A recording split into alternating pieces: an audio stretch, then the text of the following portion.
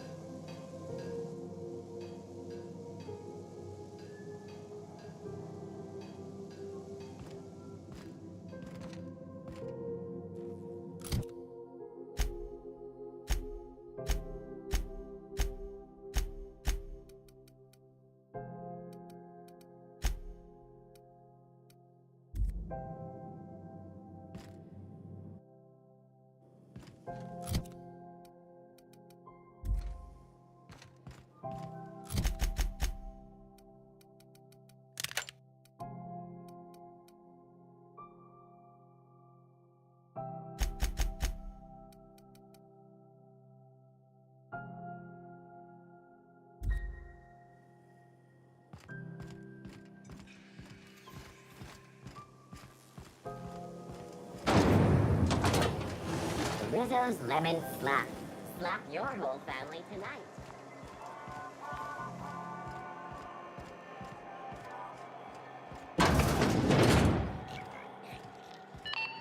How do you do? And welcome to the Rest and Go.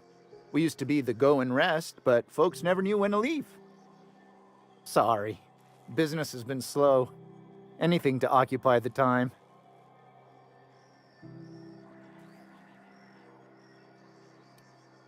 Fine, as long as the board keeps its grubby mitts to itself. Chief Tennyson holds the ship together, the Promenade holds our economy together, and Sublight is the shoddy jewel in our rusty old crown.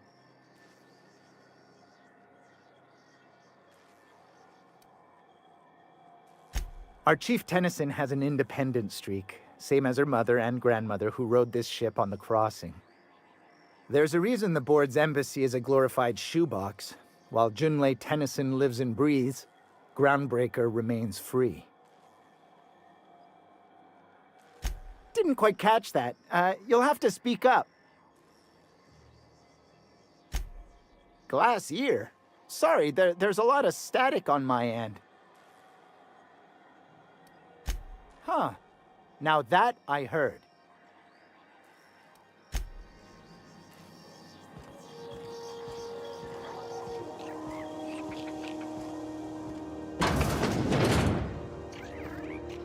Have you had a moment to look into that little opportunity I told you about on Roseway? You don't hurry up. Someone will get to snooping around there before you do. What's that? Speak up now. What'd you turn up?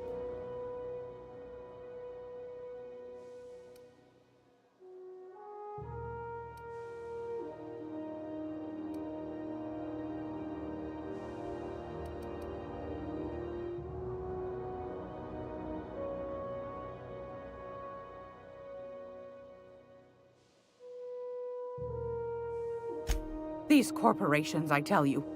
Once they get an idea into their big, dense heads, there's no getting it out again. Can't imagine how I'll offload this. But waste not, want not, I suppose. Pardon me, sweetheart. My old ears must have misheard you. Did you say Raptidon? Gracious, someone must have hauled them off Monarch. Naughty, naughty. A couple of folks around here might pay a fair few bits for this. Might even be able to start a bidding war.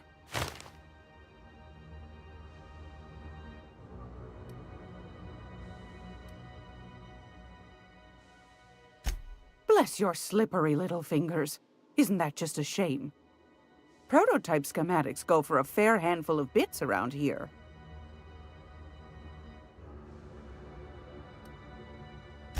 Are you positive? Honest to goodness?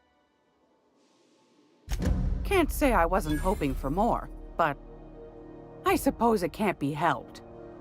Law bless you for doing the legwork, sweetie. Don't forget your pal Gladys now. You can come visit anytime.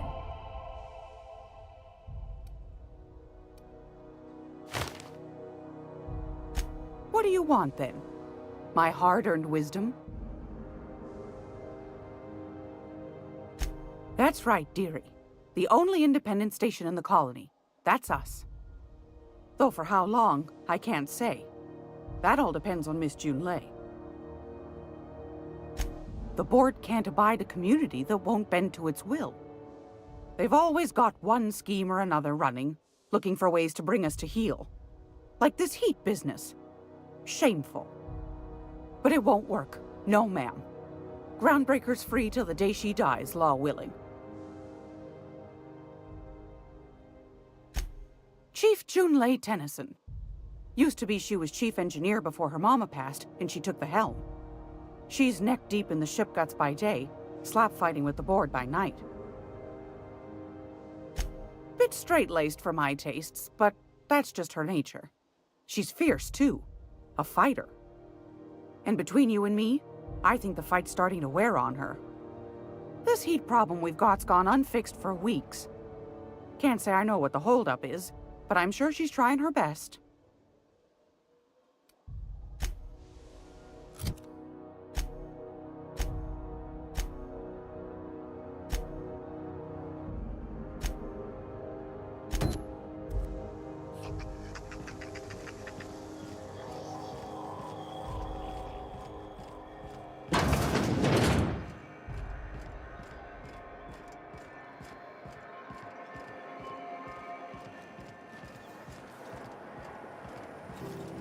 CNP Borsted Baked Beans. When you need to eat and run, Borsted Baked Beans is the only one.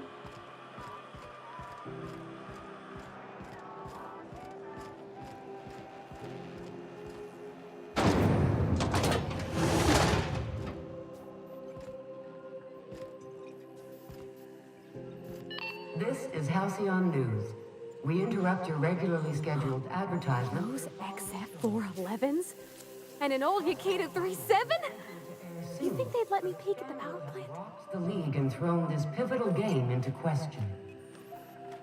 Both teams have tested negative for performance-enhancing stims. A toss ball first. Coaches and referees are debating how and if this behavior could lead to an unfair advantage. You've been listening to Halcyon News, your mandated duty as a good citizen of Halcyon.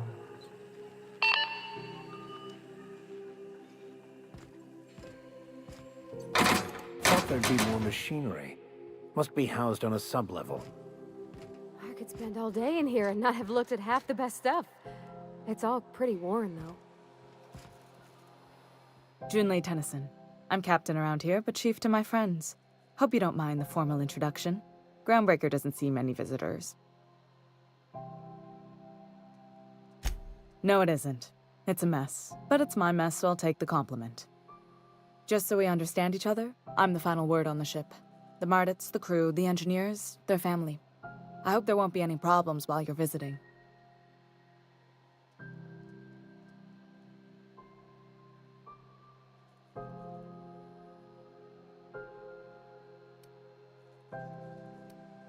Good. Don't go making trouble, and chances are you won't find any. That's how I like it here. So what brings you to Groundbreaker? I'm curious, even though 9 times out of 10 the answer's just passing through.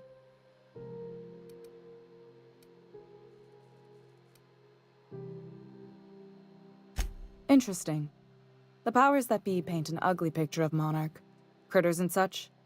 Maybe someone in the promenade can get you the right weapon for the job. We see a lot of the same faces coming and going. Most of them board spies and corporate sprats. Makes it hard to trust outsiders. You seem different, so welcome aboard. What? I didn't think you just... Parvati, is it? That's a lovely name. What can I do for you? I was just thinking, I haven't got much experience working with actual, real spaceships, Miss Junlei. Chief Junlei. Junlei is fine.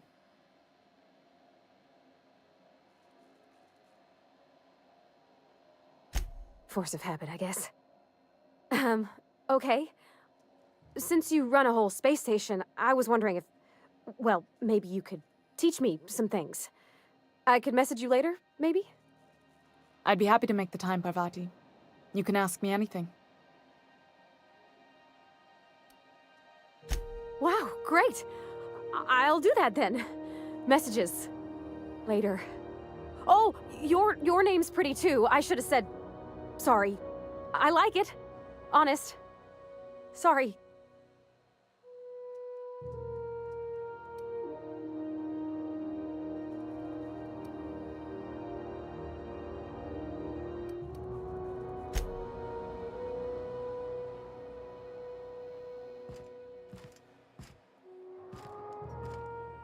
This is Halcyon News.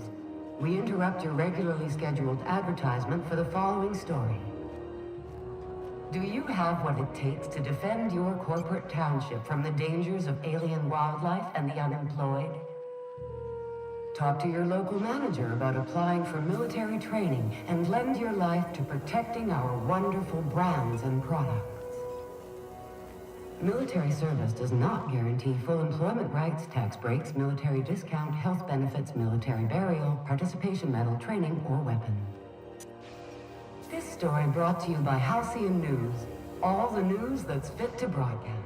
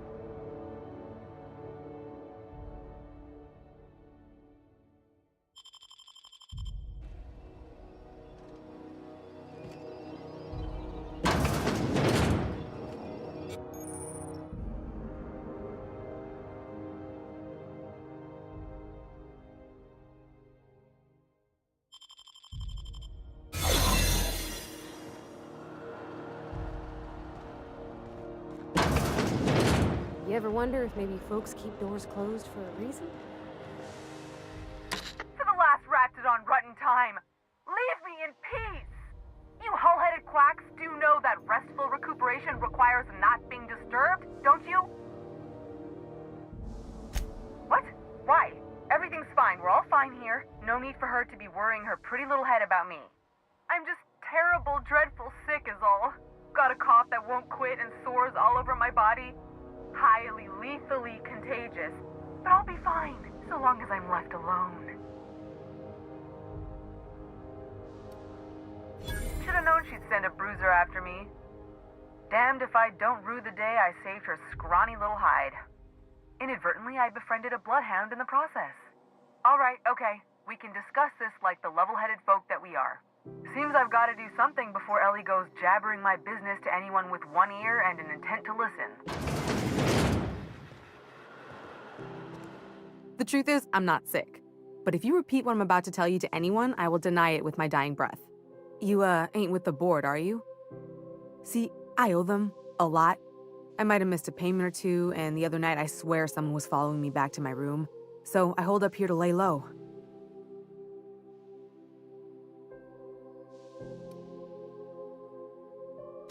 Udon Bedford's the board guy on the station. He'd know how I stand with them. If you can square things for me, I'd owe you one even bigger than Ellie owes me.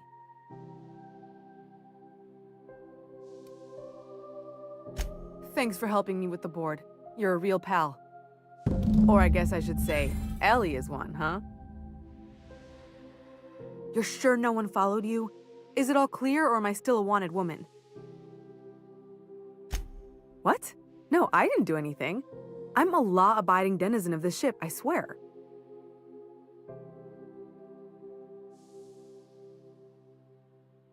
Think? No. I recognize a contracted killer when I see one, thank you. In my line of work, that's a skill you develop during week 1, assuming you want to keep breathing. All right, I'll fess this part up too, if it means you'll help me. I'm a thief. I specialize in particularly high-end and historically valuable items. 3 weeks back, I caught rumor that the blood-tier diamond, last worn by an heiress on the Lost Hope, had surfaced for the first time in 70 years. If I had, you think I'd be hiding out in the med bay? I was gonna steal it, lined up Udom as my buyer. He paid half up front to finance the operation. Let's just say things went sideways about the time I got my hands on the diamond, and it crumbled to stardust in my palm. Anywho, I barely made it out with my life, and nary a plan to make back Udom's deposit I'd spent. Ha! Oh, you should ask her that. She'll love it. By which I mean she'll probably have an apoplectic fit.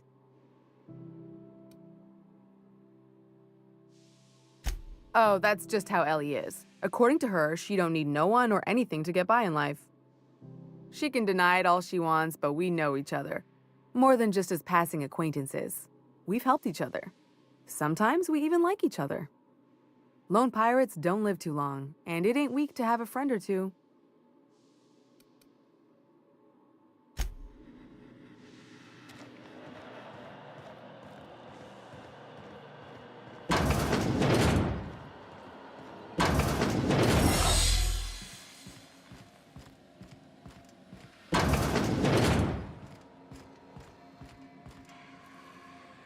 Any word on Jesse?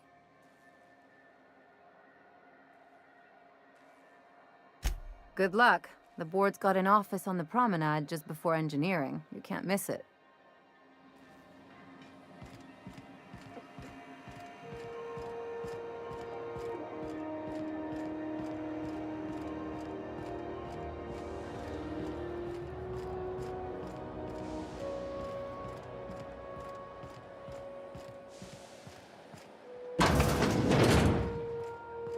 This is Halcyon News.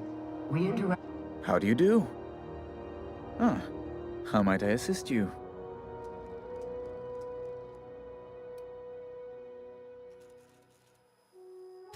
Miss Doyle owes the board a significant sum. Alas, the only collateral she has is her organs. Compulsory donation is quite legal in such cases.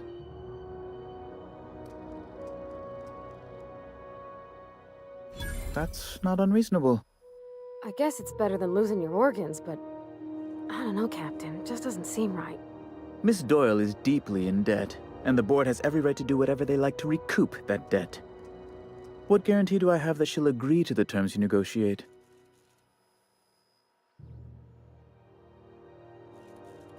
You might be surprised. But we'll proceed on the assumption she'll be reasonable. I will recall my collection agent. Tell Miss Doyle to report to me promptly for her first assignment. Now, is there anything else you need, or can I return to my work?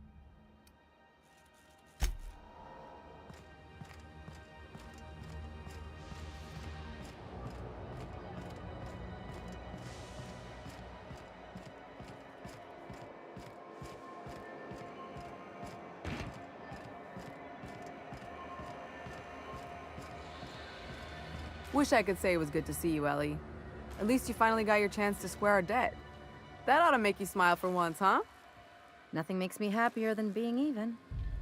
Except being right. That's nice, too. The good news came through the wireless. Looks like you paid my debt to Jesse. I guess that means I owe you now, right? Tell you what, I'm a little short on bits at the moment, but I'm a decent scrapper and a better-than-average sawbones. If you're looking for a medic, I can work my debt off.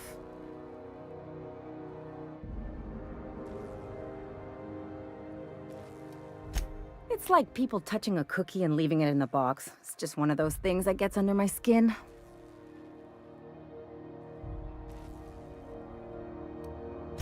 If I'm being honest, and I prefer not to, I was about ready to pick up another contract anyway, and you settled this in a pretty tidy fashion, which tells me you're competent.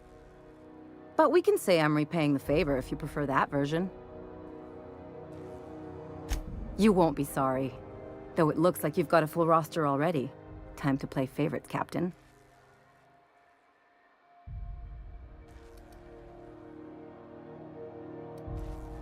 Welcome to the crew, Miss Ellie. We're real happy to have you. I could spend hours reflecting on the secret workings of the universe. Little else in this colony offers such a relaxing pastime. So, tell me what's on your mind. I excel at confessional listening. Bokonu, the author, had some interesting theories about man's perception of reality that I thought could be applied to our attempts to decipher the plan. Unfortunately, he was also one of the founders of the Philosophist School of Thought, so the book is banned in this colony.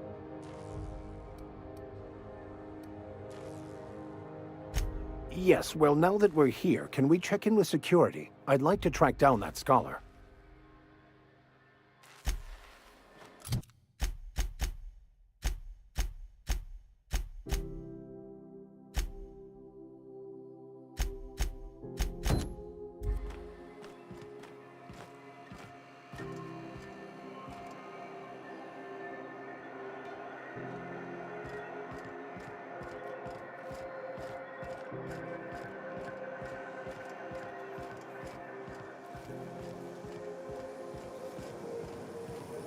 Rizzo's knock you out. It's milk chocolate bar with caramel and pea-free nuts in it. It's time for a KY.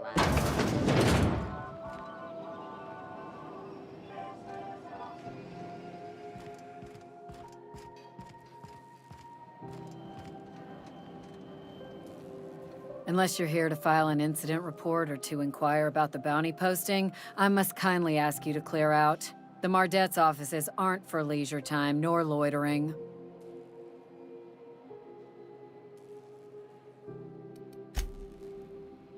Hi there. Haven't seen you around before. What can Groundbreaker Security do for you today?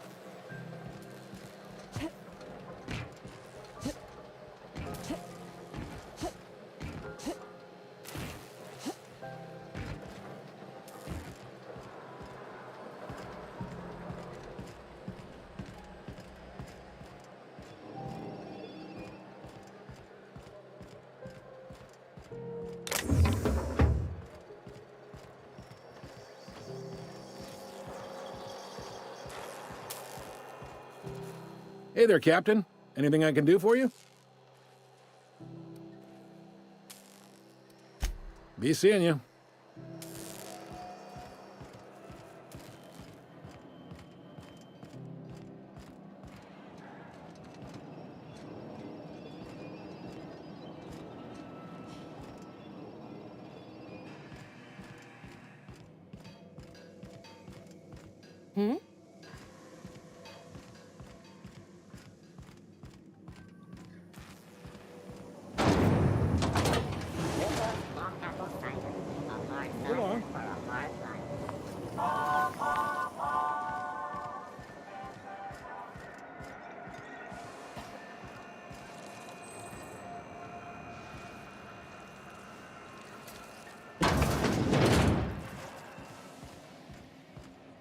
This is Halcyon News. We interrupt your regularly scheduled advertisement for the following. Concerned citizens often ask why there aren't enough new faces in the Halcyon Colony. We all want new neighbors from now. So, Vicar. Vicky. Can I call you Vicky? Absolutely fucking not. For a vicar, you sure curse an awful fucking lot. Look who's talking. I'm not a fucking priest. And thank the architect for that.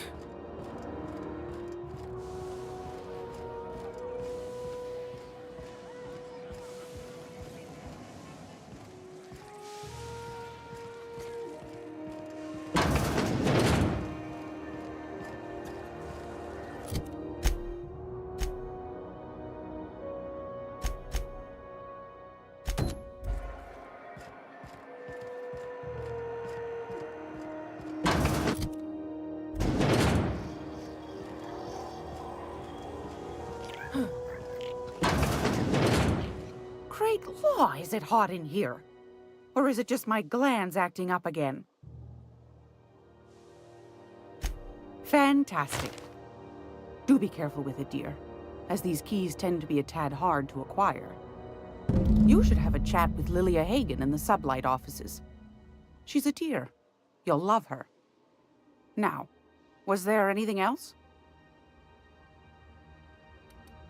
Anytime, sweetheart. You know where to find me. Here, take a candy with you. Cannibals, sulfur pits, acid-spewing rats. Been looking for a change of scenery. Monarch is a wretched hive of terrorism and anarchy. We'd best top off our ammo stock before we leave. You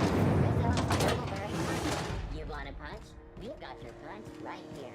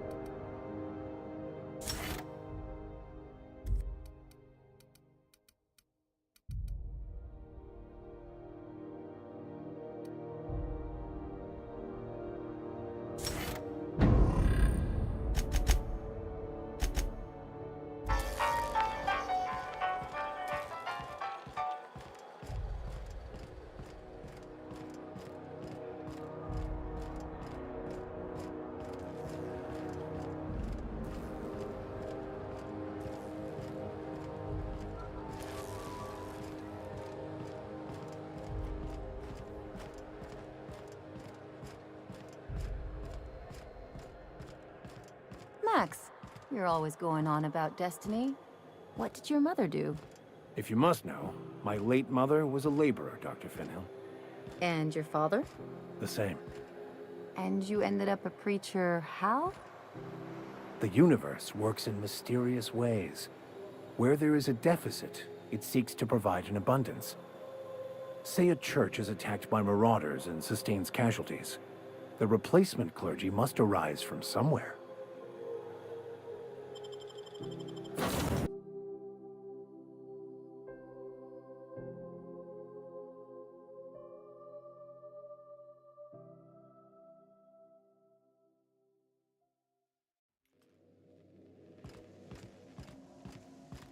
Impeccable timing, Captain. I was about to watch the latest episode in Halcyon Helen's thrilling serial adventure. Welcome back, Captain. Now that you have acquired a nav key to Stellar Bay, would you like me to contact Dr. Wells? Well done. You'll love Monarch. Exotic climate, violent native species, fascinating culture, really. You'll need to speak with Hiram Blythe. He's known as the information broker, and for good reason. If anyone knows where I can find those chemicals, it's Hiram. I need those chemicals to revive the Hope's colonists. They can help us fight back against the Board.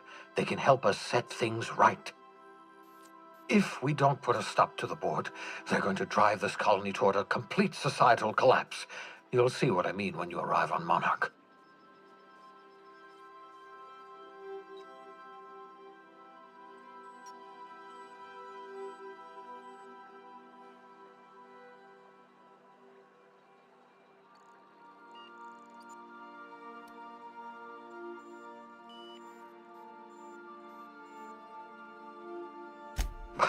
No, never. Monarch is a hotbed of political activity.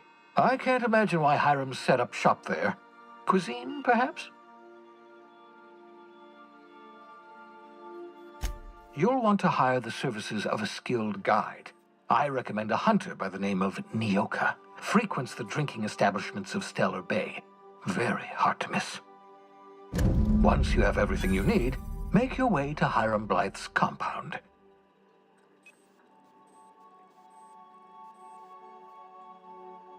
Come see me in my lab. I'll answer any questions you have. Best of luck. Everyone on the Hope is counting on you.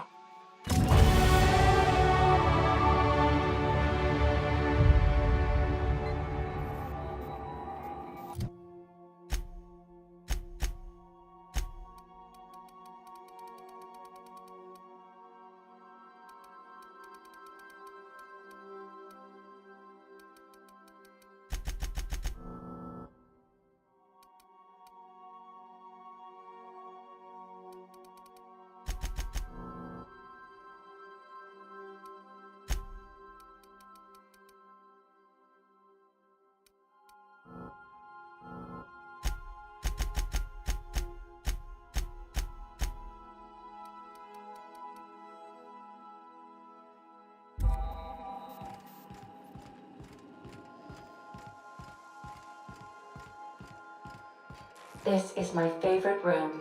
It's so spacious. Hey, Captain. Can I get your temperature on something real quick? So, Junlei and I have been talking some. Through messages. I got him here on my datapad, and well, she sent me a poem. One she wrote her own self, I'm pretty sure. I don't know if I should read into it. Because poems are all symbolic and such, right? It's not so good. But real sweet.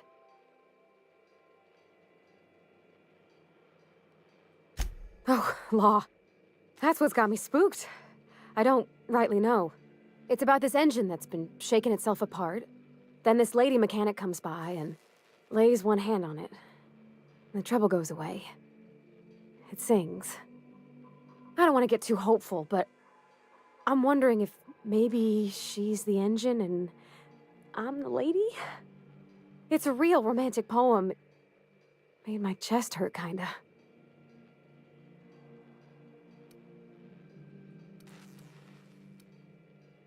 I don't know where it's leading yet, or if I'm misinterpreting. I'm not much interested in physical stuff. Never have been. Leastways, not like other folks seem to be. It's not that I can't, I just don't care for it. It's been a problem in the past. The folk who wanted to be with me back in the Vale, they said I was cold.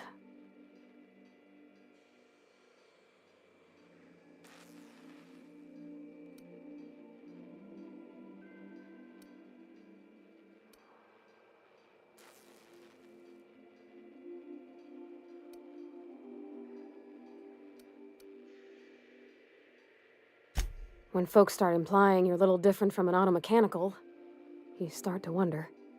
I guess I just needed to talk. I'm feeling a touch better. Thanks for hearing me out, Captain. I actually had another message from Junlei. I just couldn't work up the courage to open it. But I'm gonna change that. Right now. Okay, here we go. Let's see here. Talking about old friends, got to thinking... Isabel? Who's Isabel?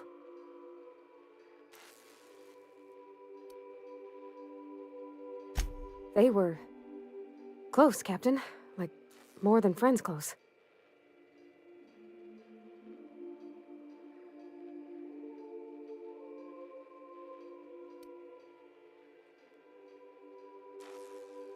It wasn't nothing bawdy, if that's what you're thinking.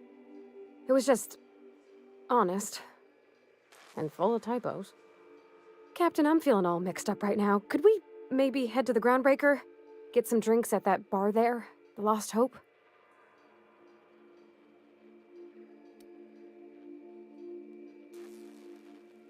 Thanks, Captain. I'll be ready.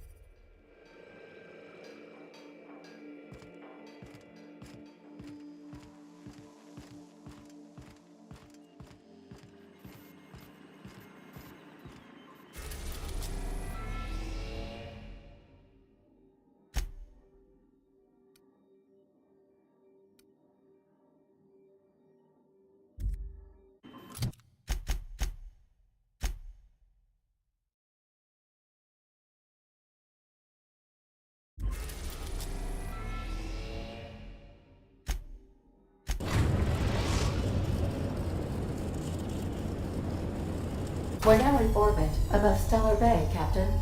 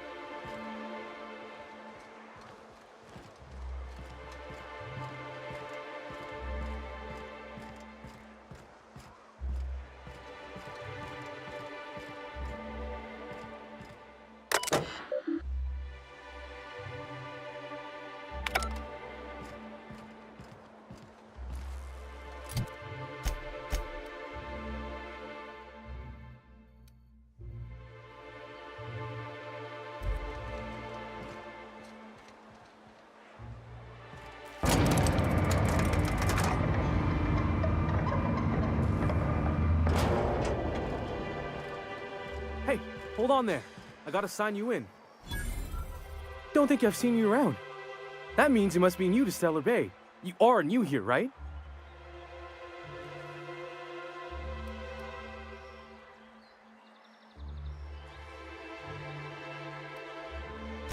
You must have seen those UDL gunships on your way in. There's only 3 of them these days. Still, they tend to scare folk off.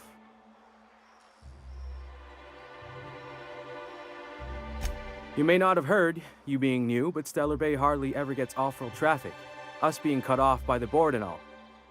Which means I never get to do this part, but I've been practicing, so here goes. On behalf of Monarch Stellar Industries, welcome to Stellar Bay, home of the freshest sal tuna in Halcyon.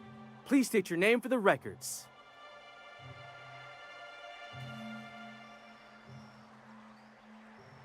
Swell. There's one for the logs. I'm even gonna give you your own entry code. I'm not supposed to do that, it's against procedure, but Mr. Sanjar isn't so strict about the rules here. Besides, I got a lot of empty entries to fill. We don't get ship traffic in town. Only off-worlders who do make it out here are sublight. They got a base in Fallbrook. And thank the stars for them, or we would have run out of Rizzo's Purple Berry Crunch years ago.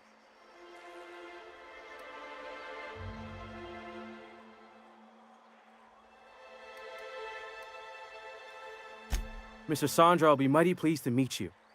If you see him over at headquarters, maybe you could tell him I did a bang-up job of welcoming you? Oh, and if you're headed that way, maybe you could do me a favor?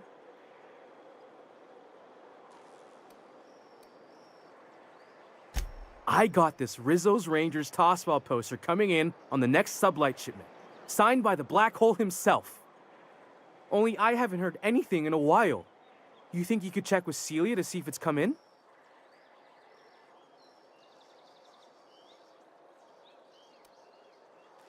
That's Bertie Holcomb, only one of the greatest tossball hackers ever. Everyone's heard of him, even on Monarch. We still get some of the games. You've been living in a sulfur pit or something? Oh, you're real funny. Guess I don't feel so bad for missing what goes on in the rest of Stellar Bay. I couldn't really say I'm just a fan of the game. But the fancy collector types say the more people see these things, the less valuable they are. And I figure my poster's been passed around by more than a few people by now. Thanks a bunch! Celia works for Mr. Sanjar in the MSI building next to the bar. She's always there, so you can't miss her.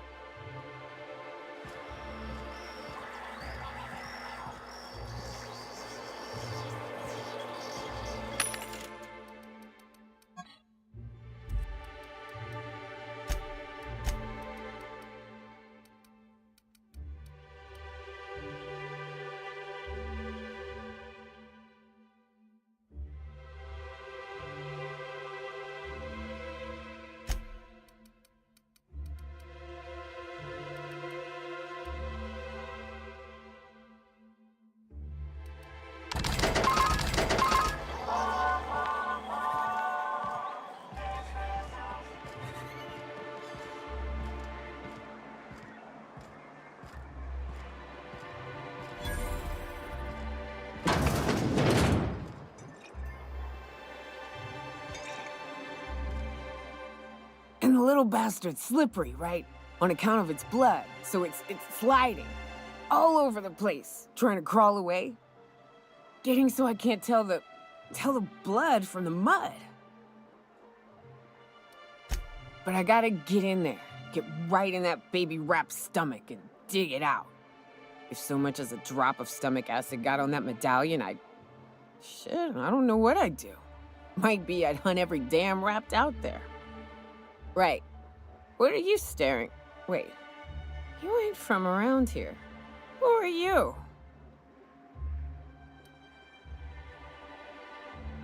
Ooh, charmer. Don't get a lot of that around here. Folks mostly grump at me about how I should join the MSI payroll. Nice change of pace. Buy me a drink, will you?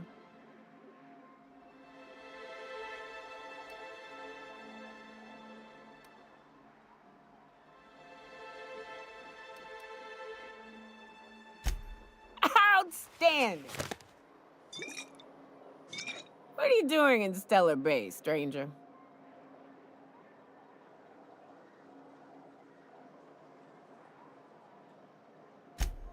Well. Let's get down to brass nuts then, shall we? Wait, that ain't it. Brass rats? Let's talk business. I'm headed back out there after I sober up. You want a guide sooner than that?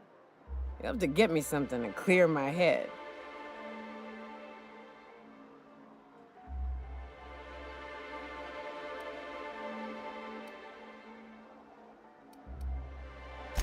Outstanding! Our dispensary here maintains a stock of, well, I don't rightly know what they are. Steroid or caffeine somethings? Pills. They're very good. I'm cut off for the month, on account of needing one just about every damn day. But I'm sure you've got your wily ways. Fetch me one and we'll be all set.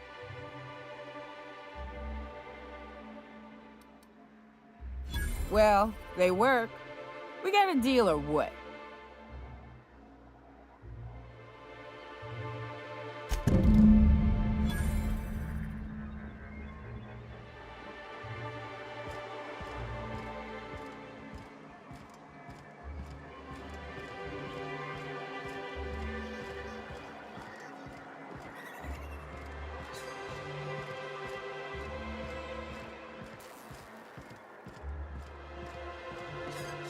Velma seem out of sorts to you? She's always cranky. No, I mean, more than usual. Wouldn't know. I made it a point to stay out of her way. If Velma's capable of running the warehouse, she can certainly pick up her own caffeinoid. Don't be so hard on her. With Brax missing, she's working doubles and needs a little edge. Very well, dearie. But you stop by anytime you like, hmm? Thanks, I'll keep that in mind. Hello, dearie. Why, I don't believe I've seen you before. And with sweet cheeks like those, I'd remember. Quite the bedside manner, lady. Well, it's so rare I get the pleasure of new company. What can Auntie Abigail do for you?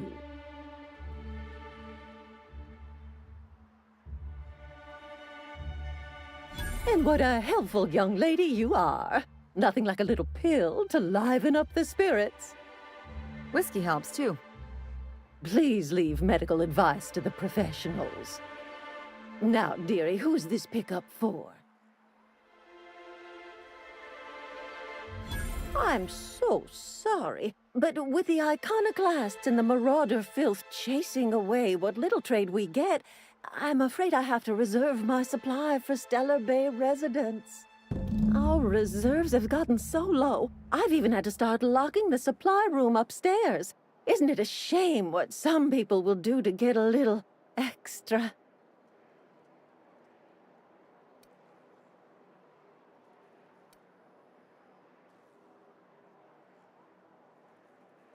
Aren't you a naughty girl? There are no discounts here, but Auntie knows what to do with mischievous young ladies like you.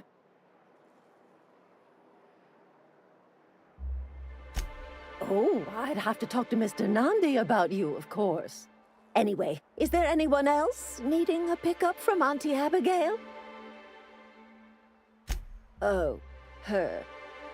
It's none of my business, but I have told her Dr. Williams would bump up her monthly allotment if only she'd join MSI. Contribute like the rest of us. Now I've gone and said too much. And you know me, dearie. I don't like to pry.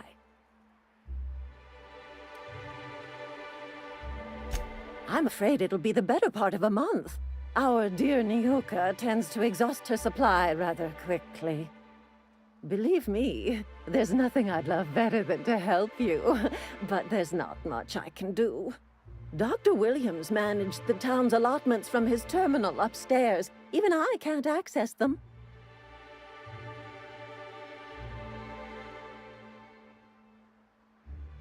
Oh, you flatter an old woman. Me, I'm just here to be a pretty face for the customers. And to keep an extra key to the supply room, for all the times Dr. Williams misplaced his. The one upstairs, where we store our medicines.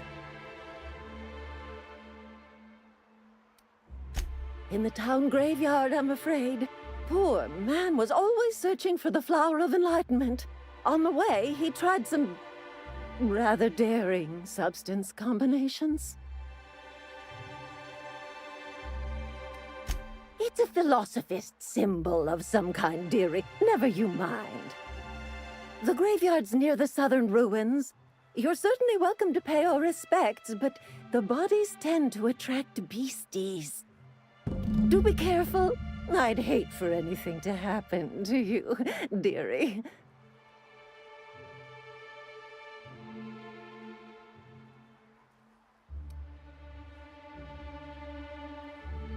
Chin up, dearie.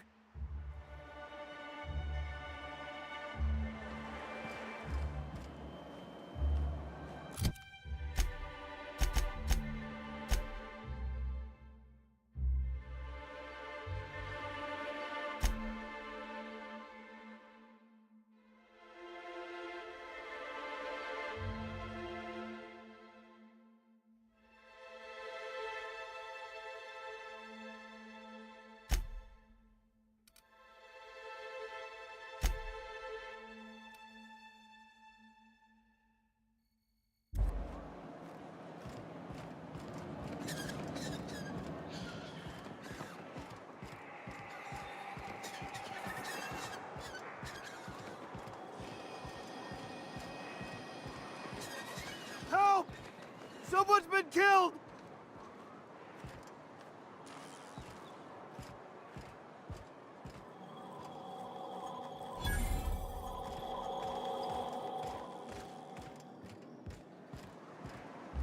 I think I'm gonna be sick.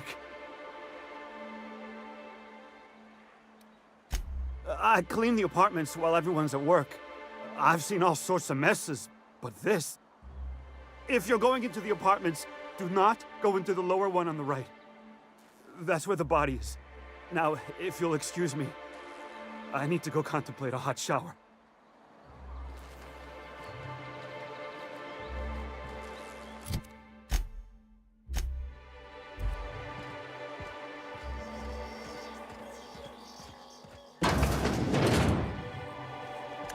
What a gruesome way to die. Not much I can do for this guy.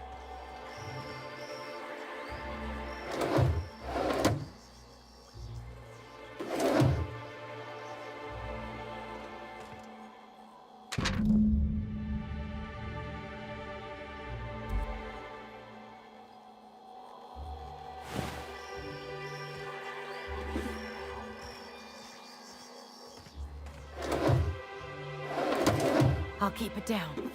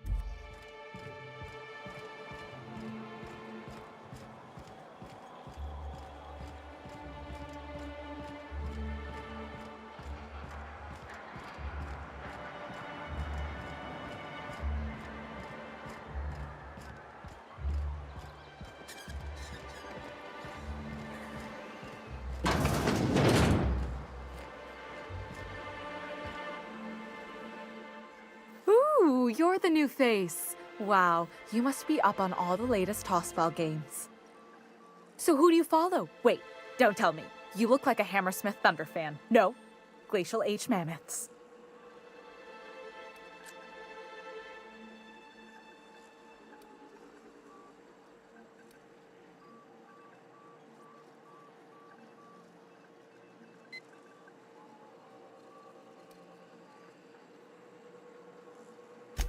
That's a shame. Tossball's just about the only good news we get around here. When our frequency's not too clogged up anyway. So, what can I do for you?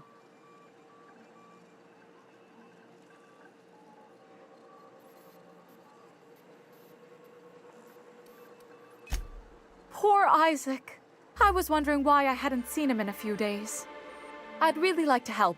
Isaac was a sweet fellow, even if he did have terrible teeth.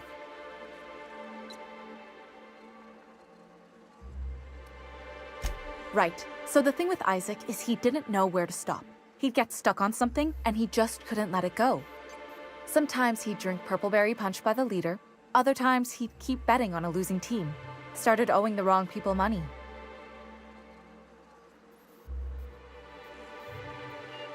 I don't know for sure, but I saw Elijah and his buddies pushing Isaac around. They're hooligans from Fallbrook.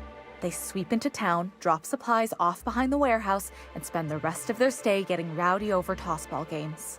They usually loiter in the alley behind the yacht club. They're not allowed in the bar anymore. I bet you anything Isaac ran into trouble with one of them. Mr. Sanjar will be pleased to hear about it when you're done. I know he gets fed up with the Fallbrook bullies, but there's not much he can do.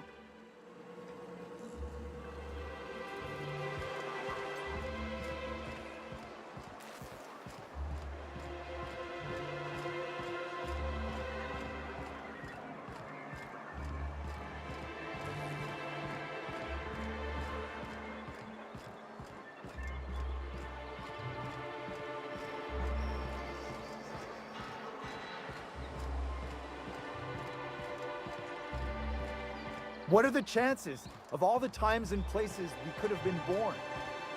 Yeah. We're here, light years from Earth, going about our lives. Every time the punch clock peals, a worker earns his meals. What are you talking about? Sorry. Wrap Musk and Canadize, right here. Please, will someone help me? My boy's in trouble.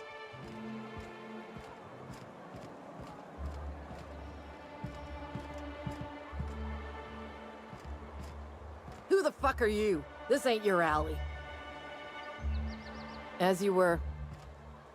Hey, what are you doing here? This is our secret alley. Berta already pissed by those crates to market.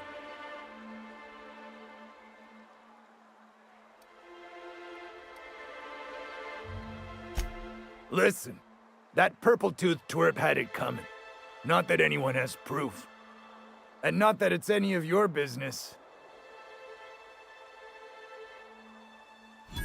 Oh yeah? What are you saying exactly?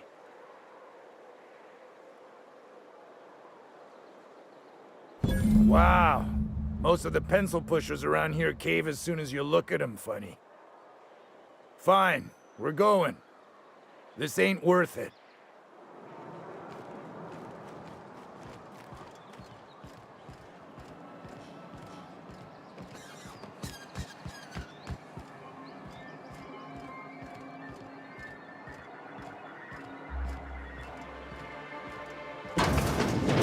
Could I get another advance, Mr. Nandi? Just make sure it's properly logged. I'll note it next to the others, sir. Well, new business turns up at last. Celia, didn't I tell you our new statistics-based advertising model would be a hit? That you did, sir. How can yield improvements of 26.7% not quicken the pulse? How can 32% cost savings not moisten the loins? You've often posed these very questions. Clear my schedule. This newcomer has a meeting with me. You'd be a hit in Byzantium. Did you hear that power play, Celia? They don't make them like this anymore in Halcyon. I only hope you don't judge me by my handshake. Now, what business brings you here?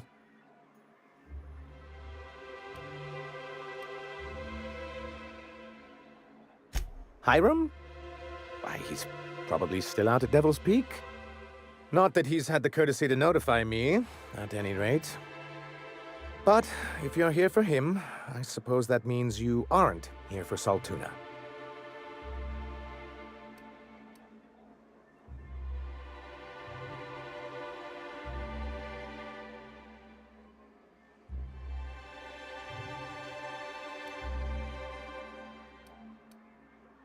Oh, a shame. I'd been saving a bottle of iceberg-aged whiskey for an occasion like this.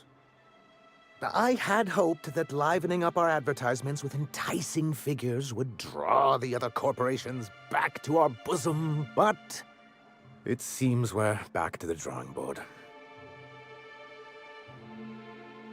Thanks to the so-called hazard clause, Monarch has been cut off from the board's resources and protection for 10 years now.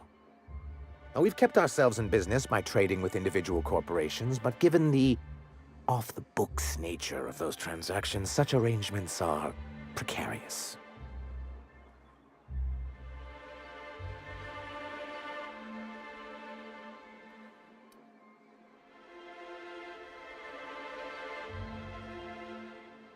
Exactly what I would have said, if I'd been paying attention. You talk like Graham. Freedom always sounds nice, doesn't it? It makes a rather pretty slogan. But if you sit down and tally up the costs, how you provide for yourself in the absence of aid, how you protect yourself from a hostile galaxy, it starts to lose its shine. Exactly. Intellectualism fuels the train to mankind's future, but the tracks the train runs on are forged from practicality. What? Yes, It's as though the good vicar has plucked the very words from my brain.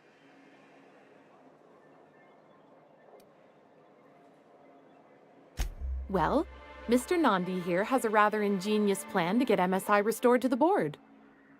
On our terms, mind you. Ingenious plan?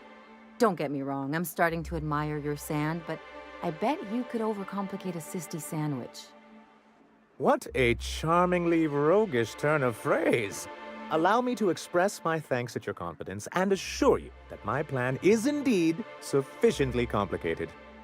And if our advertising scheme hasn't borne fruit, then perhaps it's time we took matters into our own hands. It's true, our Celia is an alarmingly competent middle manager. At any other company, she'd be wasted in data entry. The plan she refers to is a two-pronged approach, and the first part involves seeing Stellar Bay properly defended.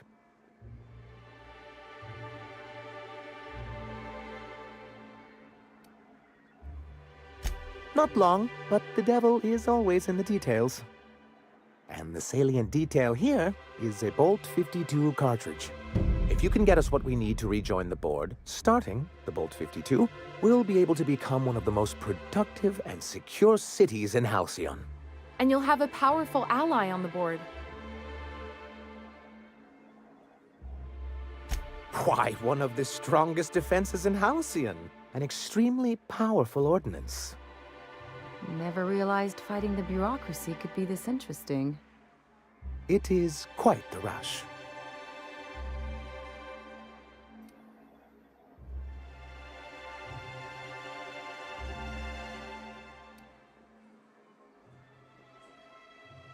I'll need to gather some supplemental materials, but I mustn't get ahead of myself. You do tend to do that.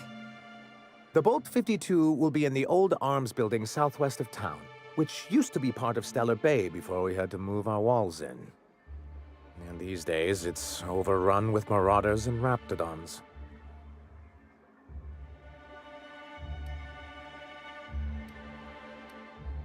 Do be careful. I've lost more than a few people to marauders and raptidons out there. Oh, and while you're at it, there should be a terminal in the arms building with some dangerous information. Perhaps you could delete it so it doesn't fall into the wrong hands. What can I do for you? But that's terrible. What happened?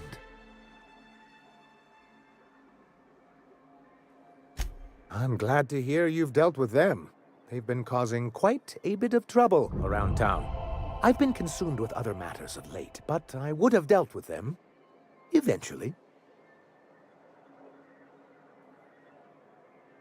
Of course I would have.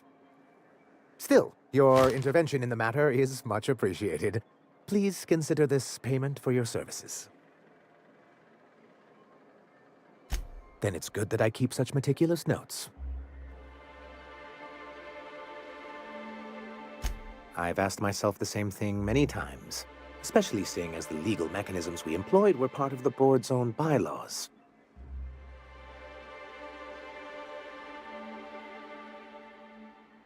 Not intentionally, though that's technically true. For many years, this planet was home to as many corporations as Terra 2. Back then, it was known as Terra 1.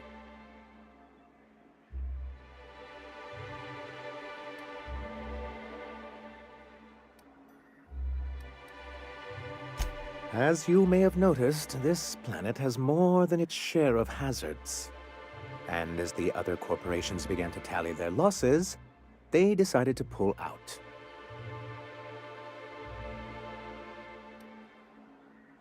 Our leadership at the time certainly wanted to. And how did that work out? Most regard Monarch as a lost cause, but there were others of us who saw an opportunity. The chance to improve working hours and conditions, to reform MSI from the ground up.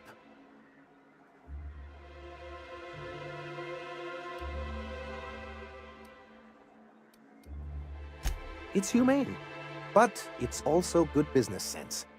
Exhausted, sick, and malnourished workers are not productive workers. Even a cursory review of the data bears that out. Anyway, we learned of a loophole in the corporate bylaws that would allow MSI to claim ownership of the entire planet once the other corporations pulled out, creating the perfect environment for us to enact these new reforms.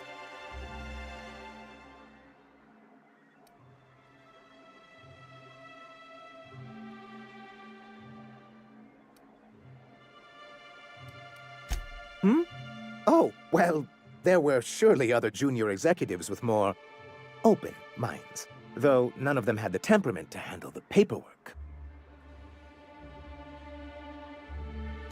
But I was keeping my tone flat and maintaining eye contact. You weren't supposed to notice I was avoiding the subject. This is why you've never been good with presentations, sir. Very well. Many, many years ago, Graham Bryant and I used to be collaborators of sorts. Indeed, for all the good it did. MSI's then leadership wasn't enthusiastic. They insisted we'd be relocating to Terra 2 along with everyone else.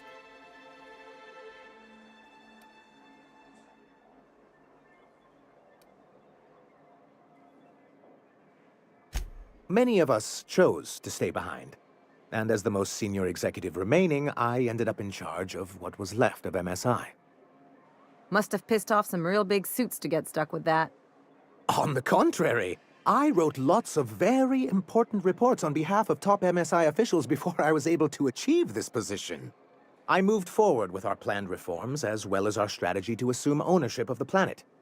Yet not long after I renamed it Monarch, the other corporations dislodged us from the board and began an official campaign to paint us as lawless savages. I don't think I realized how far they'd stoop. Everything we did was legal and above board. We followed their rules, and yet they still found reasons to declare us outlaws. I do think there's something useful in a governing body like the board. Something that keeps us from anarchy, but I dearly wish it functioned differently. Why wouldn't anyone? They own nearly all the resources and infrastructure in Halcyon. Without the board, chaos would overtake the system. Working within the established order isn't a principle to snub one's nose at, Captain. If you can't beat him, might as well join him and reach into their pockets. To be on the board is to be part of the colonial community, and being cut off means slow strangulation.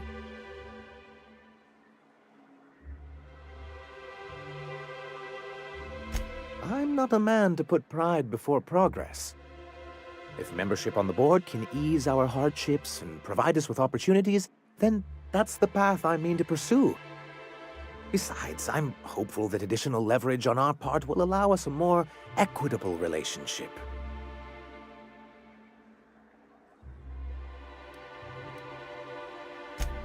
Oh, believe me, I've learned that much. But I'm also not going to leave MSI at a disadvantage.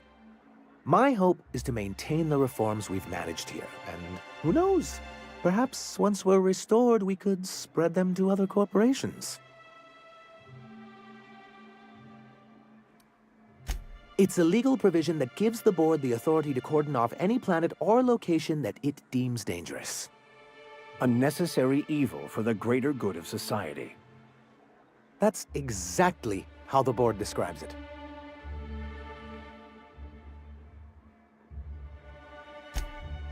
Yes, making all of MSI criminals in the board's eyes. Rather hard to run a business that way.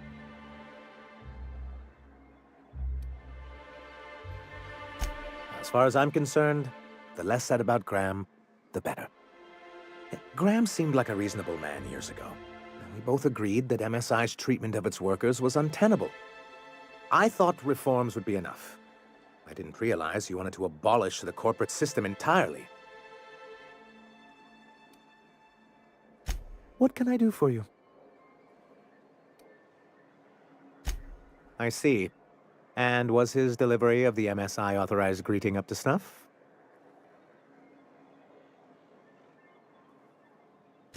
Well, that's excellent. I'll see that your feedback makes it into his review. What else can I do for you?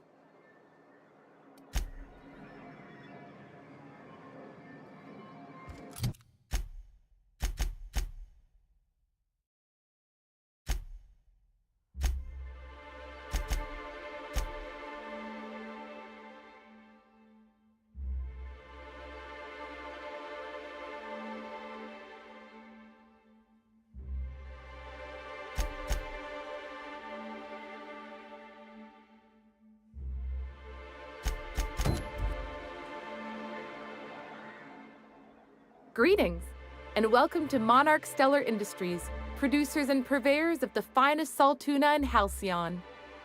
What can I do for you today?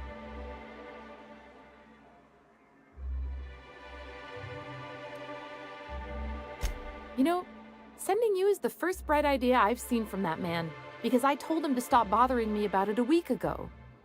I still don't know anything about it, but if you want to help him, Velma's the one to ask. She's in the warehouse.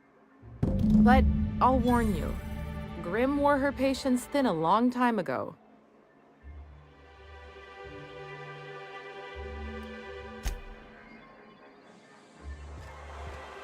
Couldn't help but notice your shooter, Dr. Fenhill. It's quite a sharp piece. Isn't it something? I keep meaning to name it, but I can't come up with one that sticks. That's funny. I thought you didn't care much for nice things. Hey, a pirate's nothing without a rep. And this baby has a rep of its own. Oh, it does work. I bought some musk from Sebastian to cover up the saltiness. Trust me. Hey, Velma, I got your caffeinoid pills. You're a lifesaver. Hope Abigail didn't give you a hard time. Just the usual. Any word on Braxton? Nothing. Don't know how much longer I can cover for him either. Give me those pills, will you? Here you go. You know, you might consider a real night's sleep instead. Look, you can tell Catherine the new shipment will be ready when it's ready, all right? She's welcome to come up here and pack boxes herself if she's in such a hurry.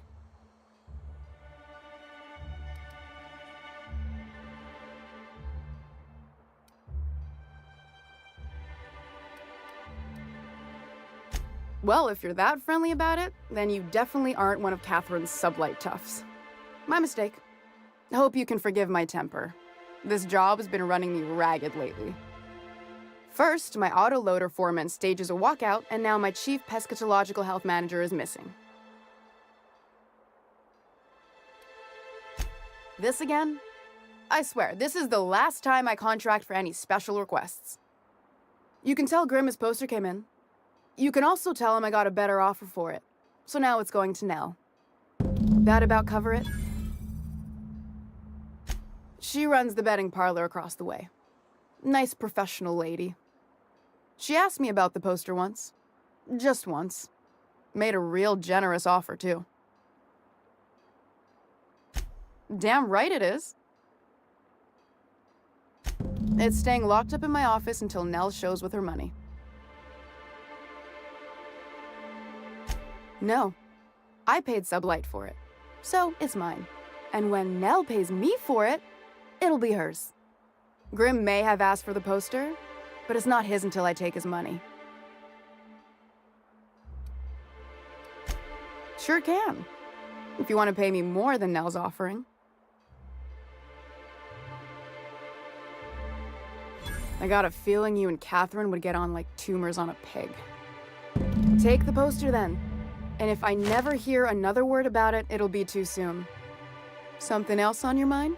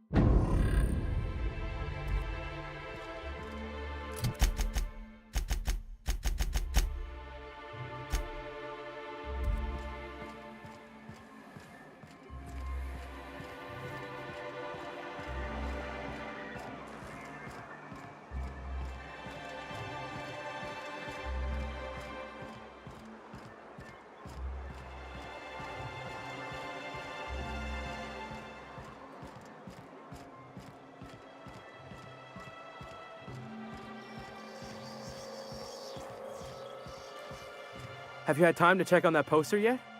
I keep wondering if it's come in. Would you look at that? The Rizzo's logo is nice and bright, and you can still smell the ink on Mr. Holcomb's signature. I can't thank you enough. Still, you can have the bits I was gonna spend at the bar this week.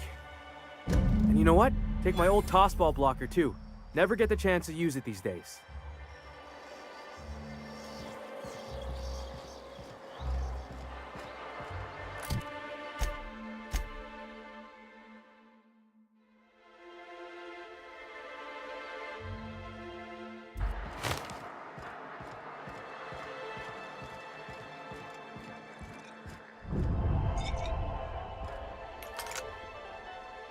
All of the above?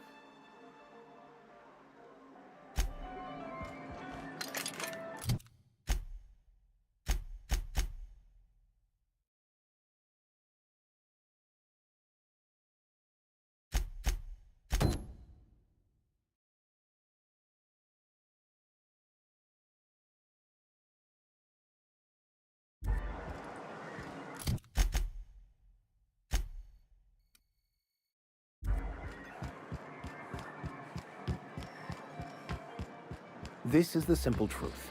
We are all molecular machines. The body is a collection of atoms. The mind is a consequence of chemical reactions. Therefore, our lives are predestined along a path that is only visible in retrospect. Life is fated and unstoppable. Gotta hand it to you, Max. You make my old med school lectures seem interesting.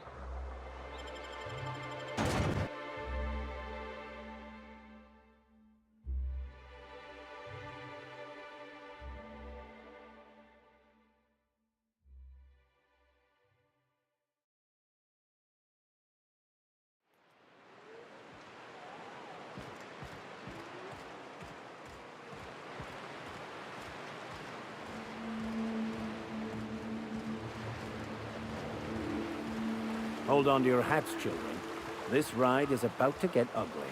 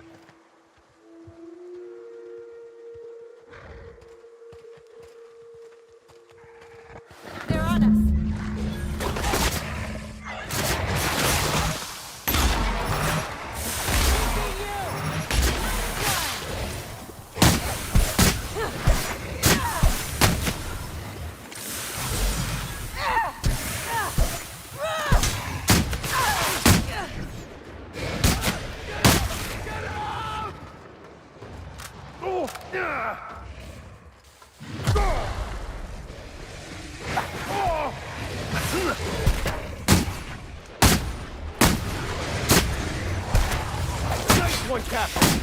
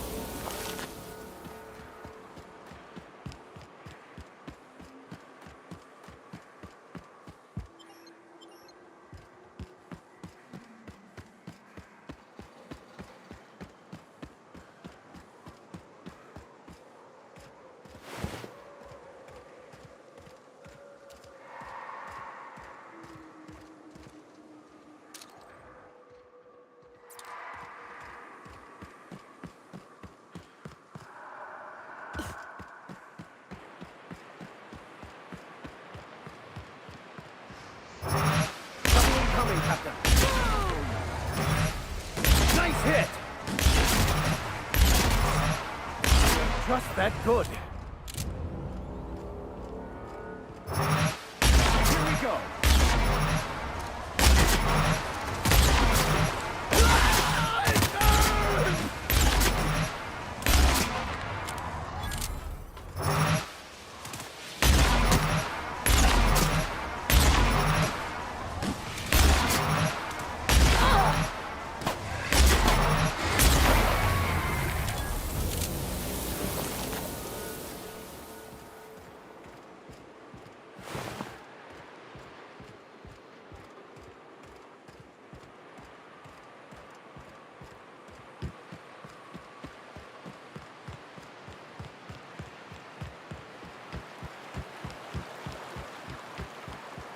Reminds me of the crew cabin on one of my first ships. The trick is not to breathe through your nose.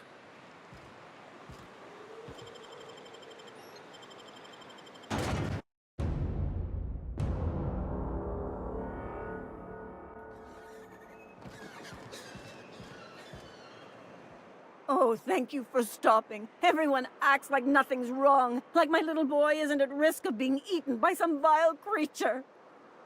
Please, you have to help me get my little Tucker back. He ran away and is going to get himself killed.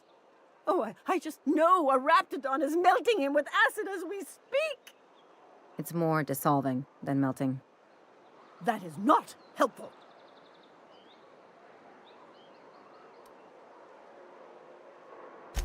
Don't you tell me to calm down. I promised my boy I'd protect him for always.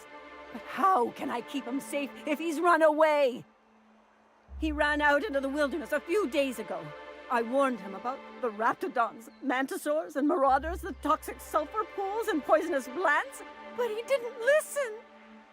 Please, won't you go and find my boy?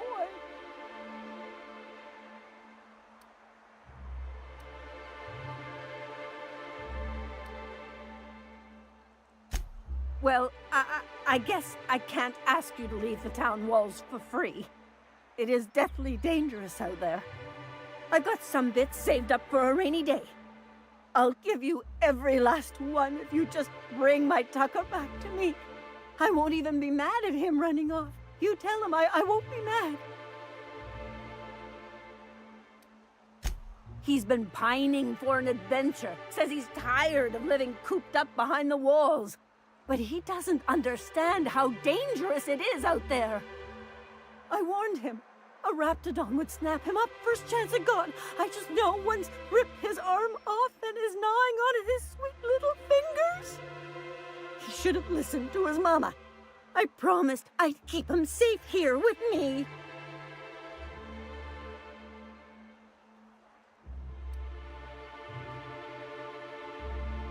He's been listening to those awful broadcasts that the Iconoclasts put out. I begged Sanjar to put a stop to them, but did he? No! And now I just know my boy's run off to Amber Heights. That is, if a Mantiqueen hasn't spooled out and eaten his entrails for breakfast already!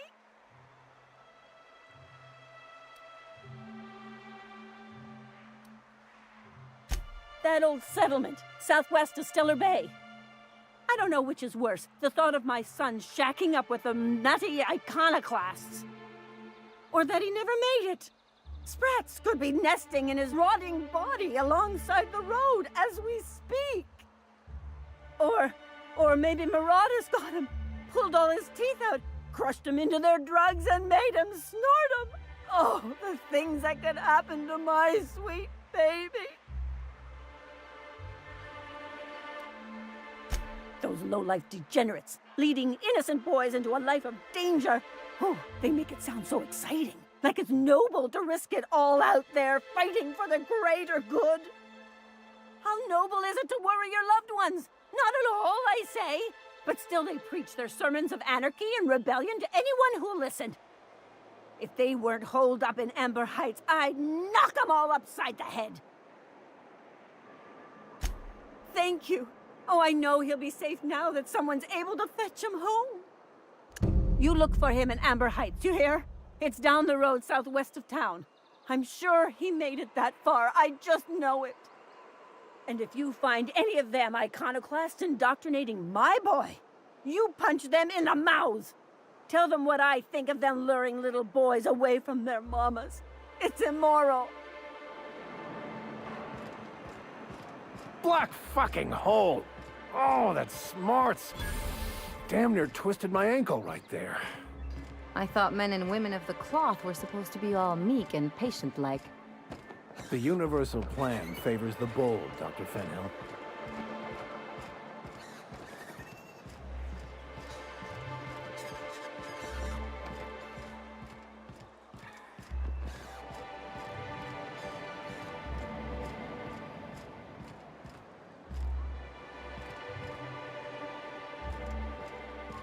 Hello again, dearie. What can I get you? And what a helpful young lady you are. Nothing like a little pill to liven up the spirits. Who's your lucky friend, dearie?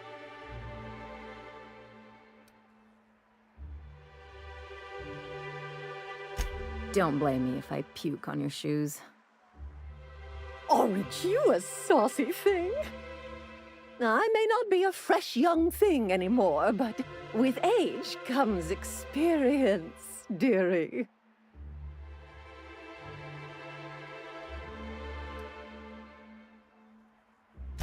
Maybe some other time, then, when Auntie's personal allotment of stimulation is restored.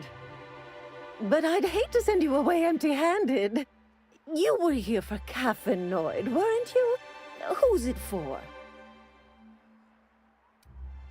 Now, there's no keeping secrets from Auntie Abigail.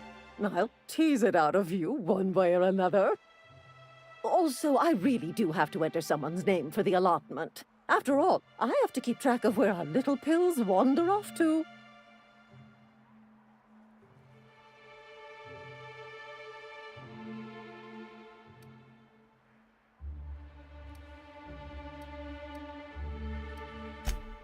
Indeed. Now, how about you tell Auntie who this pickup's for?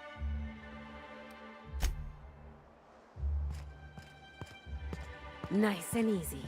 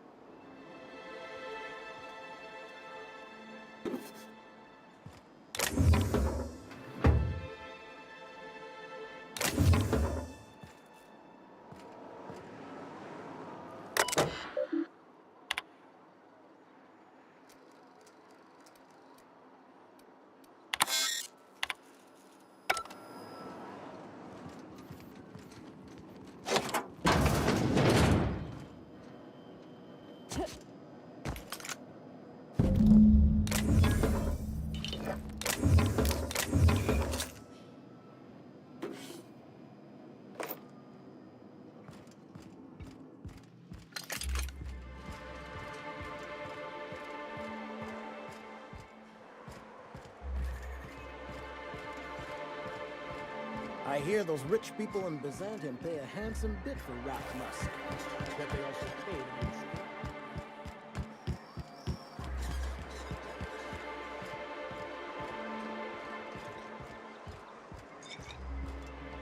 Ah, the charmer. Welcome back. Drink, chat, or business? All of the above?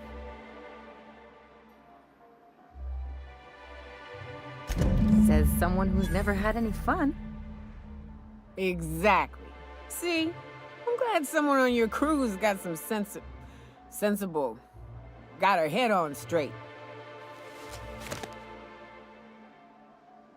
Whew, that hits the spot. Right in the, oh, no, there it is. There it is. Yes.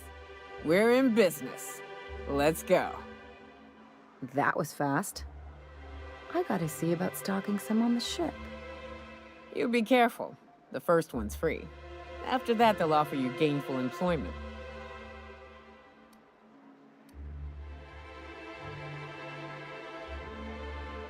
Great. Where to? Oh, Hiram? I ain't checked in on that man in an age. He's running the giant radio tower we lovingly call Devil's Peak. We'll be going south and west, mostly along the road till we're past Fallbrook. Out there, there's a western slope that'll lead us through some fun. You like hunting, right? That's fun. If you're more of a spelunker, Rotting River will take you into the mountain caverns. We can discuss options when we get closer. That said, 3's already a crowd. I don't mind waiting somewhere until you got a spot open. Mighty big gun you got there. I'm looking forward to seeing you use it.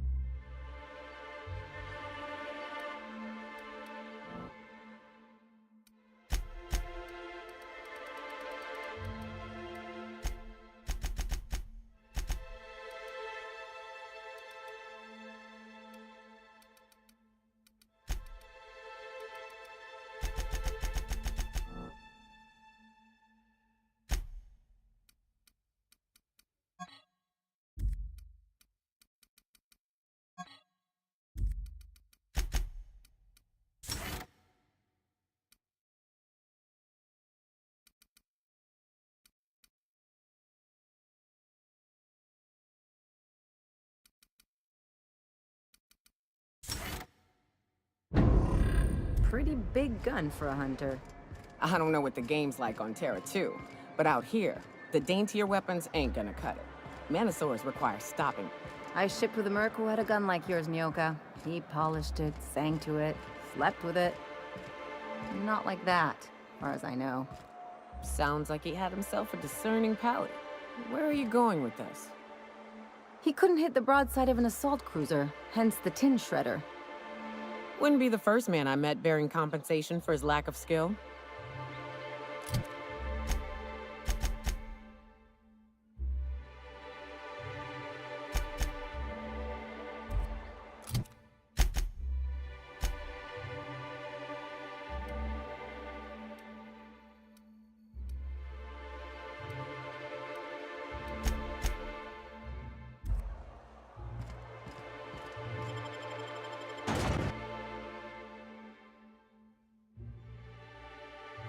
Captain, let's talk.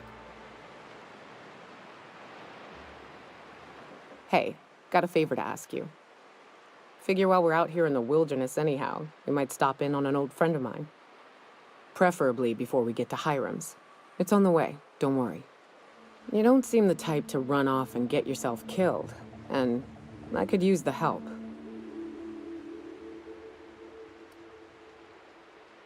Well, we'll see about that.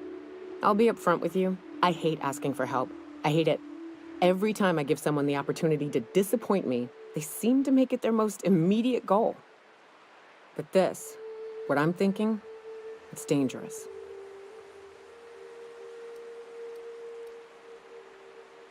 Nothing we can't handle. I used to run with a band of hunters. Friends. 6 of us. We were on Monarch when the corporations pulled out, and we helped a lot of people pick up the pieces. I haven't seen 2 of them in years, and the rest I know to be dead. I'd like to gather their effects and bury them all in the same places, like the family we once were.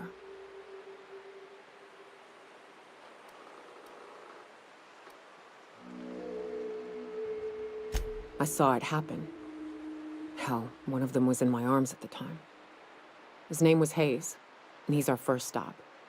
I buried him a ways from our encampment. I'll show you where he rests.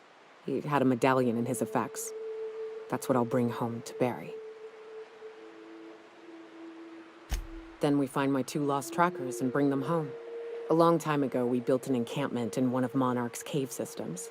Trouble is, a Mantiqueen showed up and kicked us all out. If we can find Rebecca and Anders, they'll know how to lure her out. Then we kill the bitch and bury everyone's medallions together.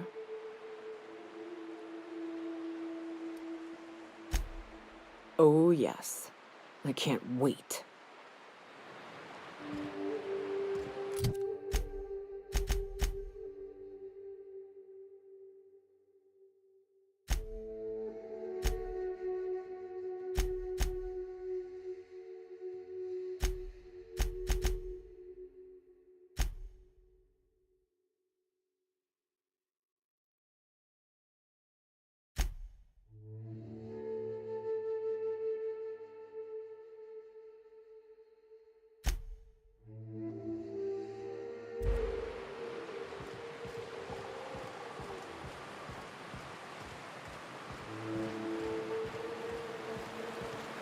Good old Stellar Bay.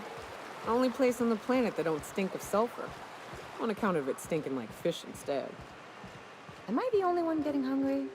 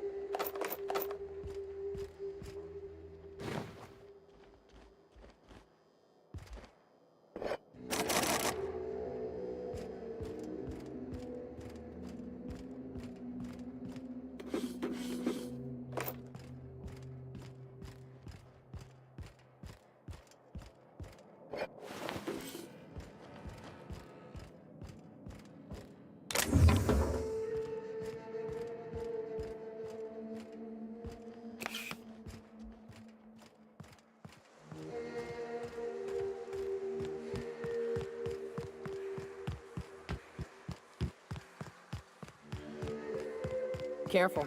Only things you'll find in the ruins are liable to shoot you or eat you. Or both. Think they left anything good behind?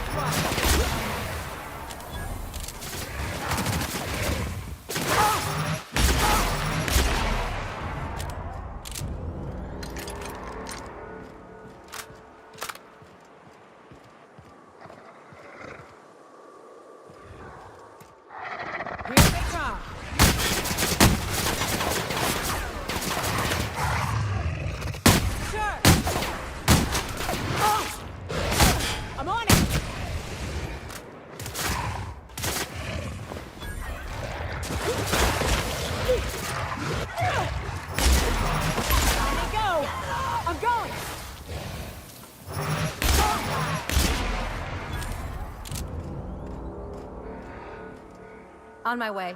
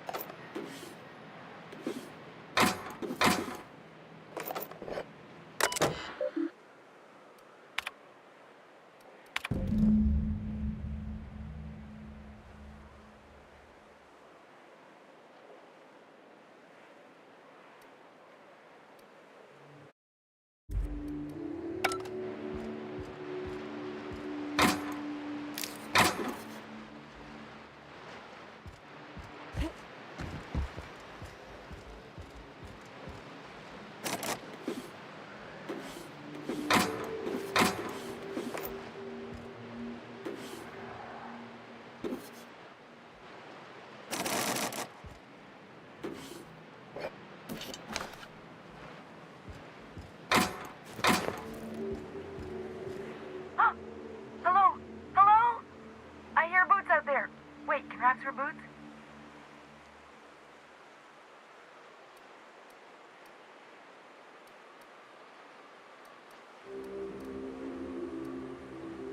Oh, thank the Eternal. I'm Huxley. Hux if you're lazy. I'm stuck. My friends and I were scavenging here, and a Mantiqueen showed up. Then Raptidons. It was a void-blasted mess. I ran in here, and, now the door's locked.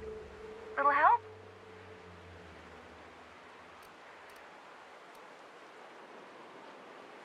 Phew.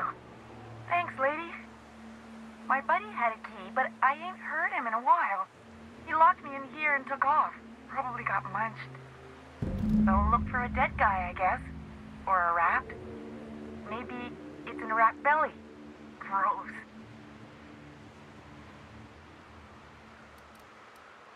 Oh, much obliged. Ah, phew.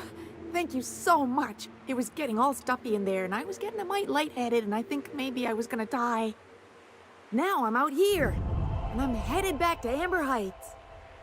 Still landing yourself in trouble, eh, Hux? Oh, hi, Nyoka. You mind giving me an escort back home? Oh, you're traveling with someone. Never mind.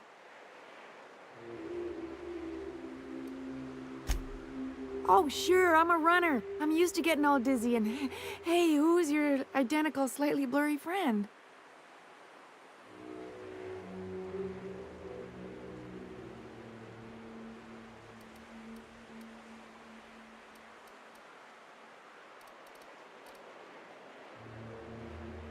What? I ain't got nothing on me. How's about a heaping helping of appreciation and respect?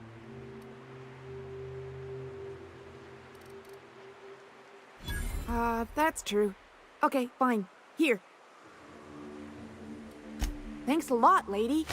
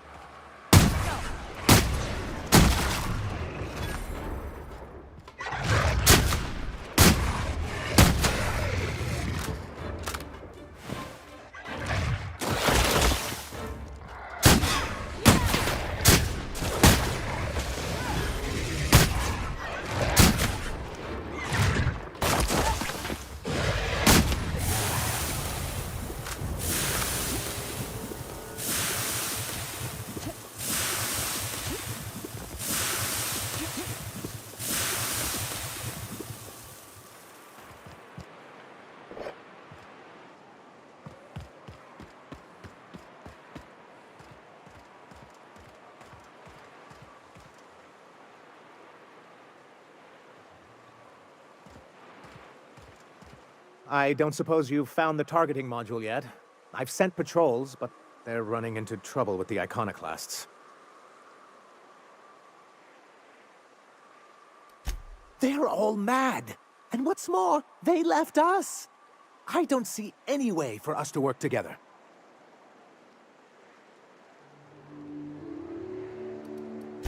Nonsense! I value original thought.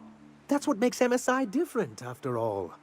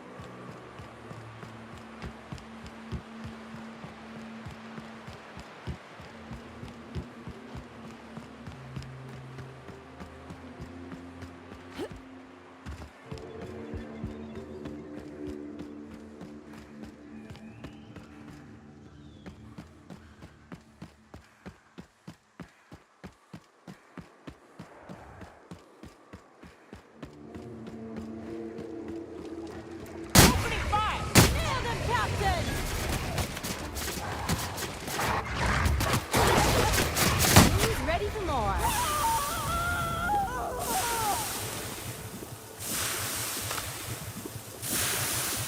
Watch your feet. The sulfur pools don't just stink. They'll take a toe off. Come out and Their mistake. Not getting through.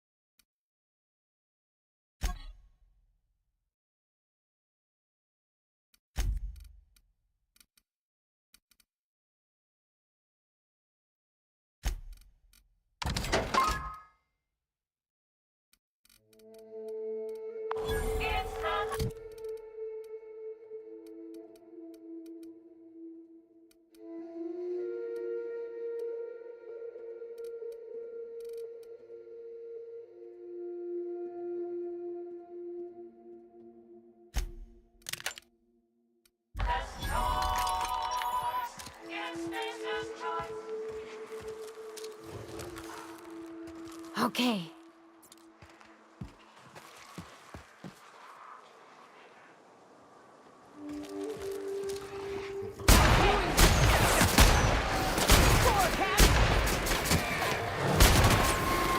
Perfection!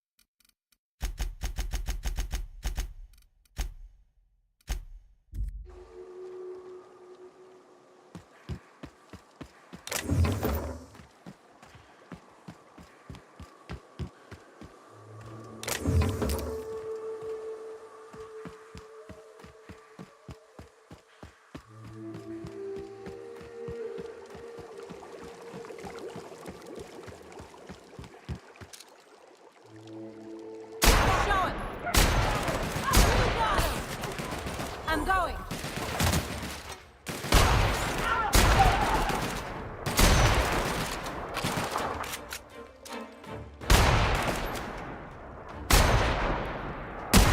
Everyone all right?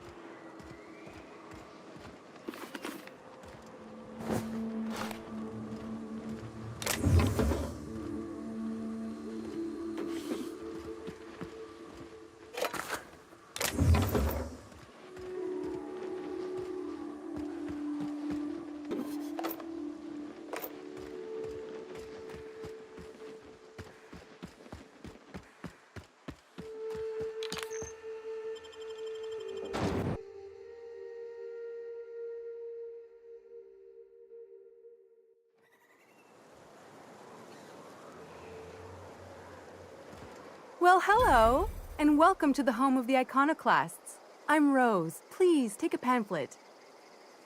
In it, you'll find everything you need to know about Graham, his Philosophist truths, and the Iconoclast way. He wrote it himself, you know.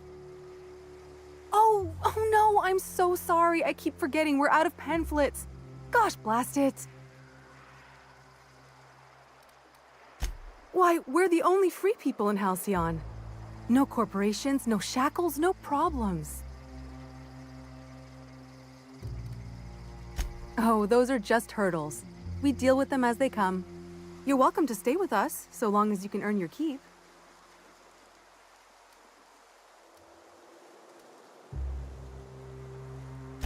The new boy! Yes, he's quite clever. He took to our teachings very quickly.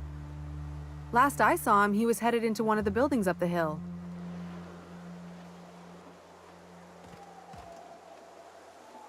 I ought to mention, the Iconoclasts are loyal folk. Treat them right, they'll do the same. Turn on them, they'll open fire without a second thought.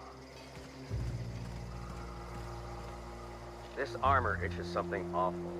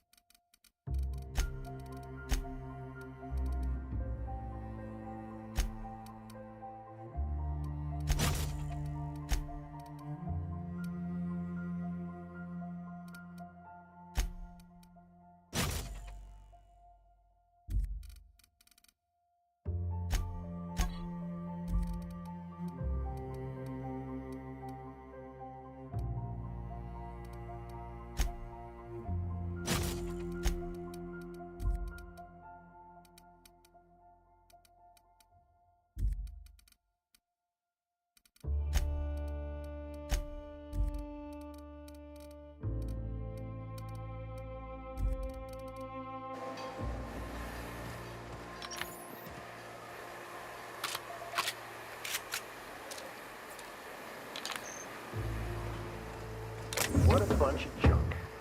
Nothing useful in this whole lot. Carry on.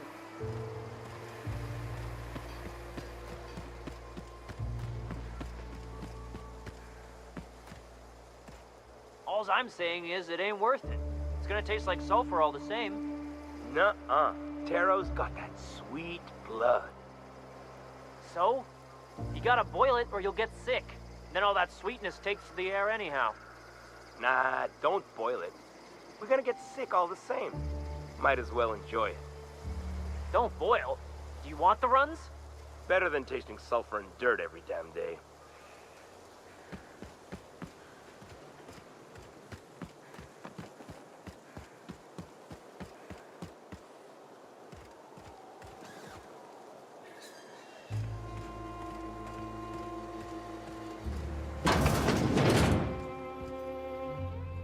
Looks like I'm not the only new face around here. What do I call you, stranger? Welcome to Amber Heights, Captain. Call me Tucker. You here to join the Iconoclasts? Help us free this world?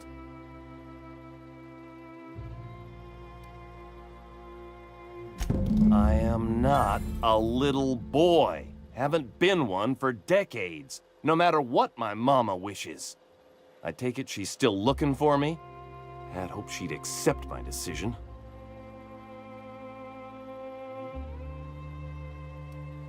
According to her, stepping foot outside of the house in broad daylight is too dangerous.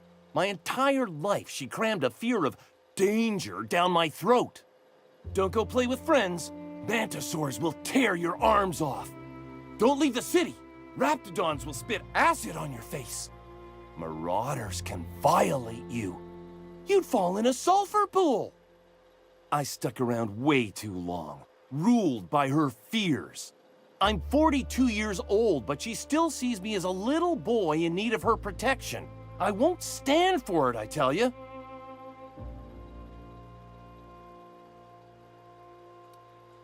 Show up with a bottle of vodka and some real good cusses. That'll show her how much you've grown.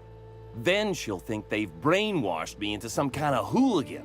As far as she's concerned, if I make any decision that's not aligned with hers, someone else convinced me. She doesn't want to see me as anything other than her baby boy. Why would I go back again? What'll be different this time?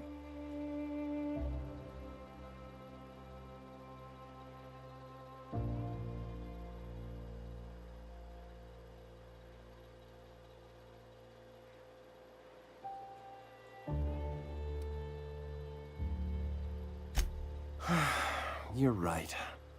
I can do this. I just need to stand my ground and make her see she can't control me anymore. No one can.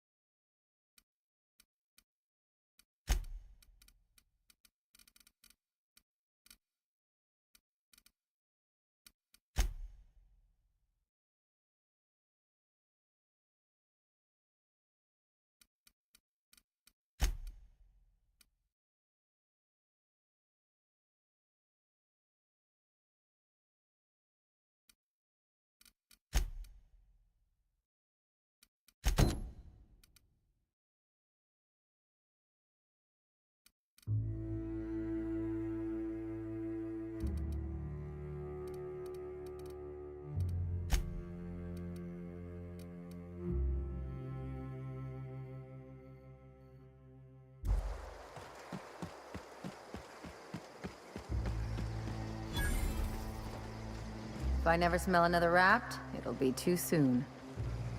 Weren't you a Sawbones? Figured you ought to have smelled worse. Sure, but those things reek like bad cologne. It's different. I'm with you there. At least humans have the courtesy to wait a while before their bodies start to stink.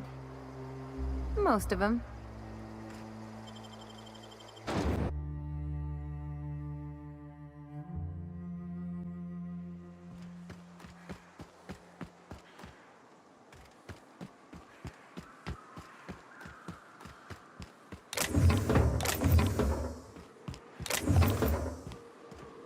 South here. Off the road and down this slope. We've got a decent trek ahead of us.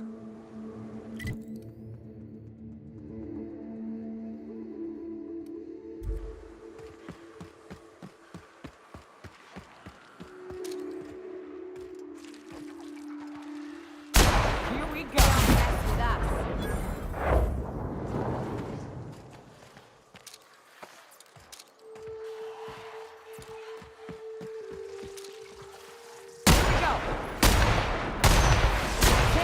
All right,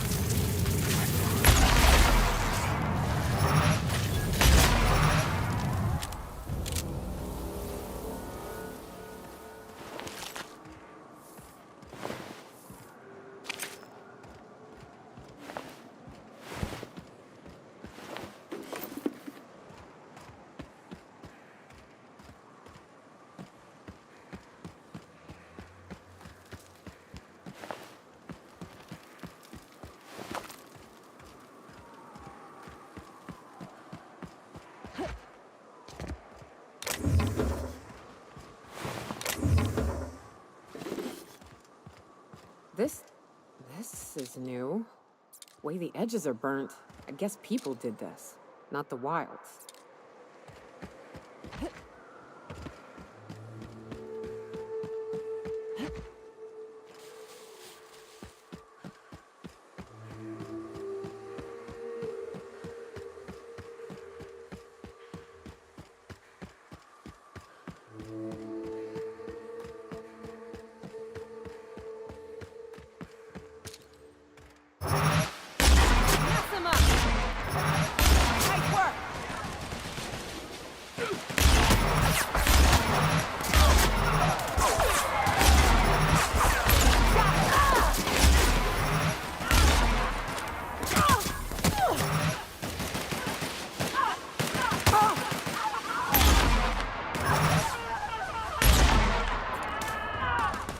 Everyone all right?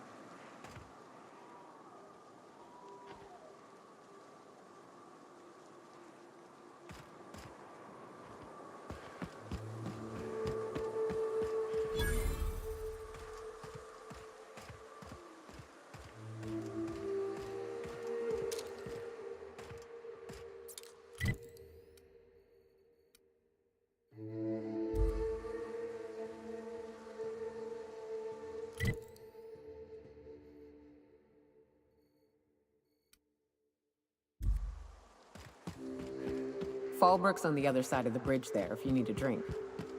We're only halfway to the mountain, so might consider stopping in.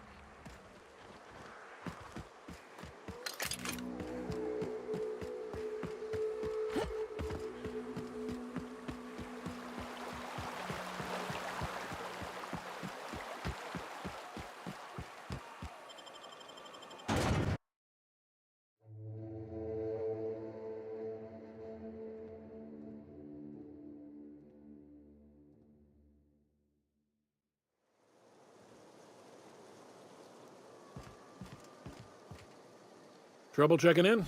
Or you might need directions to the amenities? If you're locked out of your cabin, a replacement key costs 50 bits. Guess it's true. Fallbrook really is the best-kept secret in all of Monarch, excepting the Borst Factory's secret ingredient. We're a leisurely stopover for the more adventurous spacefaring traveler. Understand? Man, oh man, it has been a blue moon since I had to break out the Hookham-spiel.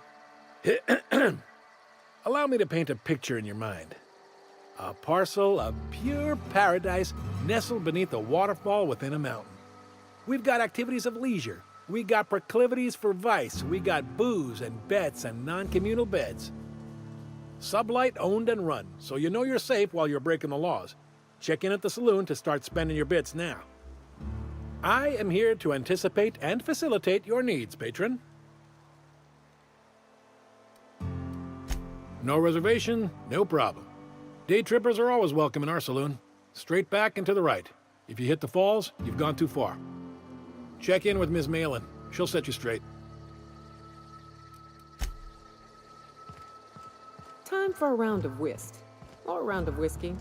Or both. Drinking, gambling, and organized crime.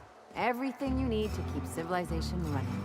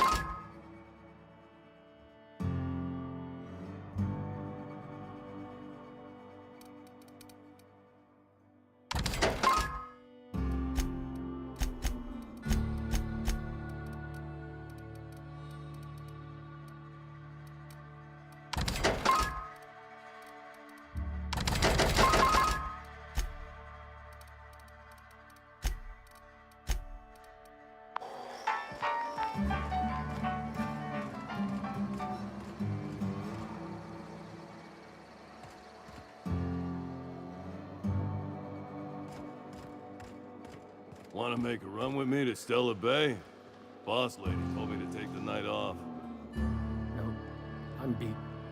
Just got back from delivering to that house with a strange family. The ones that always smell like raw meat and got splotches of blood on them?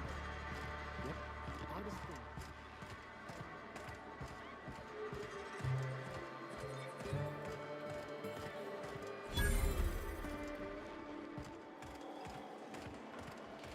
Always imagined Fallbrook would be... Cleaner, fancier, stocked with better booze. cheaper. I've emptied 14-bit carts in the last 2 hours. That's because you got a... If you're feeling like the civilized type, the waterfall's a good spot to wash your clothes. Not? I wouldn't steer you wrong, friend. See? There it goes again.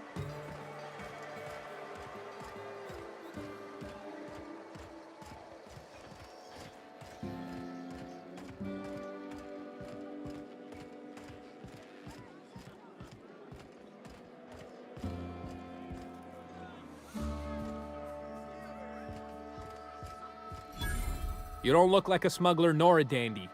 Catherine sends you back here? On second thought, it's best if I don't know. What's your order?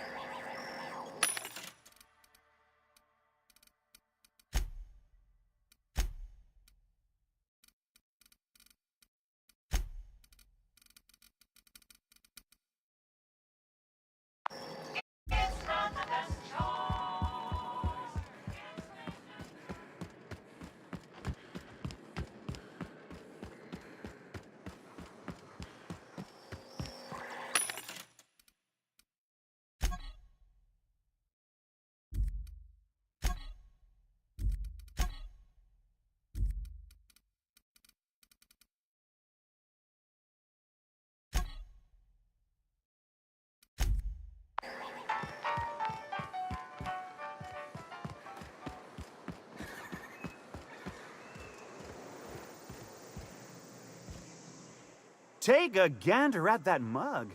I ain't ever seen someone so adept-looking my whole life. He means gullible, Captain. Watch yourself, Captain. This guy's got eyes like a sprat set on stealing your dinner. Oh, now, come on. All I mean is, well, rather that, you don't seem like the usual pigeons we pluck. No offense, of course, if you are a Byzantium Goldblood. Say, I'd like to do you a favor. Might I interest you in a surefire scheme? Wink, wink.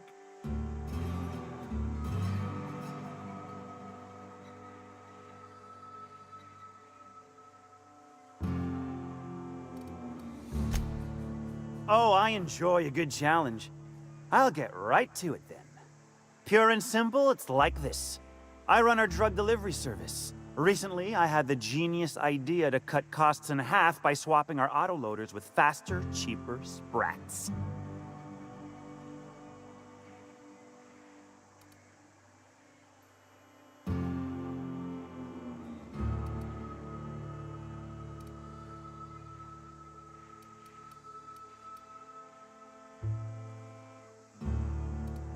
See?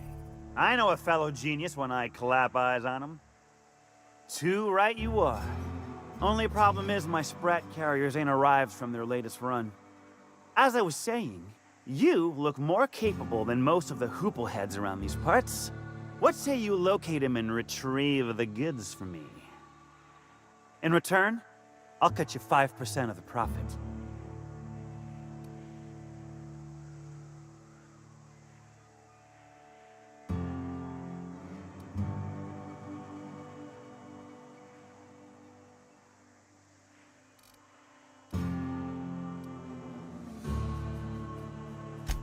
Well, my ma always did say, you want any dealing done right, you gotta do it yourself.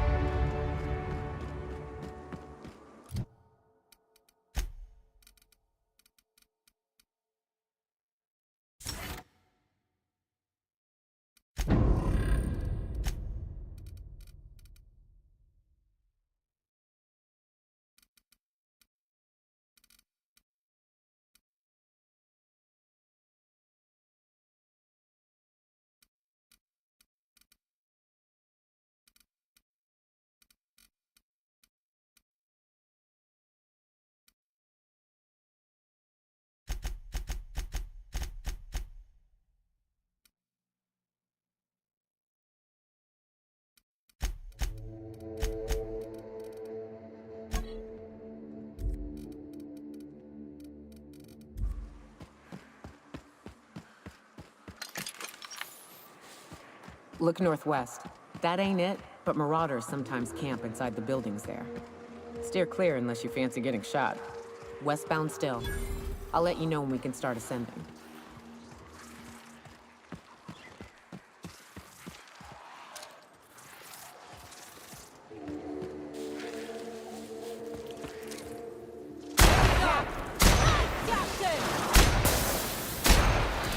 Will do, Captain. Sure.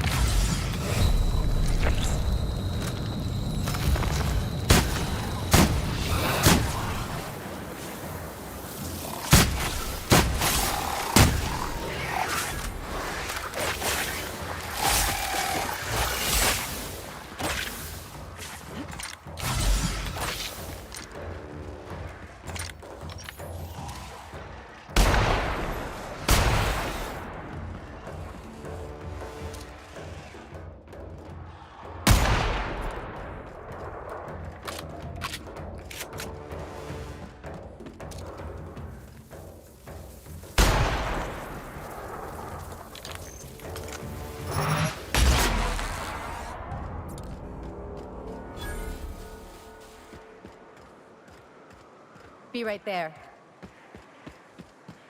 I'm going. Will do, Captain.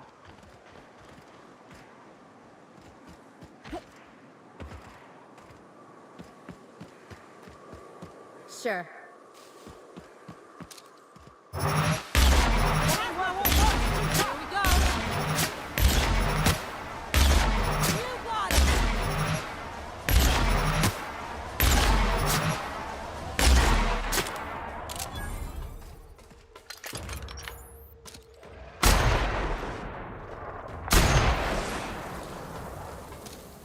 Light him up!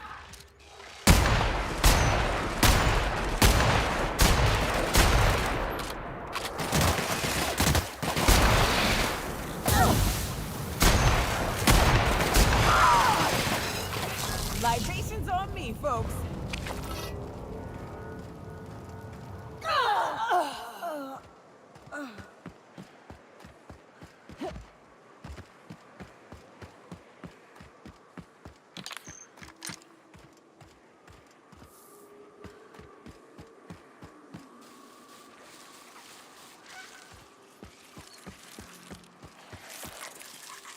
Yes, with us.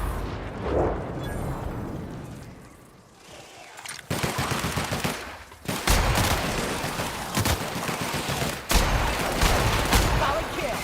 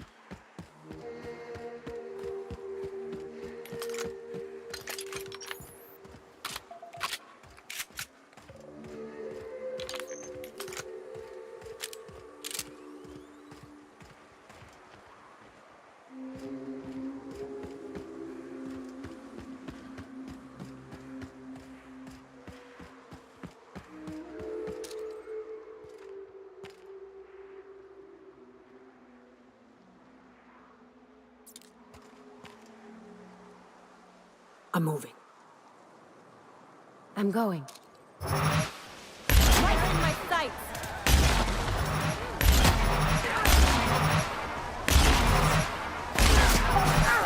Nailed him, Captain!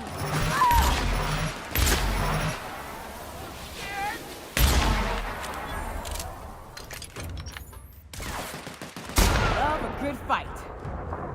On my way.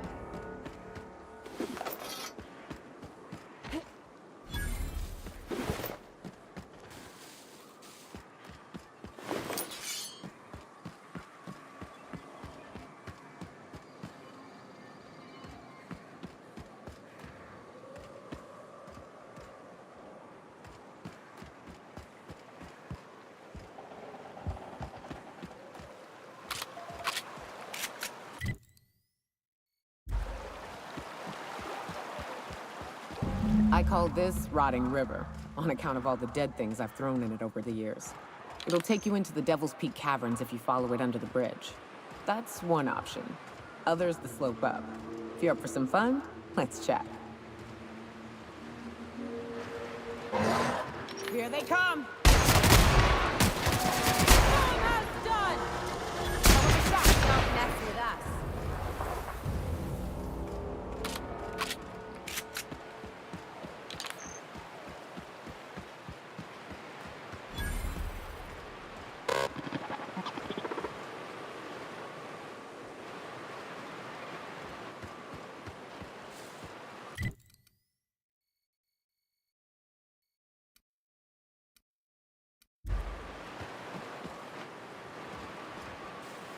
What's up?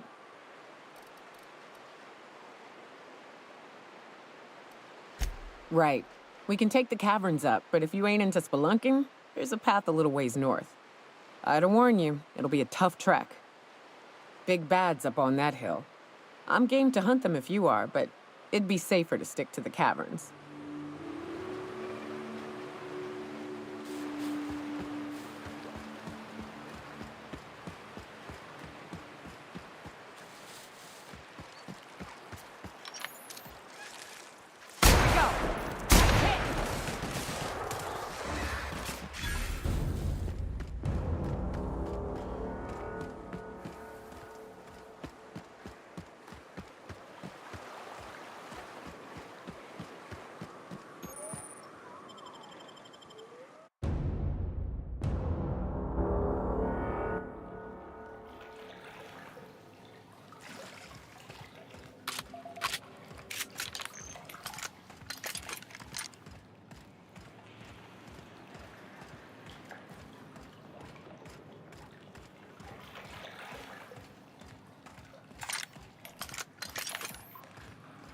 Look up. That makeshift bridge, we gotta cross it. First we go under, then hook around to the left, then up and over. They got the drop on us. How it's going, Captain?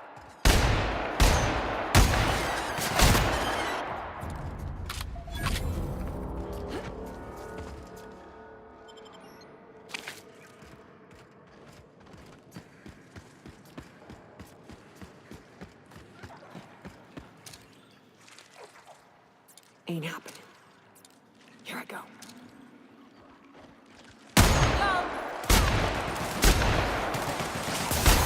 Time for action! I'm going!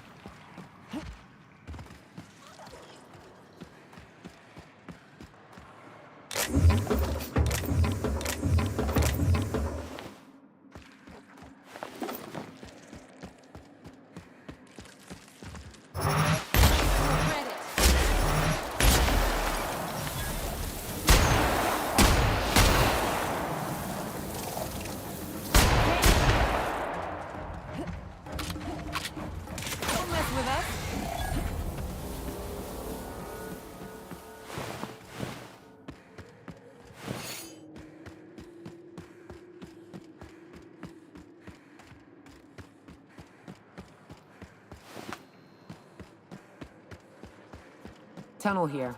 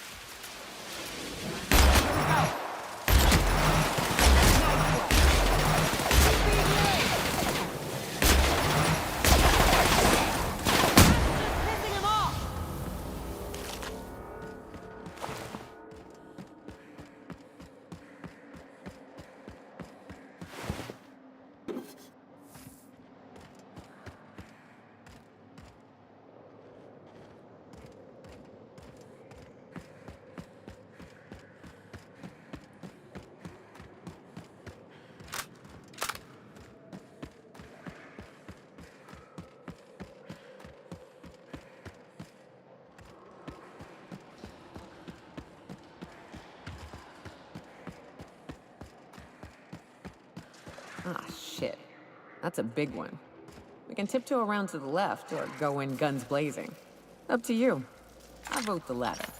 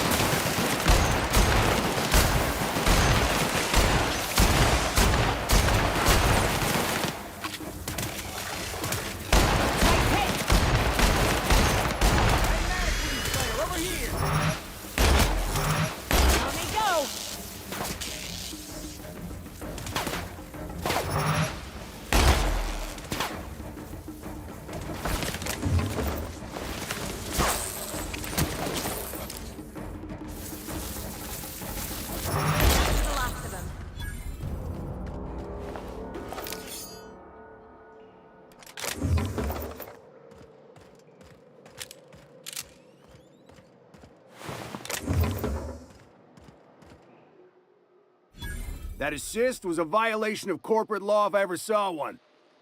Since it was to my benefit, and we're largely in lawless lands, I'll look the other way. C3 owes you one, stranger. You haven't seen Constance, have you? Ah, there's her torso. And that'll be her legs over yonder, never mind. I'm Bertold. What in the void are you thinking, creeping around a mannequin like that?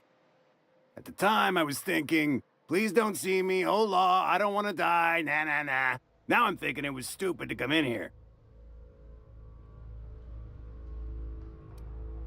Killing marauders and hooligans, as I am handsomely paid to do. Of course, as me and Constance discovered, they ain't the only forms of life inhabiting these caverns. I owe you a debt for saving my neck, stranger, and I mean to pay it.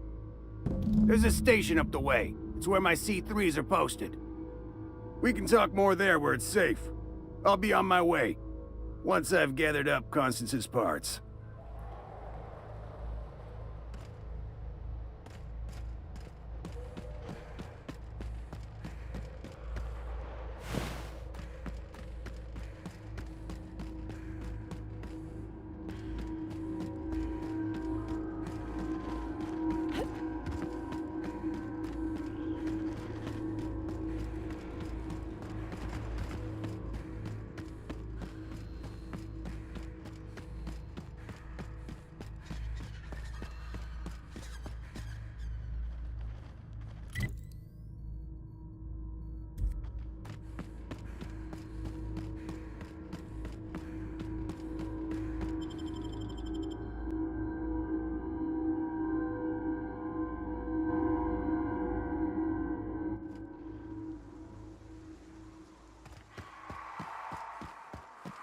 And here we are.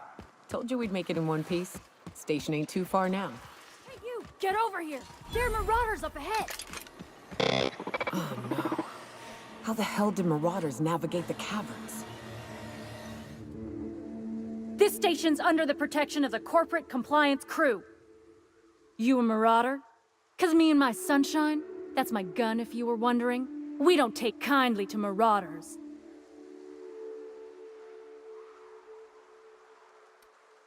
A coherent enough response, I reckon. Must be true. You're clear, but I would caution you against pressing on ahead. This station's plumb crawling with marauders, you know. Me and Sunshine are doing exactly what we've been tasked with, and that's guarding these big old Devil's Peak horns.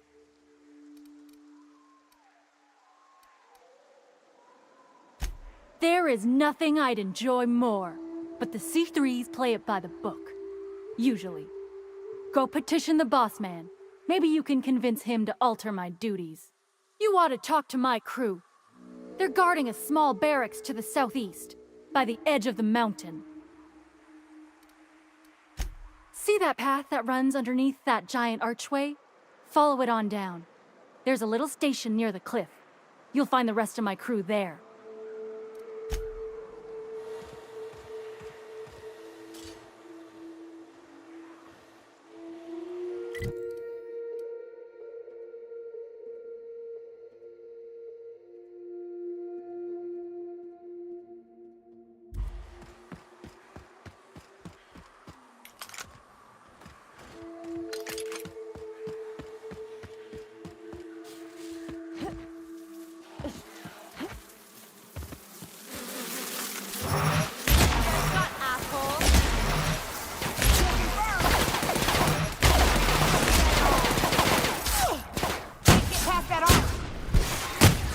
Done here.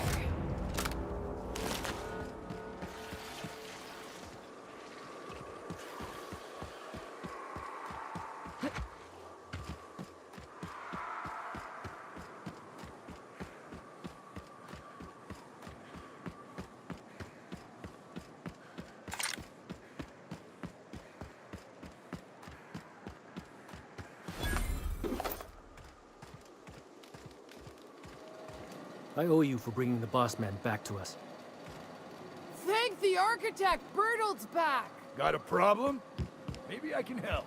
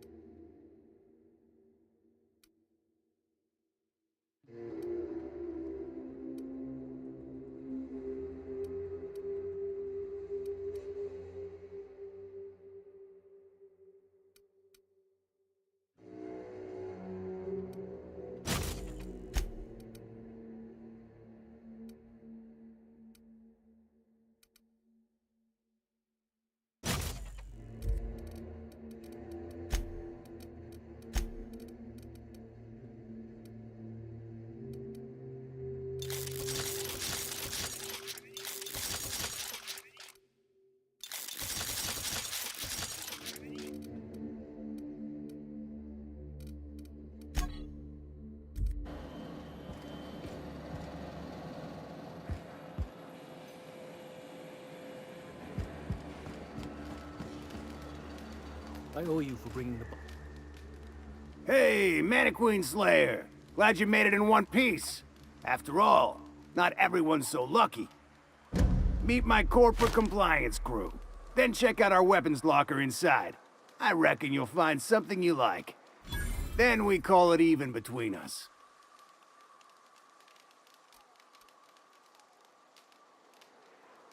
The corporate model is the oldest and most efficient, not to mention stable structure history has ever shown us. Plus, corporations got certain rights not entailed to individuals. I lead the C3s. Addie covers our payroll and expenditures, Lance handles the human capital, and Donald is our charming public face. Our system works. We've racked up more confirmed kills than any other crew you can hire. Can't imagine the competition. The best is the best, lady. That's all there is to it. We were hired to do so. Why else? You did get the memo that we're mercenaries? Our client's a bit unorthodox, sure. He calls himself the broker, and prefers the glow of a terminal to flesh and blood interaction. But I can't fault his work ethic. Our current gig's to stop, by means of lethal force, any creatures exiting the caverns, including but not limited to marauders, iconoclasts, and agents operating for the MSI. You drive a hard bargain, Mannequin Slayer. It don't make much financial sense for C3 to expend resources on any killing beyond the contract stipulations. As the Marauders didn't enter from the caves, the requirements are murky. At the same time, we do want to keep our client alive, until the payment's cleared. We recommended the client safeguard himself, so I don't expect that the main doors will be accessible. Find a way to open them, and we'll clear any hostiles on the inside. I'd best radio ahead for Joy and Hudson to prep for us. They'll be at the station entrance, ready with our finest auto mechanicals to assist you. C3s, prepare to move out.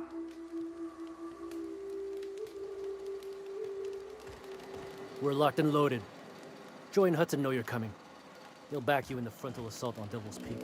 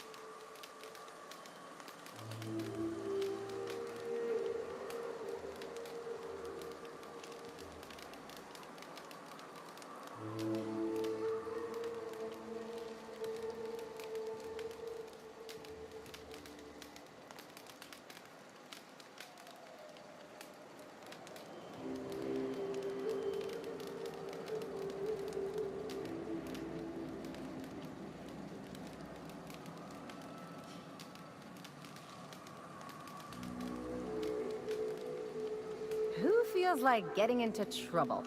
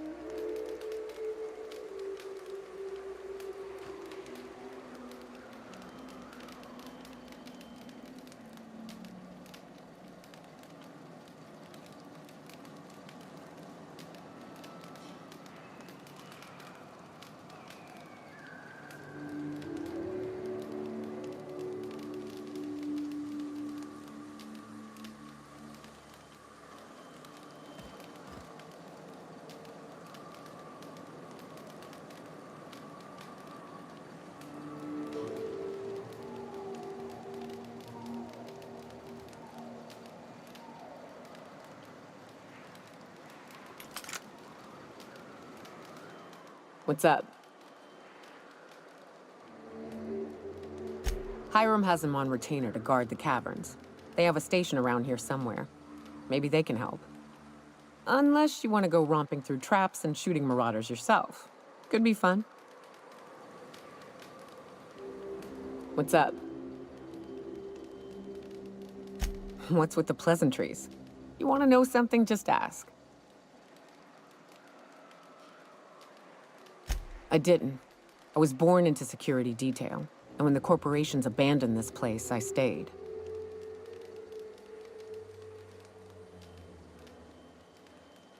That's all I know. Besides, I had a few friends here, and they were staying too.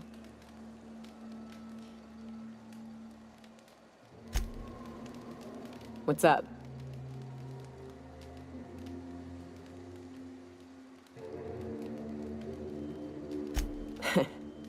I took a job once to clear out a rap nest.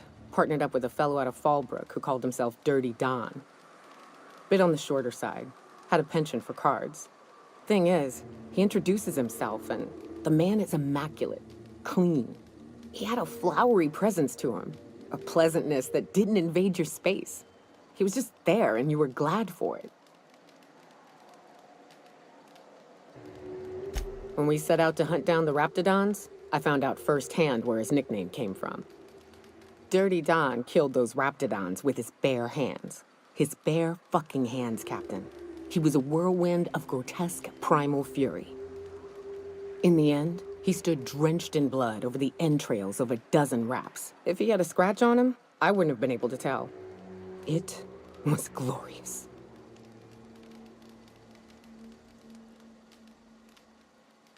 Yeah.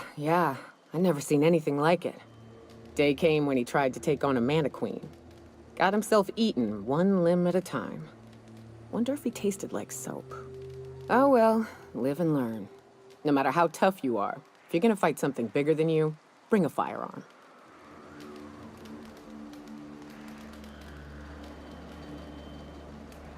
Something on your mind? I'm a surgeon by training and a pirate by inclination. Not much else to know, Captain. I like long walks on the promenade and the smell of Spacer's Corona. I make a mean zero-G cocktail and I've got a meaner right hook.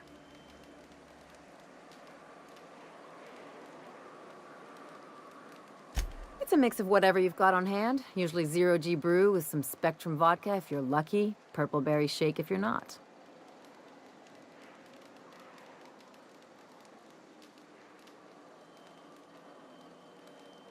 Exactly. That's what makes them fun.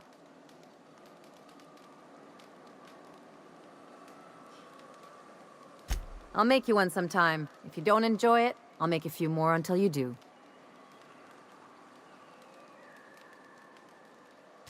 Sure do. Some of it was even legal.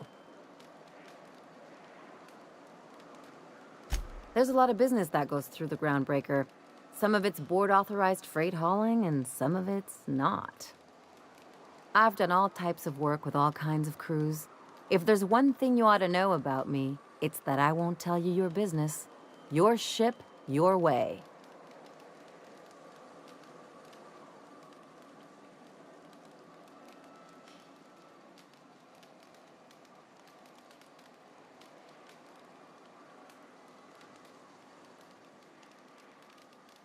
Glad to hear it. It's worked for me this long. Well, my blood type is AB positive. I'm a Leo, and I despise Space Hospital. Never mind what anyone else tries to tell you. That about covers it. Aw, come on. That stuff's boring. Look, the thing I've learned about living in close quarters is that you've got to give people room to breathe. I'm all for making a few bits together and having fun doing it, but let's keep a little professional distance. No complaints here.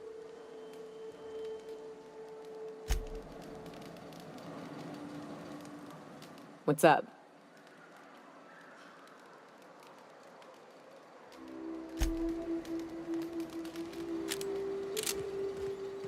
Got a problem? Maybe I can help. Thank the architect! Bertolt's back! We're locked and loaded. Joy and Hudson know you're coming.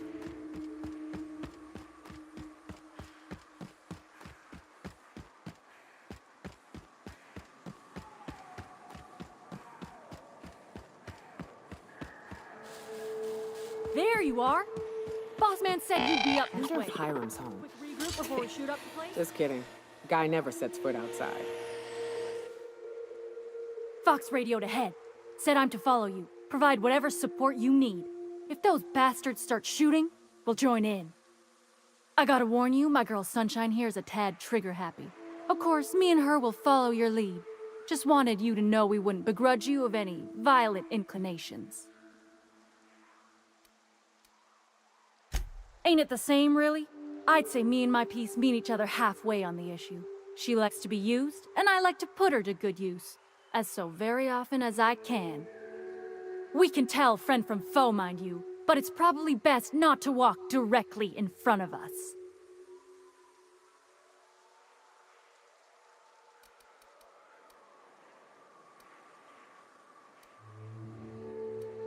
You're A-okay, stranger. Hear that, Hudson? It's payday.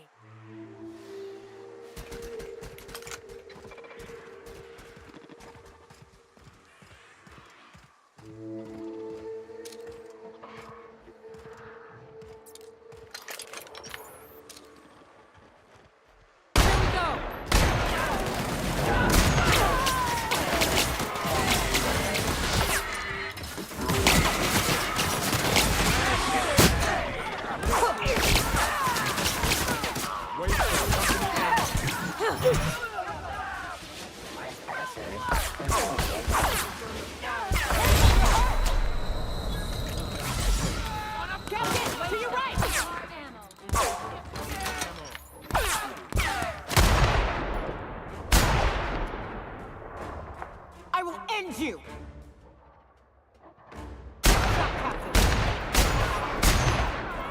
Attacking! Company ammo. Sanitation and cleanup required. Resetting threat level.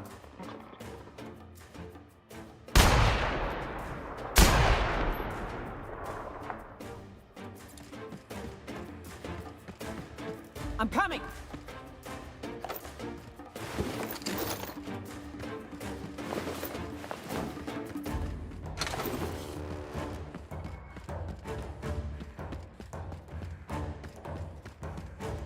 Open fire!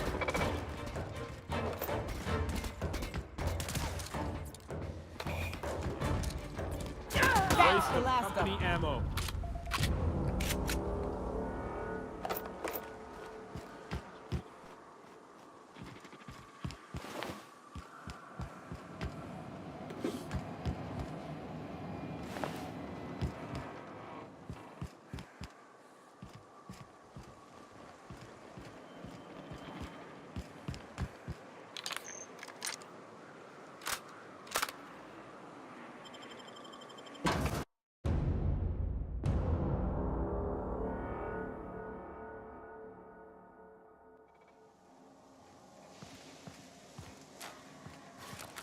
You may not realize this, being as you're an outsider, but the blaring alarms indicate the station's on lockdown.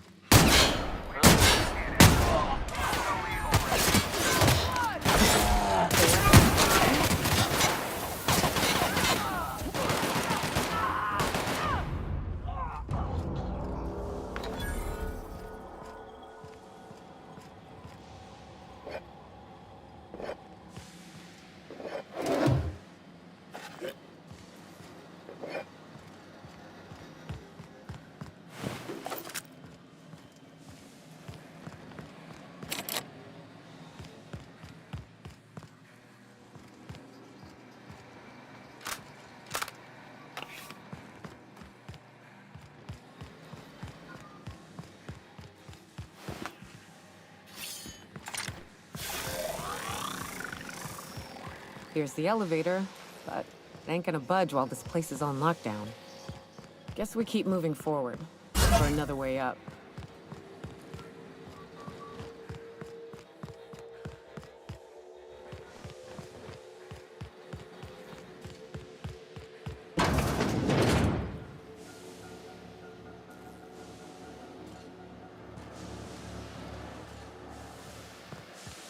You out there, whoever you are, yes, I can see you. Come here and talk to me, face to intercom.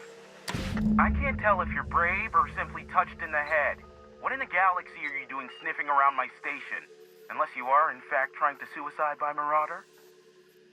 And you, Nyoka, what are you doing lugging a stranger into my station? You could use the socialization, you son of a bitch. Also, she hired me. To what purpose? I happen to have some significant problems I am dealing with right now. Marauders, running out of purple berry wine 3 days ago, not being able to bloody broadcast. I see why Nyoka tolerates you. Fine, I'll do the talking. By the hand of fate and my own cunning skill, I run this station. The Marauders may have other plans, and since my hired hands have clearly turned idle, it appears I have need of you. As my newest contractor, you may call me the broker. Or we can call you Hiram, on account of that's your damn name, and doubly on the account of the broker being a dumbass alternative. What? Everyone calls me that, aside from you.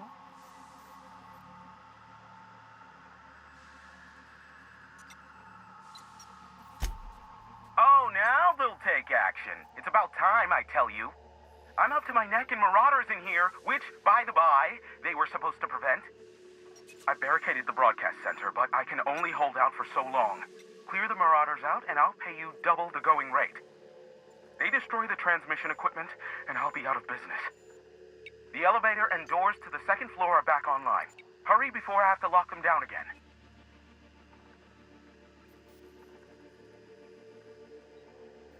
Aside from the bits I'll be paying you, I trade in secrets, valuable ones for my vocation. I'm sure you can come up with something you might like to ask me about in person once I'm safe. Too many, considering I hired a bunch of no-good mercs to keep them out in the first place. Already, they've caused considerable damage to the station's property. If they take down the broadcast equipment, I'll be out of a job, permanently.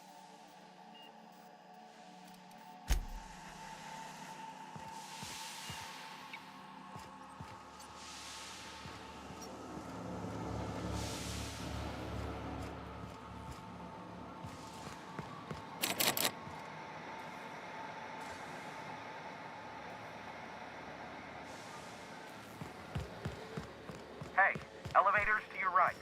Get ready. Entering through the main doors as we speak.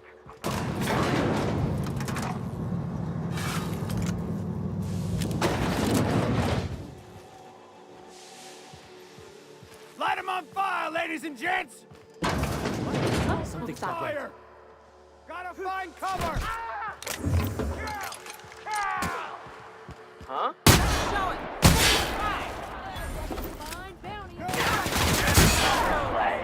Company ammo. Waste of company ammo.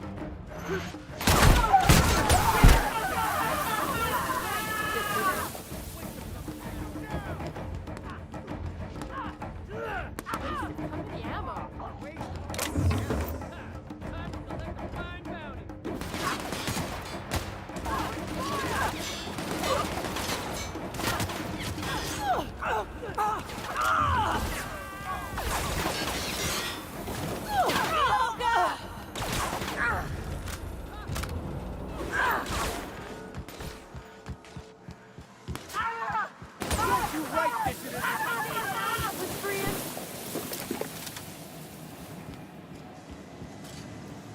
Why are you buzzing me?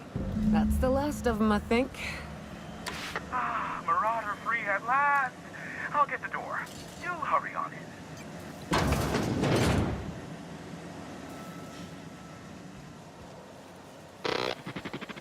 Never thought I'd be ecstatic at having the walls painted in blood, but seeing as it's not mine, I'd say this calls for a celebration. And you got me my money's worth out of the C3s. I ought to have simply dealt with you in the first place.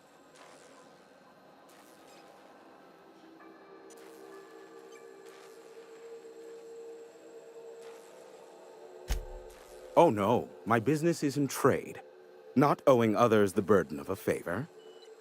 This ought to square our debt. One hefty payment for a highly valued service rendered. But, I admit, I do wonder why Nyoka has brought you to me. Allow me to pose my question in another manner. Why, in the nebula, are you here?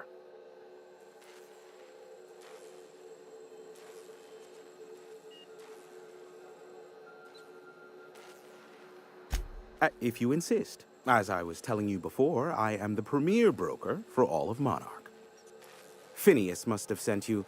He's the only one insane enough to send someone to Monarch to rush me. I knew it was only a matter of time before he came a-knocking. Look, I might be late, but I fulfill my contracts, always. Oh, you do you? I have lost track of the number of beers you owe me for chasing Raptidons off your stoop. Careful, I know that line. I use it all the time. I take offense to that. Look, okay. Just, it might take me a while this time. Caring or not won't change the facts of the matter. I am awaiting but a single incoming transmission containing the information we desire. But MSI and the Iconoclasts are clogging the airwaves from Stellar Bay and Amber Heights. In their war against each other, they're scrambling each other's outgoing transmissions. Exactly what I was thinking. They hurt us all with their pettiness. Which of course has inadvertently affected the incoming port and my livelihood.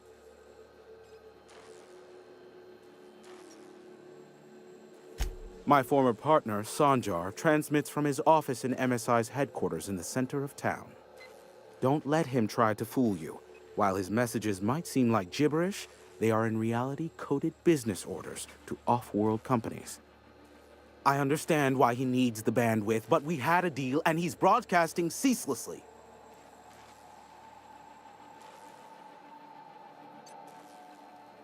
Graham and his iconoclasts believe anarchy is the way of life. Sanjar opposes it, as he's taking strides to corporatize Stellar Bay. Amber Heights is one of the only surviving settlements outside of Stellar Bay. Graham Bryant and the iconoclasts there got their hands on a working relay station. Now they're ceaselessly transmitting Philosophist ramblings on my airwaves.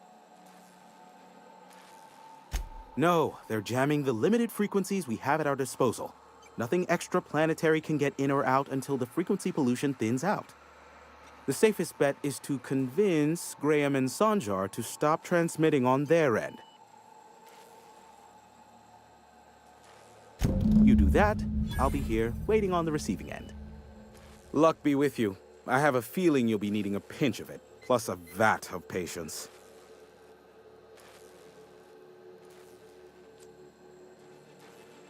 Is that a trick question? Because to answer it, you'd need to pay me. Of course, I could offer you a vastly more interesting bit of data instead. Try me. Ask me anything you'd like. I'll even offer it for free. We'll call it an exchange for your help with the broadcasts. Ask me what you will.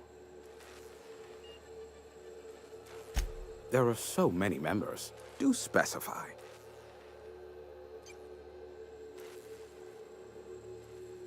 If you try to cite me on this, I will deny. Do you understand?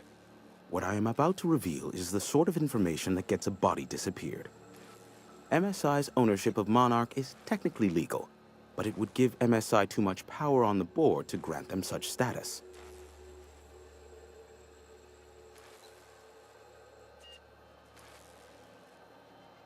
Exactly. But you didn't hear so much as a whisper of such from me.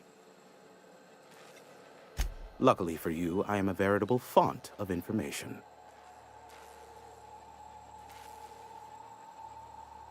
Not much, admittedly.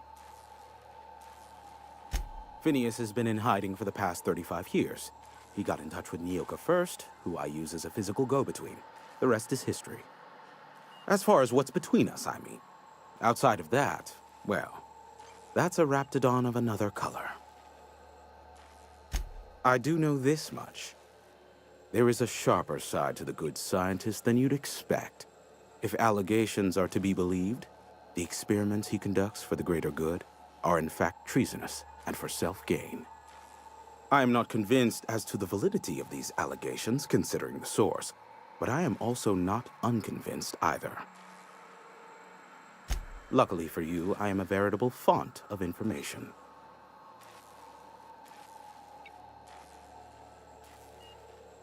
What? No. Why would I go out of my way to intercept messages from Earth? There's no market for them. No buyer means it's not worth my time. Now, if you wanted me to intercept a certain one, that might be worth it for the right price. How low you seemingly regard my trade. Be a doll and shoot any marauders you spot on the way down.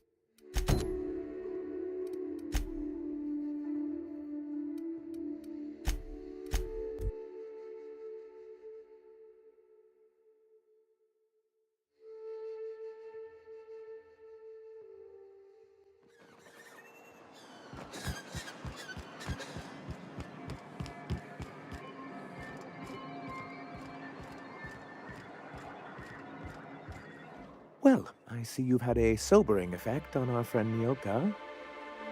Sir, please stop. Forgive me, Celia. I couldn't help myself. Anyway, what can I do for you?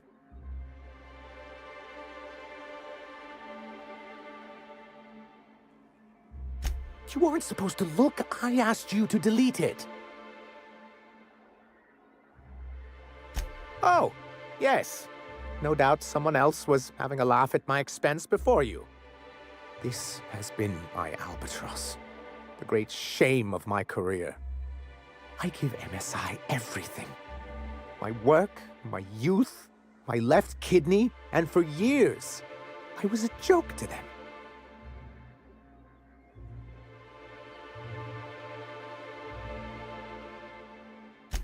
Oh, perhaps they were right. After all, what have I built? Stellar Bay is barely keeping afloat.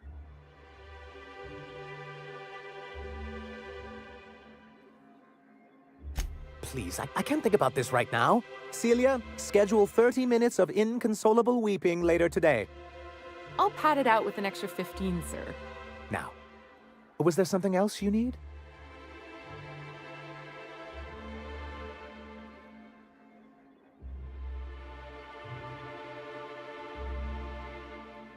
You think we're the problem? Have you even heard the nonsense Graham is spewing? It isn't easy keeping a town like Stellar Bay afloat, especially without the board's backing. We need that frequency to reach our trading partners.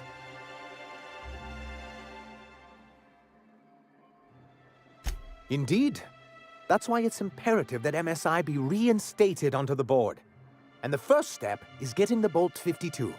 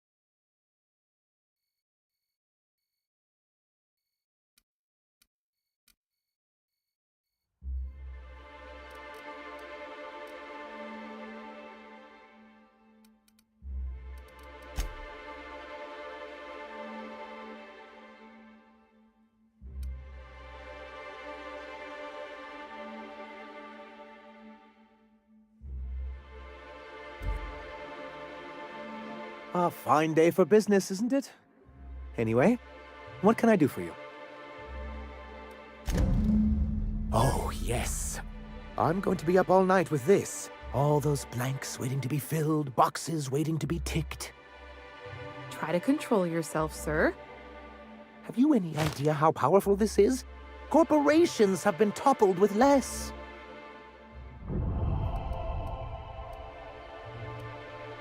But that's exactly what this is.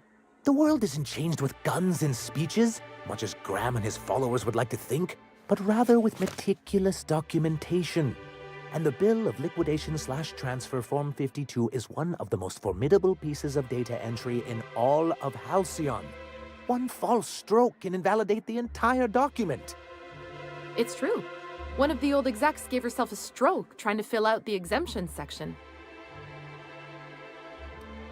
For our part, a Bill of Liquidation/Transfer Form 52 will protect our holdings on Monarch by temporarily assigning them to a pass-through entity once we drop our bomb on the board.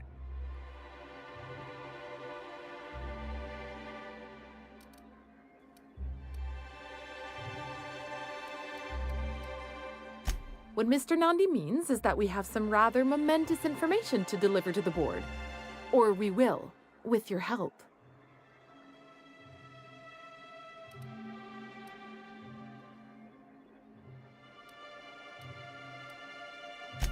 Help us with this final matter, and we won't need to broadcast anymore. You have my word. I have reason to believe that one of the other corporations is operating on Monarch, illegally and in secret. Really? Most of the time they do illegal stuff out in the open. Cheaper that way. If we can find proof, I can use that as leverage to encourage certain powers that be to accept our Bolt 52 and reinstate us on the board. If someone is operating here, then Catherine's almost certainly supplying them out of Fallbrook. Perhaps she could be convinced to tell you where they are.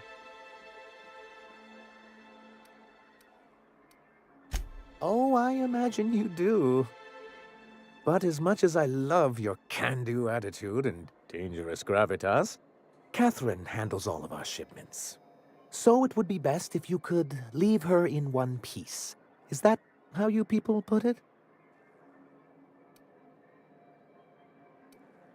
Of course. I didn't mean to make assumptions. Once you, subtly work out where this corporate facility might be, bring back proof of its operation. Maybe some nice letterhead. Or someone working there. That would do it.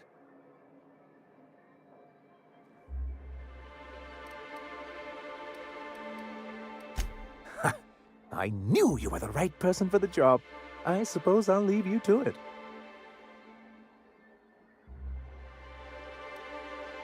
I'm sorry, who? Ah, them.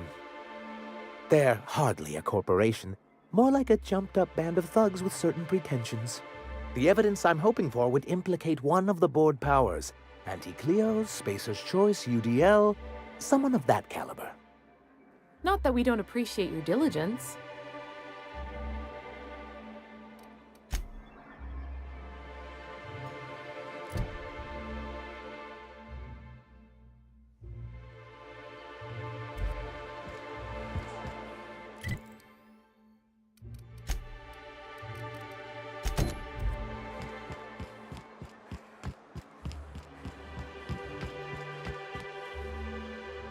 Oh, Captain, you did it!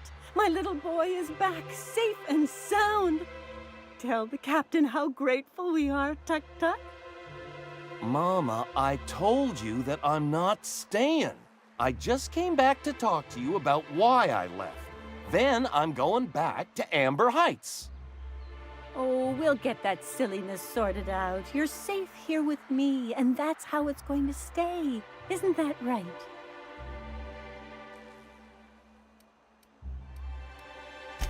I did, didn't I? Suppose I can't expect you to just be content at a good deed done. No? Well, all right. Here, kind stranger. This is every bit I've scrimped and scraped for years to save. But it's more than worth it to have my Tuk-Tuk home safe again.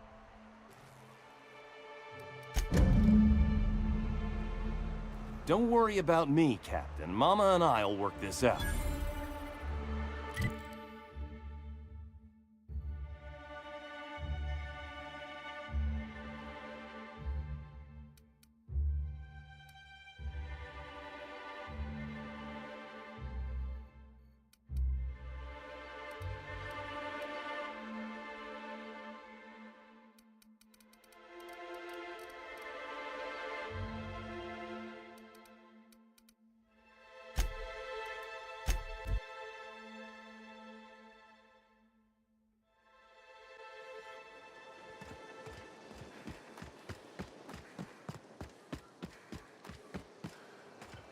It ain't right. How many good folk we gonna lose?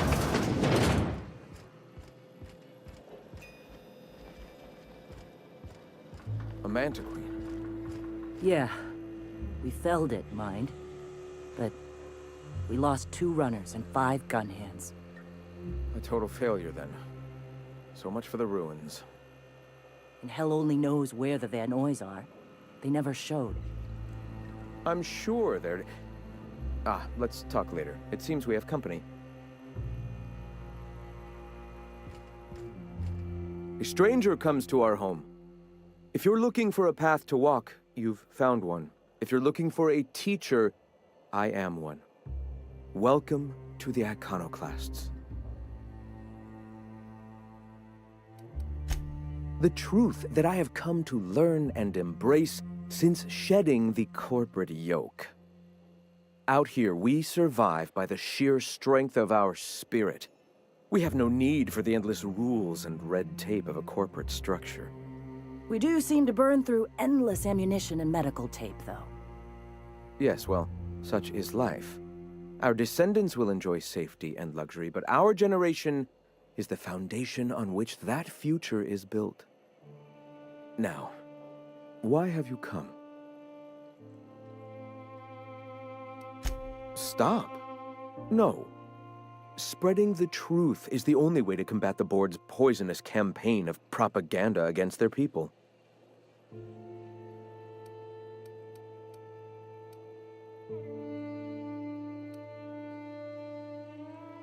They can't be everywhere at once. Surely there are radios that still catch our message here and there. Surely.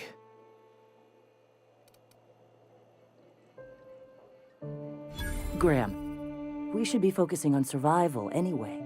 Food, ammo, and medicine. Maybe now's the time to pivot. Pivot, huh? If radio isn't working, we might try another way. It seems the captain's timing is more than just serendipitous. It must be fate. I've had my sights on an old printing press for some time. The board uses magazines and advertisements to subtly focus the colony's attention. We will use their tricks against them. Wait, that's not what I meant. Help me clear out and repair the press, and I will have no need for that rust bucket of a radio tower.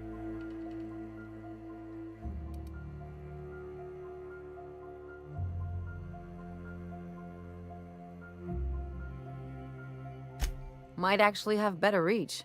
People read that stuff all over the system, even in Byzantium. You see, citizens of Halcyon are glued to their periodicals. Even I find myself occasionally distracted by their positively shameful quality of editing and unacceptable disregard for grammatical structure. My literary prowess will hook them, and the eternal truth will reel them in. Listen to me. I'm starting to sound like one of Sanjar's fishermen.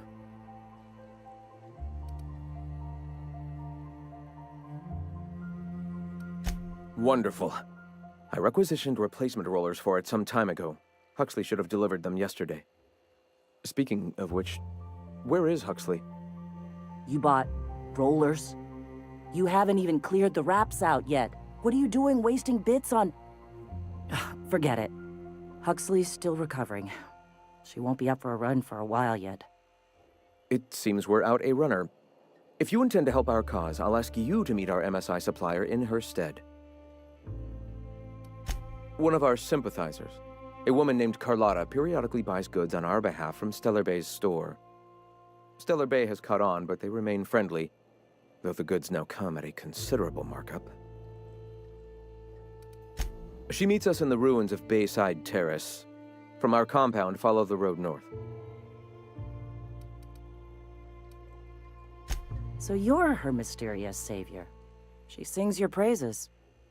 That girl and her songs, so eager to learn, so bright-eyed, so tone-deaf. Wonderful.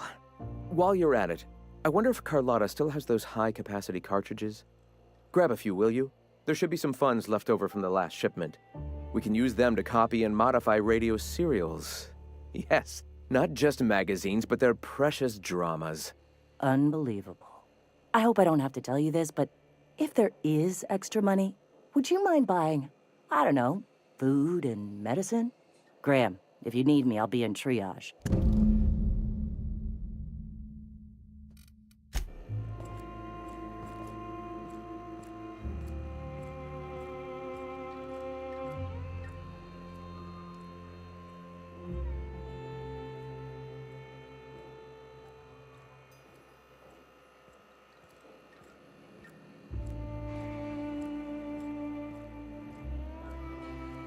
Anyone got a smoke?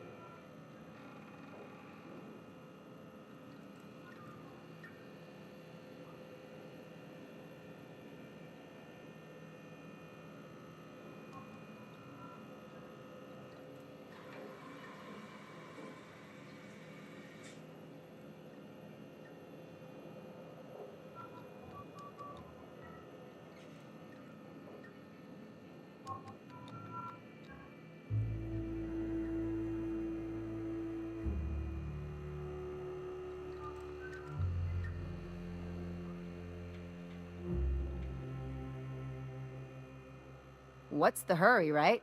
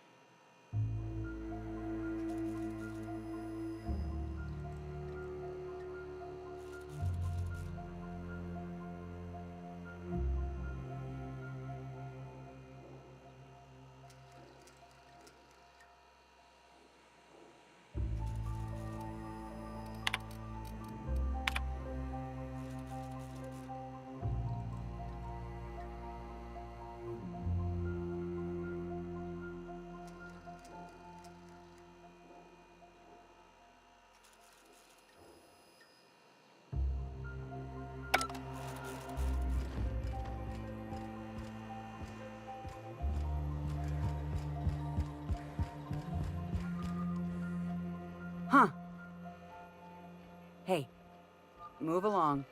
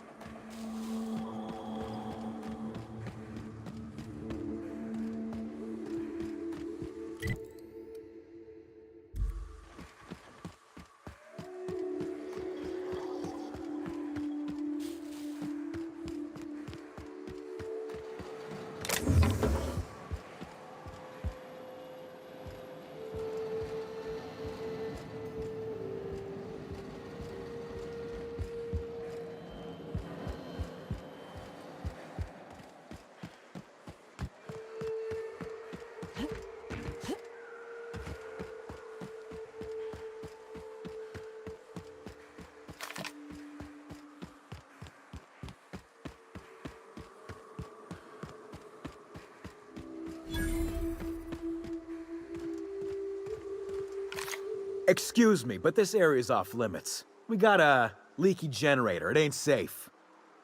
That's my nice way of telling you to sod off.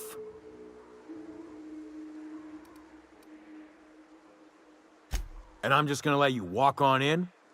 Why's that now?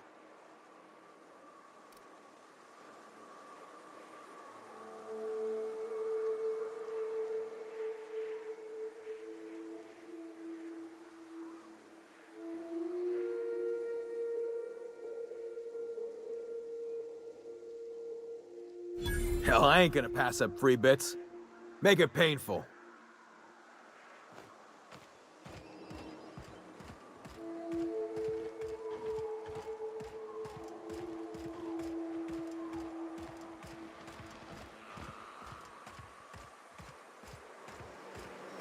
Too quiet.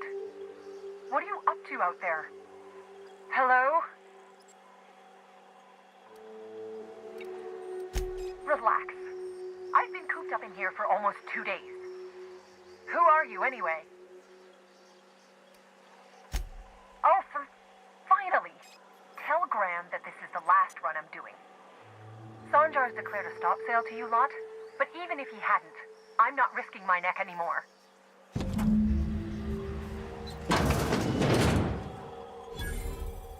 I don't know how you got those goons to leave, but thank you. Graham ordered rollers and whatsits, right? For a printing press? Here, take them. Like I said, this is my last run.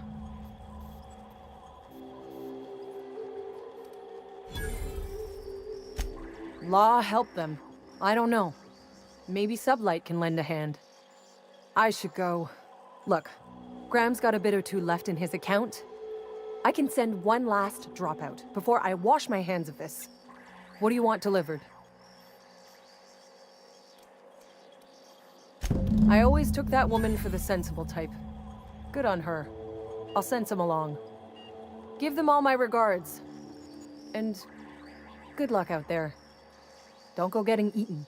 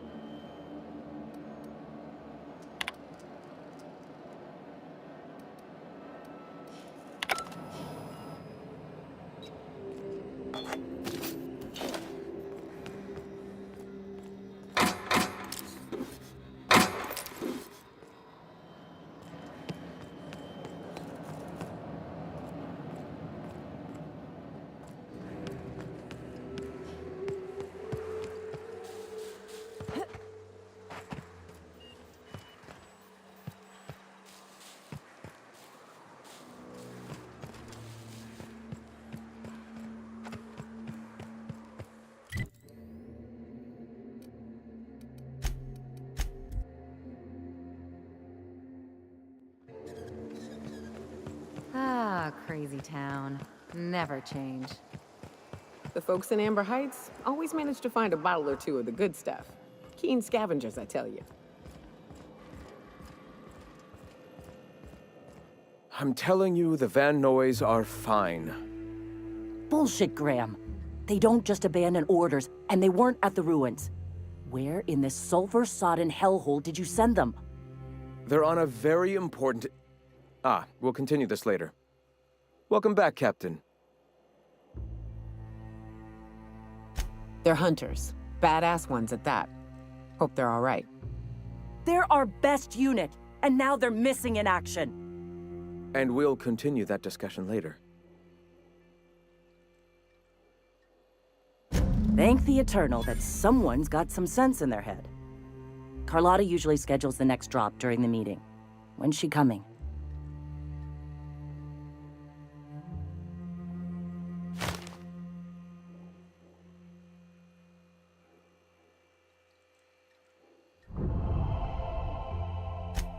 That is most unfortunate. This cuts off one of our only 2 supply lines on Monarch. Sanjar, old friend, you're about to cross a dangerous line. About to?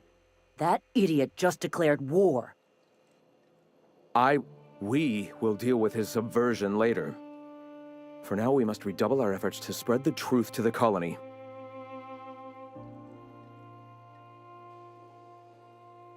The print... Oh no. Graham, you didn't. I've already sent a team ahead to scout the press. One of our best. Meet them there and find out if they've been successful. You sent the Van Noys there, didn't you? Oh, for fuck's sake, Graham! We needed them in the ruins! Our people died out there! They went willing to fight for our cause.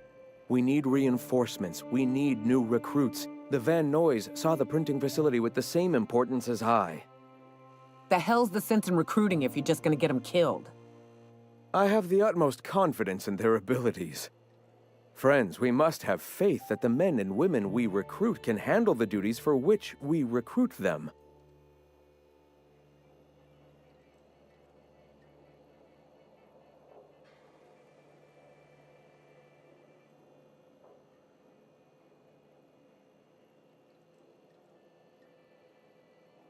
This is worth bickering over. The iconoclasts can't keep their heads in the ground forever, or they're going to starve and die slow. Look, if the Van Noys are still alive, get them out of there. With Sanjar pressing the issue like this, I have a feeling we'll need them.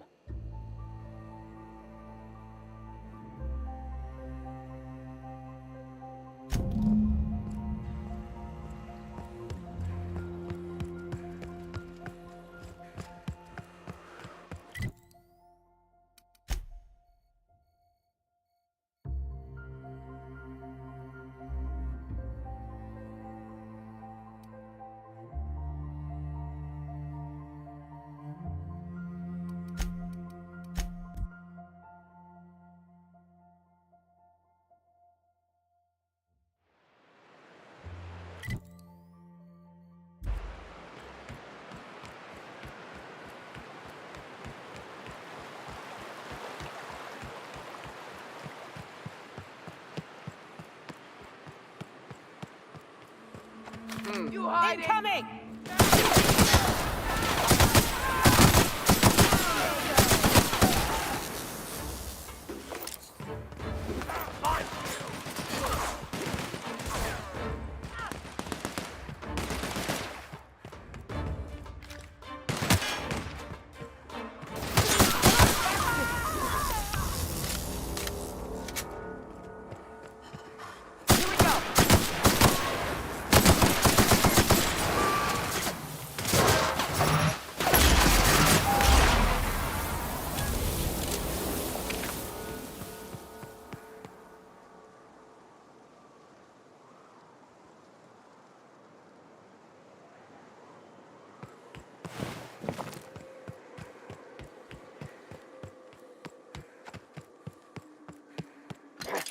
Incoming, Captain!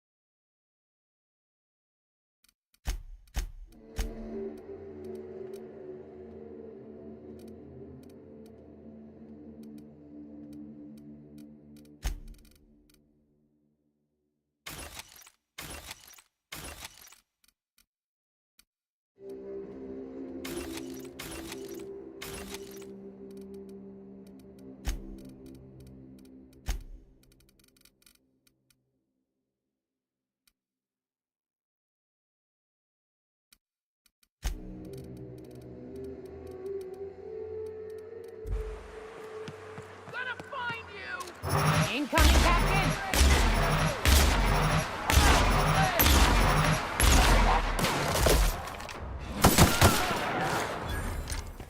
Try a bigger weapon! Doing all right!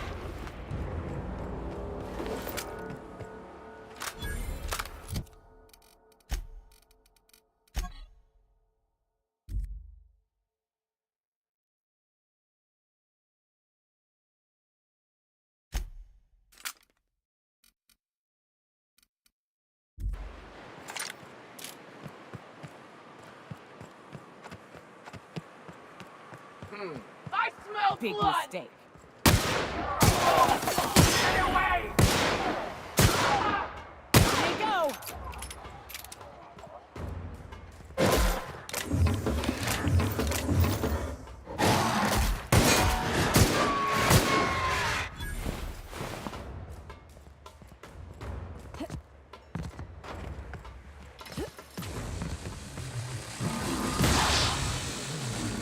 I'm on it!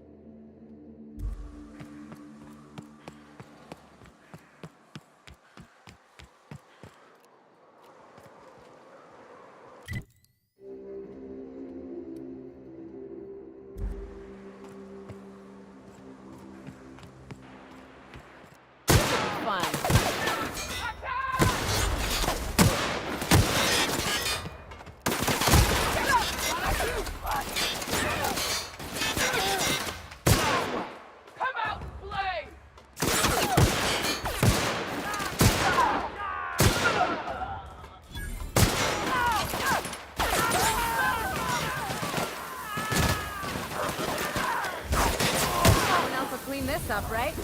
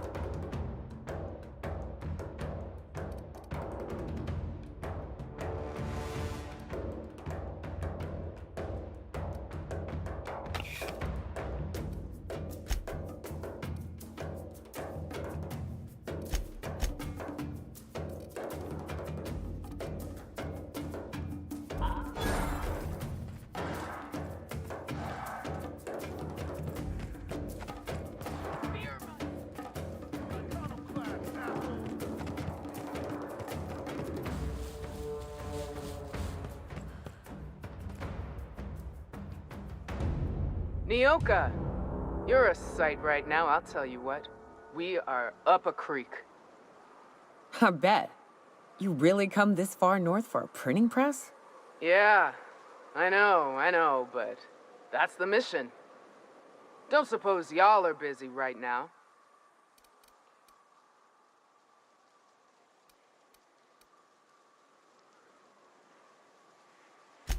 Thank the Eternal. We could use a hand. But we can't leave without patching these guys up. Acker here is bleeding out and Jensen can't see straight. Our medic has got our trauma kit, but we got separated. We ain't seen him in a couple of hours. My professional medical advice is to get out of here as soon as possible. Bleeding might kill him, but wrapped definitely will. How many years of medical school went into that word of wisdom? Sorry. We appreciate the assist. We just need to find our medic so we can do exactly as you say. Get the hell out. Yeah, on account of giving him the order.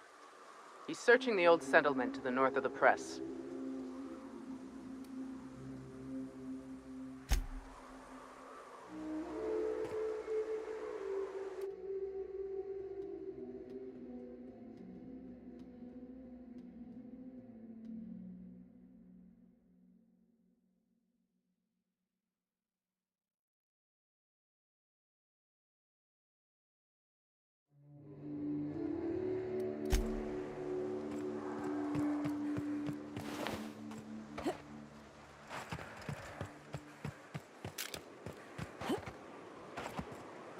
Hey.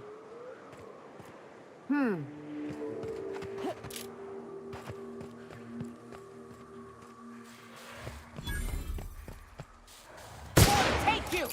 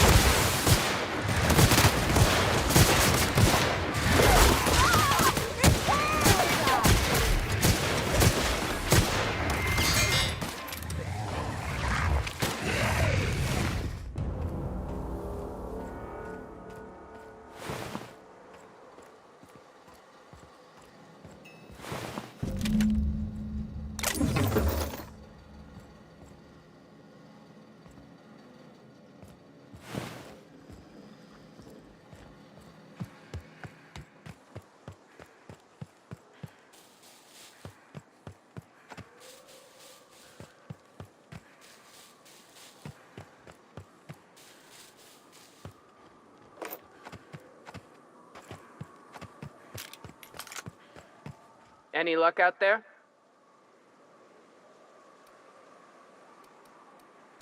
Oh, fuck. Well, that's better than nothing.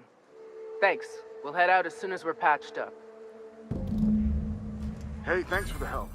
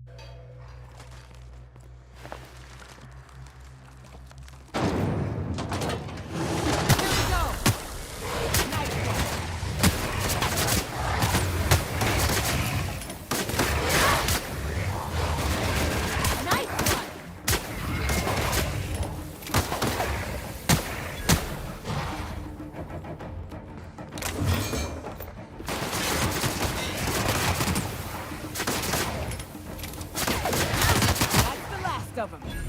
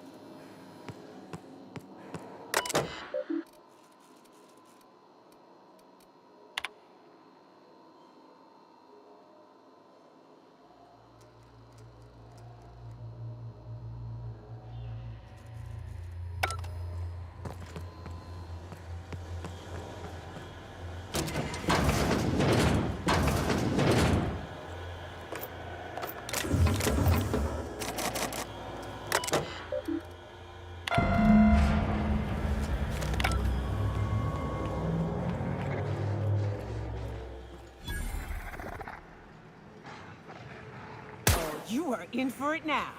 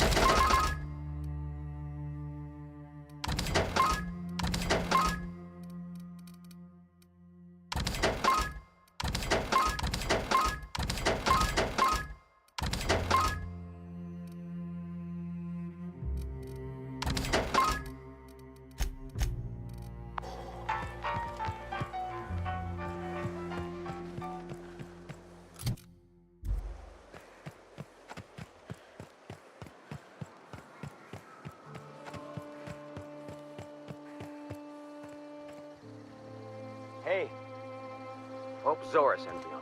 I don't have time for this.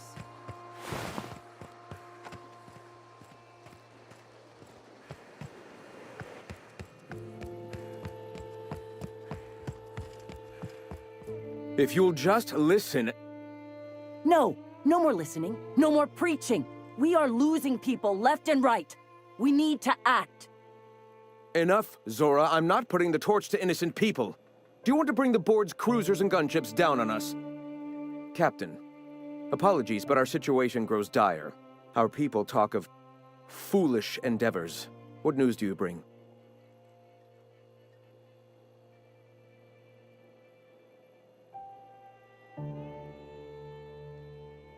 They are armed all the same. All they need is a good reason, and war is one such reason.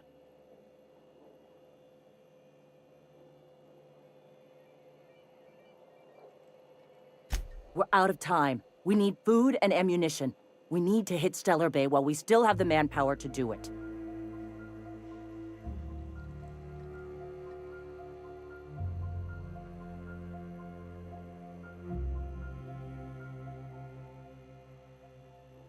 Excellent. Did you find the Vanoys?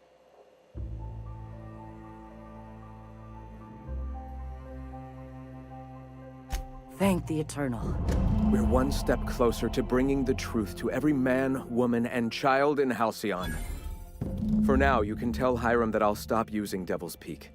From the pits of our eternal souls. Thank you, Captain. I have much to do, articles to write, sermons to ponder. We live in such an exciting time.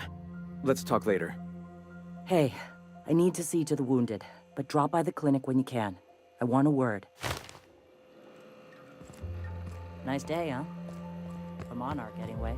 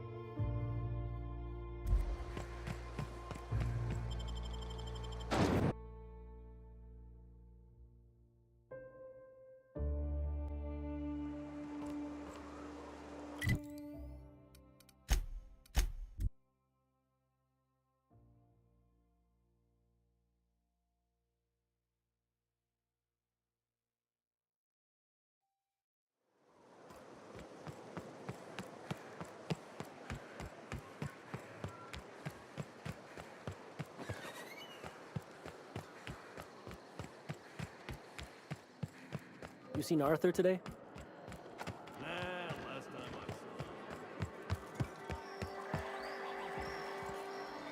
Uh-huh. You blind, little bird? Or can you not see I'm busy? Why is it every sissy pig fucker who strolls into my town expects me to smile and shout awful friendly? Welcome to Fallbrook. Only nugget of paradise in this entire law-forsaken land. Like a void damn advert.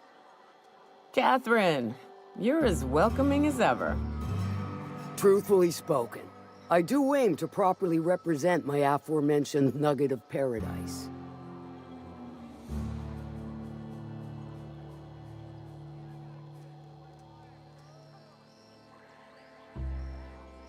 I'll be sure to remember that, little bird.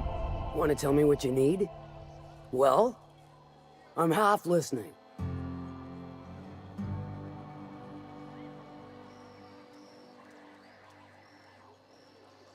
Might be I know something about it. Might be someone hired my crew to blind drop supplies on the Northern Bridge. Might be they sure as shit weren't pirates. Now that I consider it, I ain't heard from my delivery team in far too long.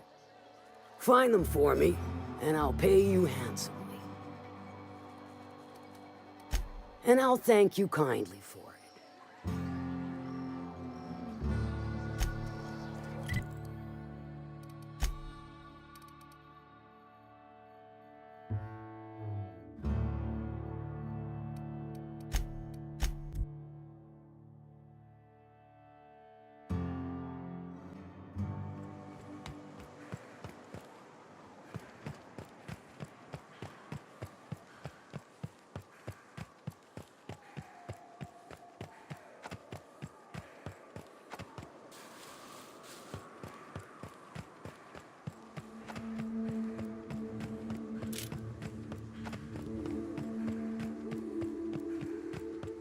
I'd stake my reputation on this being an ambush.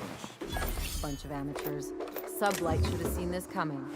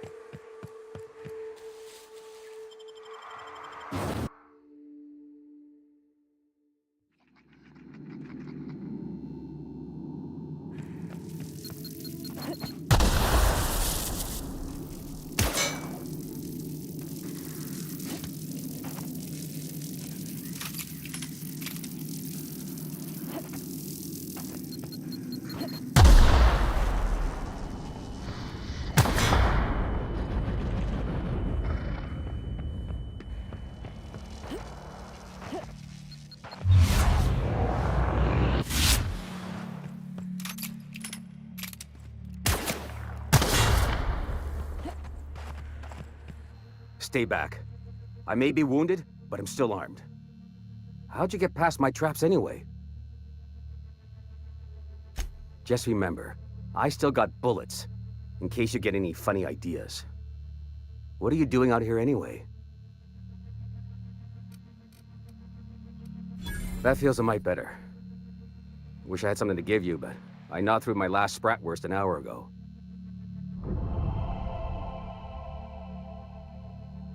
Catherine had us making drops for some big-shot client out here. And before you ask, I don't know who they are. Or were. The whole point of making drops in the middle of nowhere was to keep their identity and whereabouts a secret.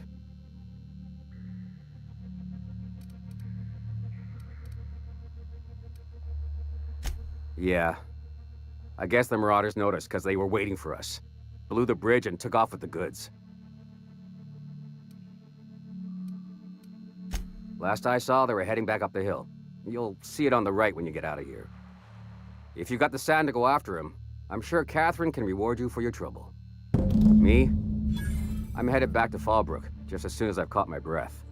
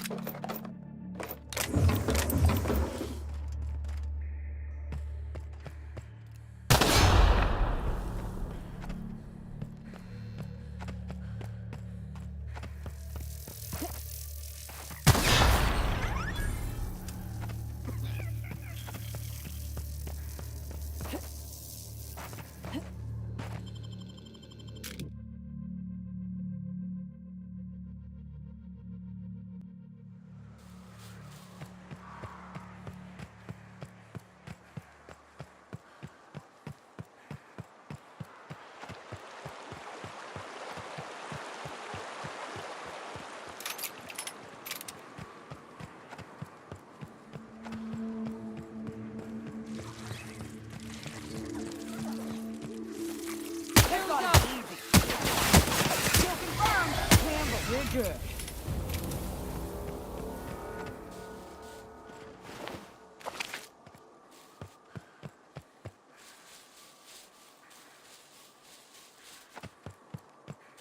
Please, you don't have to do this. Look! I didn't mean what I said about your outfit. It's very fashionable. I grew up That again.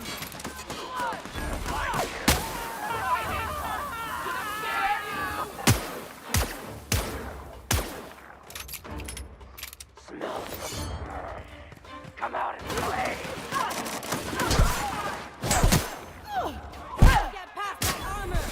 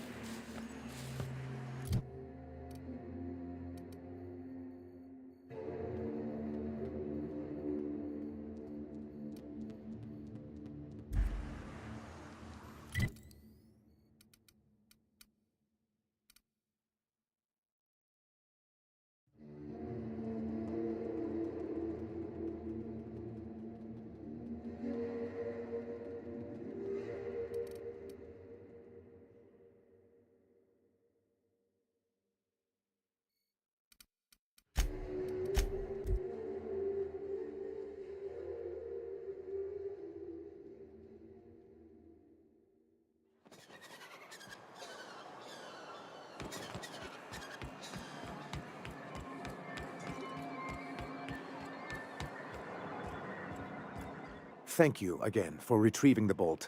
It's every bit as complex as I'd heard, but I'm up to the challenge. Anyway, what can I do for you? Excellent timing on your part. I worked my fingers to nubs, but I finally completed the Bolt 52 form. I dare say it will be my second greatest achievement after the Reformations. You're getting ahead of yourself again. So I am. Do you have this cartridge?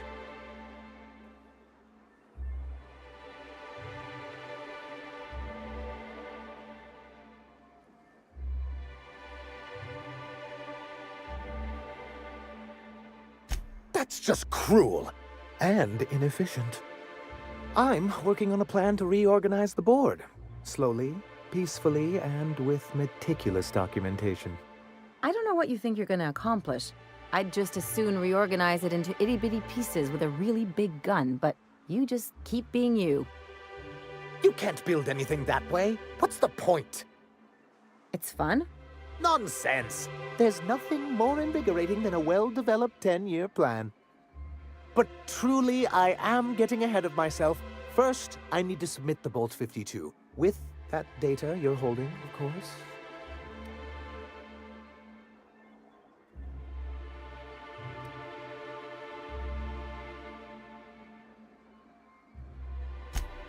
That seems unnecessarily complicated. It's actually very funny, sir. Now I'm confused. Do you have evidence against UDL or not? I knew there was something going on. This is exactly the proof we need. The board will have to welcome us back now. I'll transmit this data along with the completed Bolt 52 right away. After that, we'll sit back and quietly wait for the board to respond. That means no more broadcasts from us.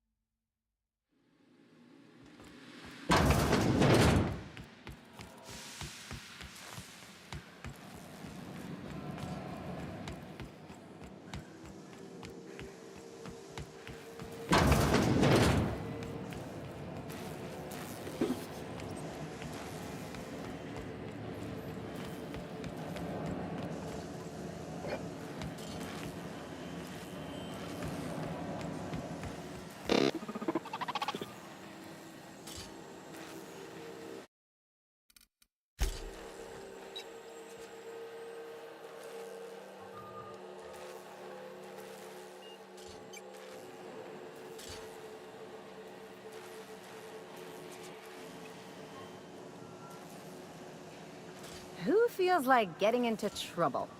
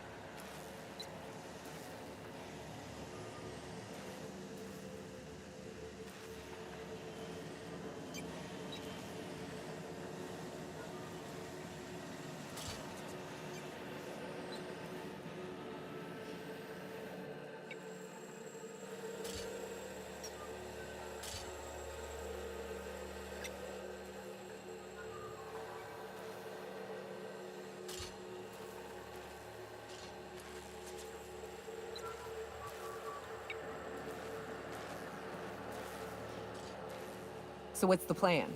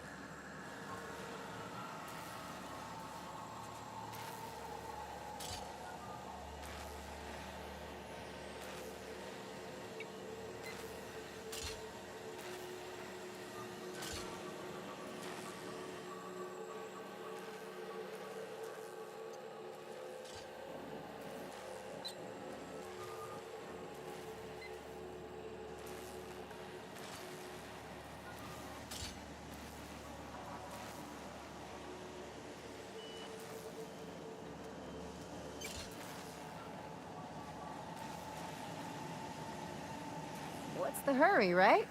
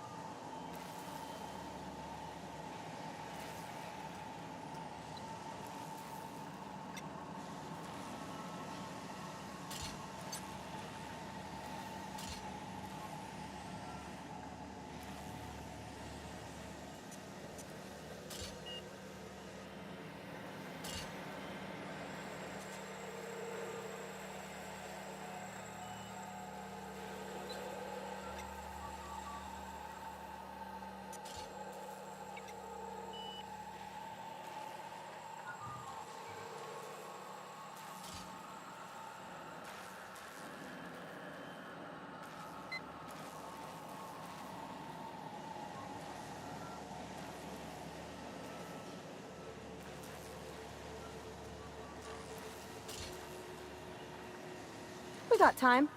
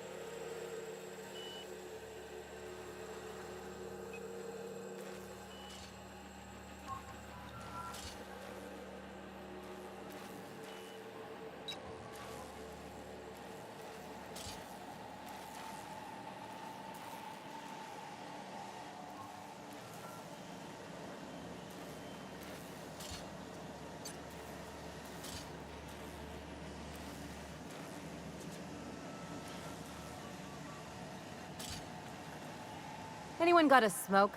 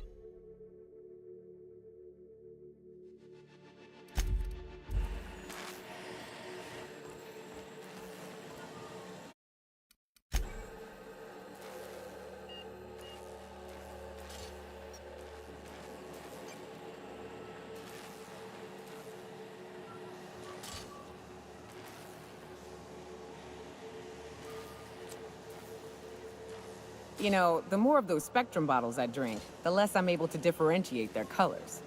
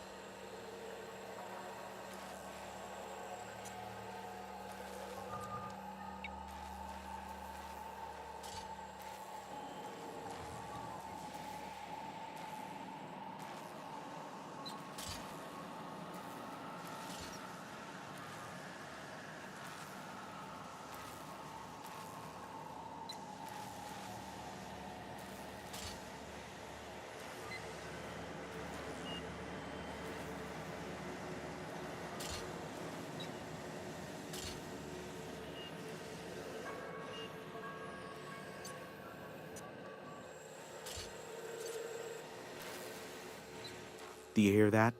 It's the blessed sound of radio silence, which leads me to believe you have sweet, sweet news for me.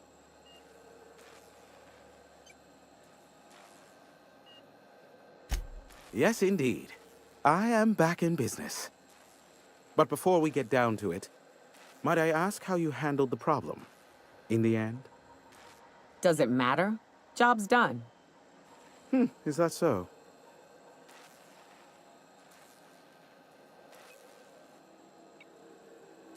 I don't know how. The two are diametrically opposed and impossible to please. But it matters not how you fixed my problem, only that you did. I don't doubt that you are working with Phineas, but my contract specifies I relay any acquired information to the purchaser, and to the purchaser alone. However, to send the data, I will need your assistance in cycling the antenna's receiver, so I can input the needed adjustments.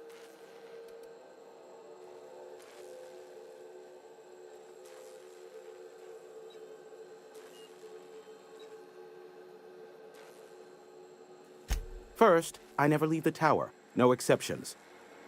And twofold, this is a multi-person endeavor. I need to be here to key in the sequence to the tower's system when it resets, or the calibration will fail.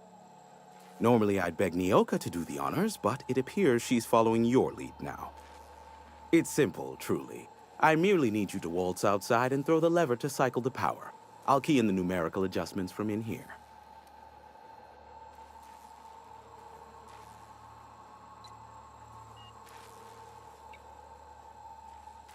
Eternal, no. What is wrong with you? Who would ever design something like that? However, you're welcome to brew me a Rizzo Insta-Coffee from the staff kitchen on your way back. Just step outside, flip the switch, depart forever. Understood? Good. Marvelous. We're in agreement. This is why I stopped helping out around here, you know. It's always throw this lever, shoot that marauder, save my life. Just one thing after another with you. I'm starting to see why you don't get much company out here.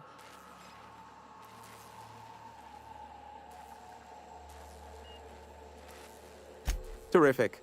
I'll be here, waiting with bated breath. Give a shout if the panel electrocutes you.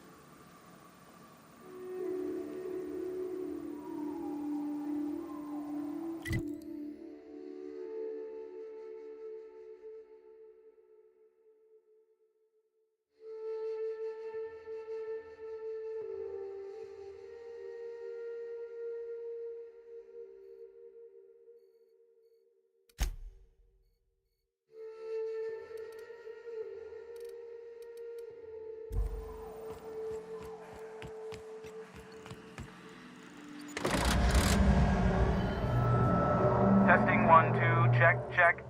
Sweet stars. But that is a beautiful sound. Can you hear me? We are a go for broadcast. Oh, and I also dispatched Phineas his data. Impatient prick. Worse, I'm now indebted to him for it. Now I'll kindly thank you to get out of my tower.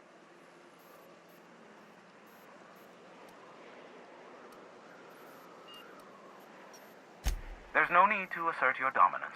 I doubt I could make you do anything you don't wish to. Look, I am well aware that at times I may have the tiniest iota of a prickly exterior, but I must admit I have grown rather fond of you. As Nyoka can attest, I do not form attachments with many. Do take care. Why, he told us to leave without flinging insults at our persons. He really does like you, Captain. What in the void-blasted hell is that?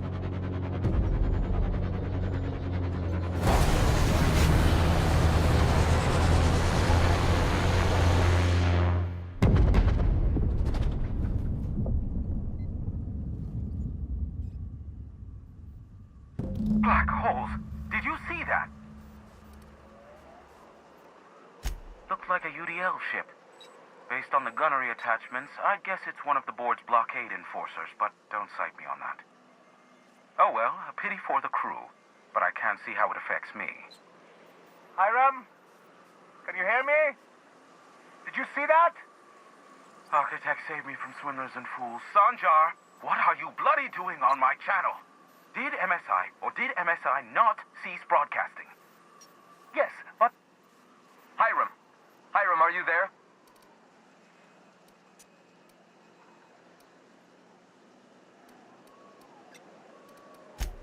Ah, the good captain.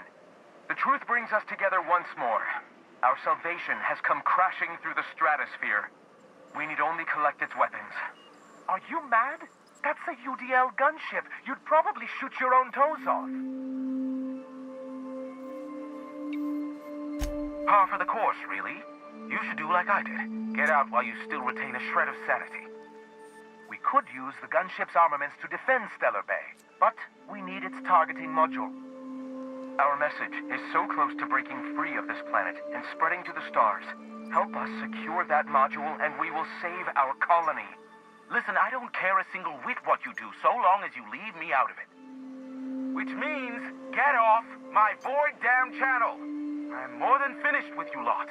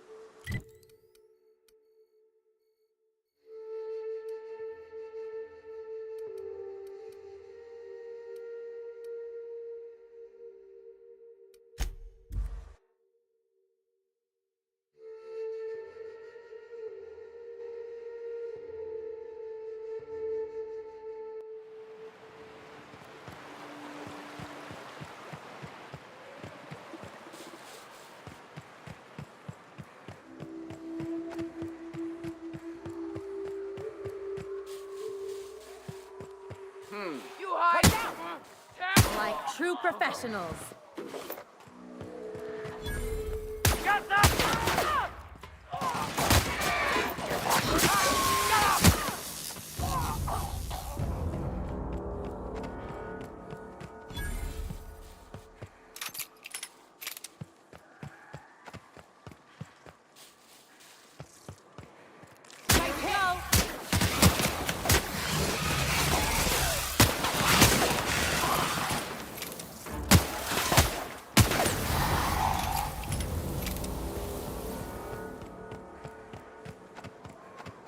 Raps. Let's clear this sulfur-sodden fucks out so Hayes can rest in peace. Mess him up!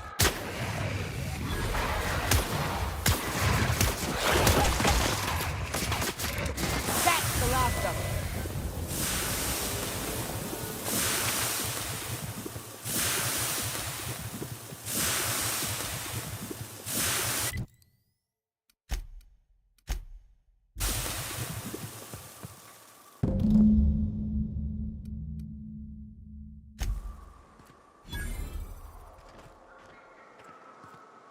Hayes was the best self-sacrificing son of a saint I ever met.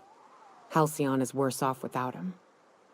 Now, if we're gonna lure the Mantiqueen out, we'll need to find Rebecca and Anders.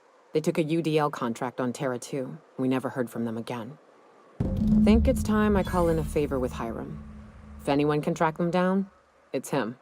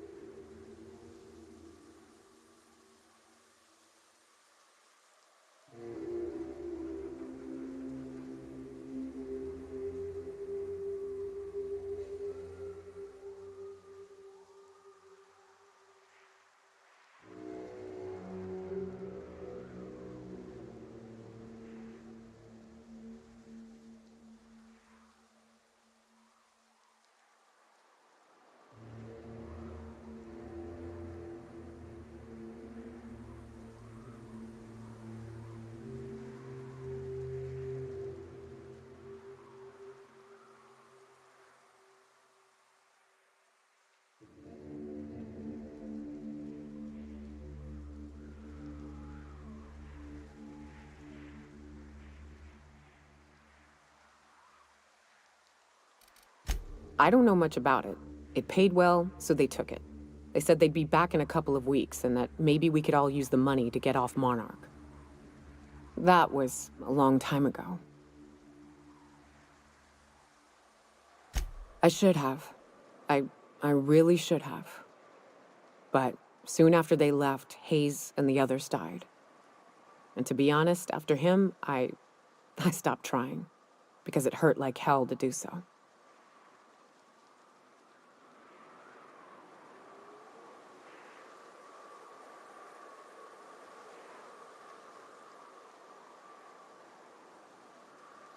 Thanks. I'm still not convinced I won't come to regret it, but we've started down this path. Might as well see it through. Maybe it'll stop me screaming at night. Now come on, let's make tracks before Hiram dies of old age.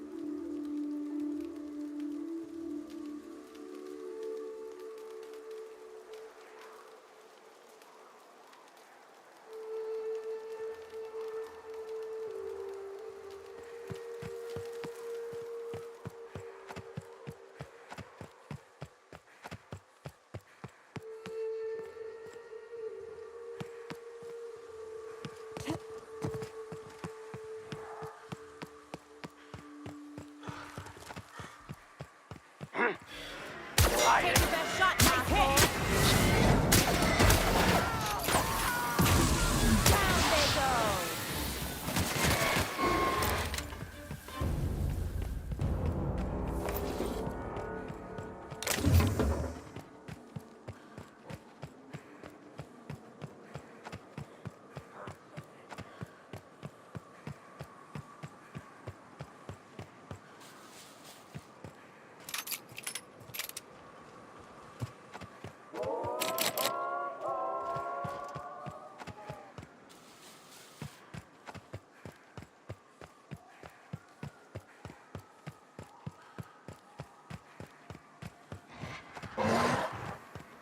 Their mistake. Supper! I smell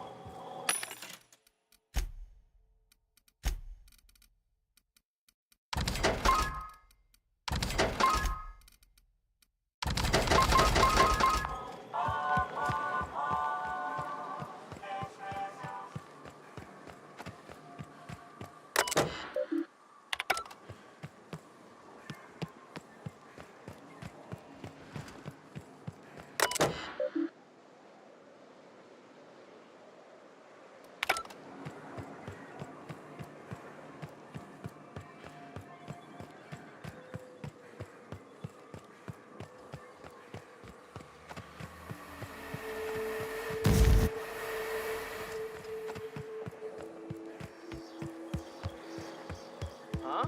I smell incoming! Don't mess with us.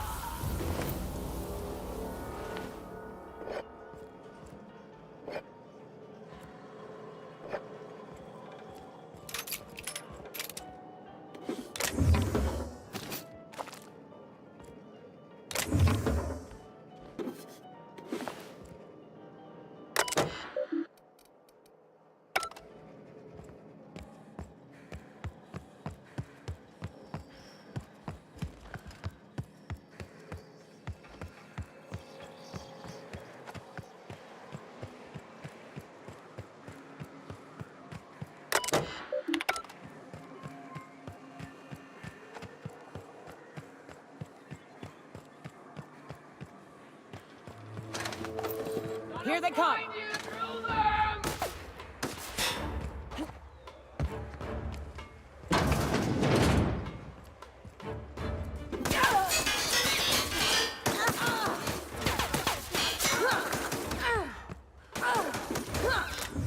That does it. Time for a drink?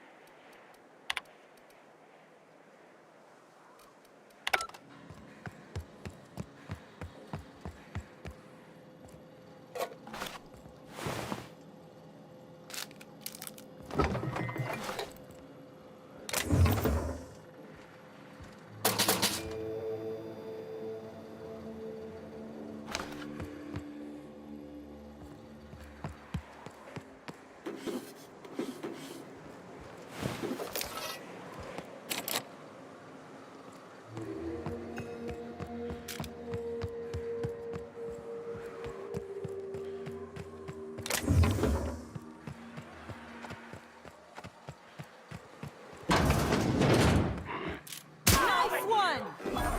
Incoming!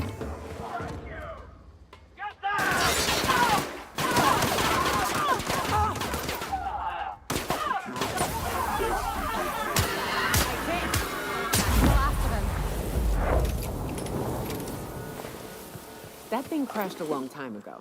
It ain't gonna fly again, so don't go getting funny ideas.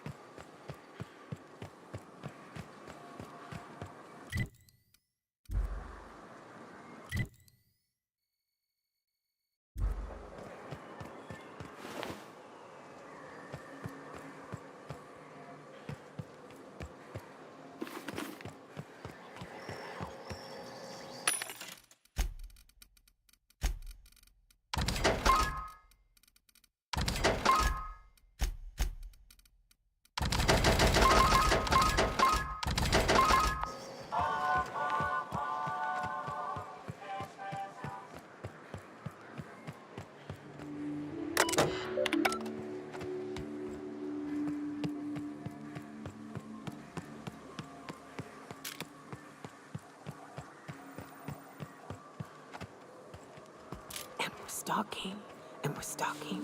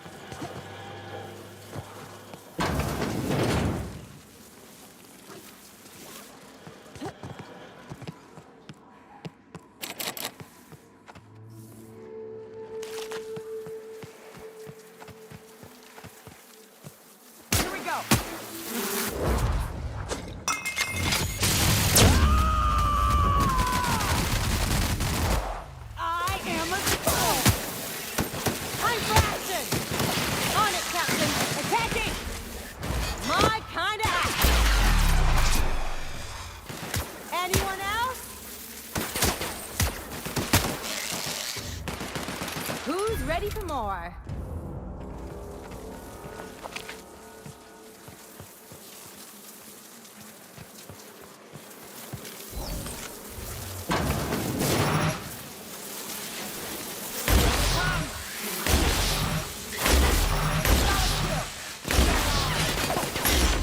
And that's how it's done, Captain?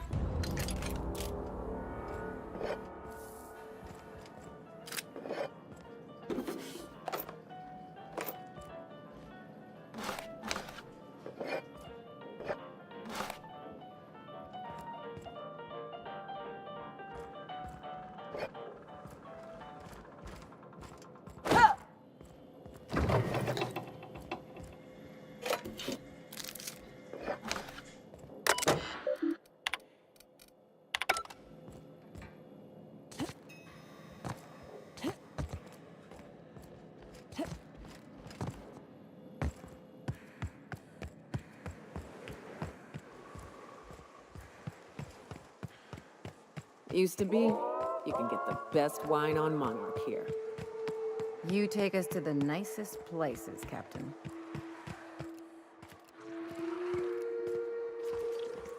Here we go. I'll get him.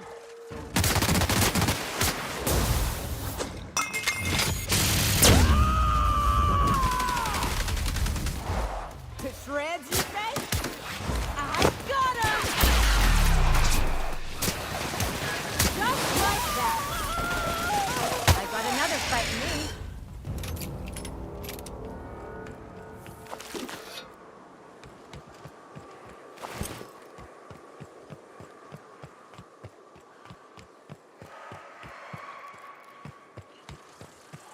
Attacking! We're doing this!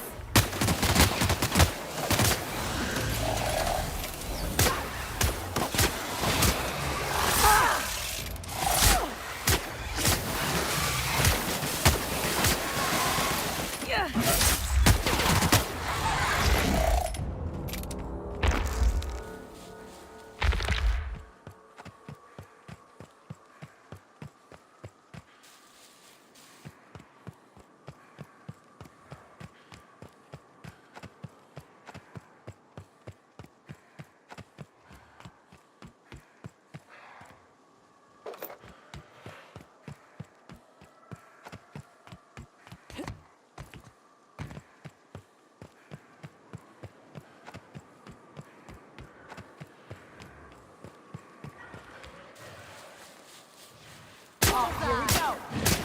Nice work.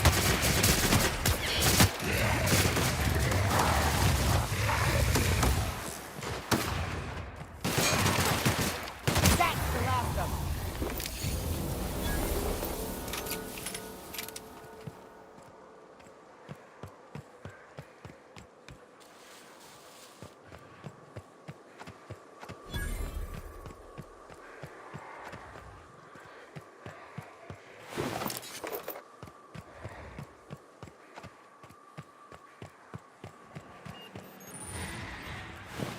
Make him regret it.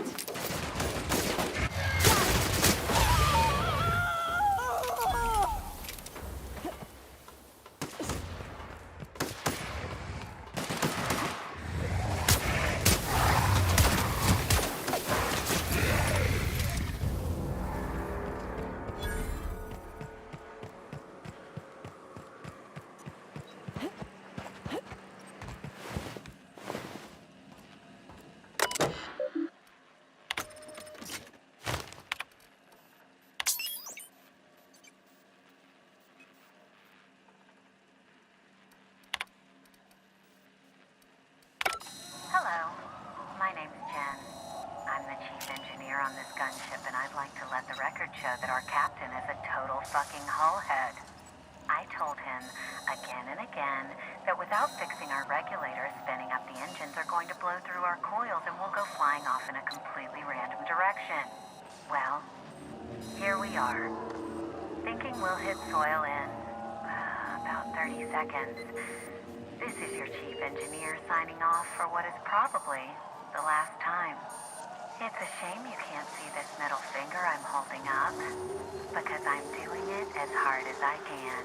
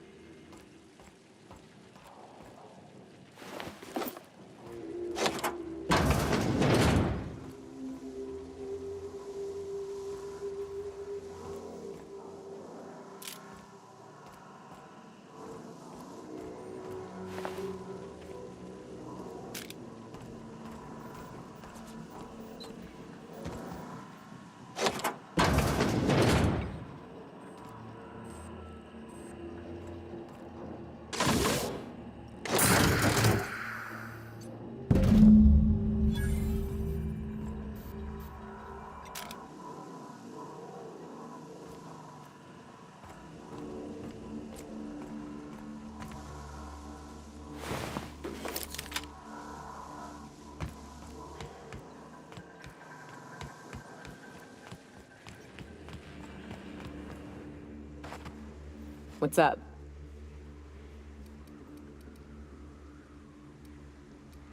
Sure. All right.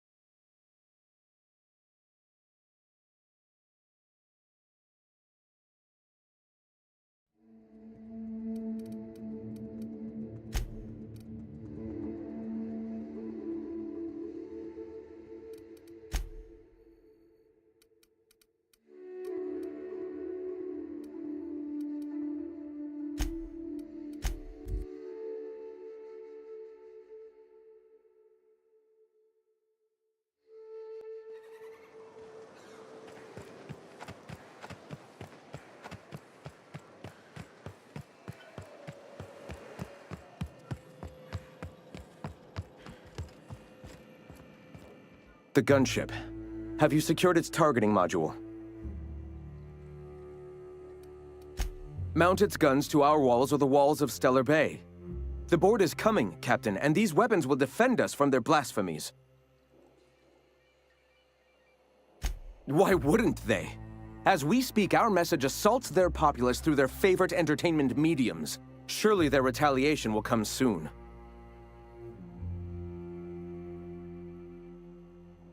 All right.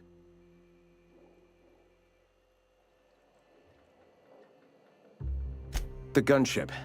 Have you secured its targeting module? At last. Now we must secure the Stellar Bay landing pad. We will fortify the city against the board's assault. I'm all for fighting the board and all, but... Oh, shit. Just don't shoot too many of my drinking buddies in there, all right? And you, Captain. Are you prepared?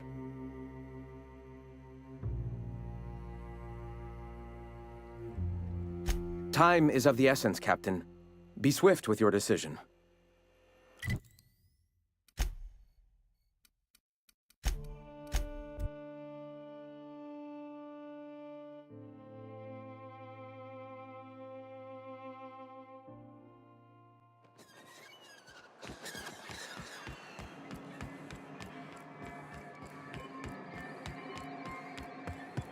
If the Iconoclasts reach that ship first, there won't be any chance for a peaceful monarch. I don't suppose you've found the targeting module yet? I've sent patrols, but they're running into trouble with the Iconoclasts.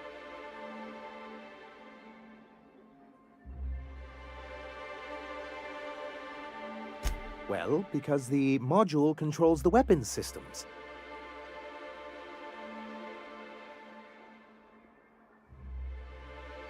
Because once we mount them on Stellar Bay's walls, no Marauder or Raptidon will ever be a threat to us again.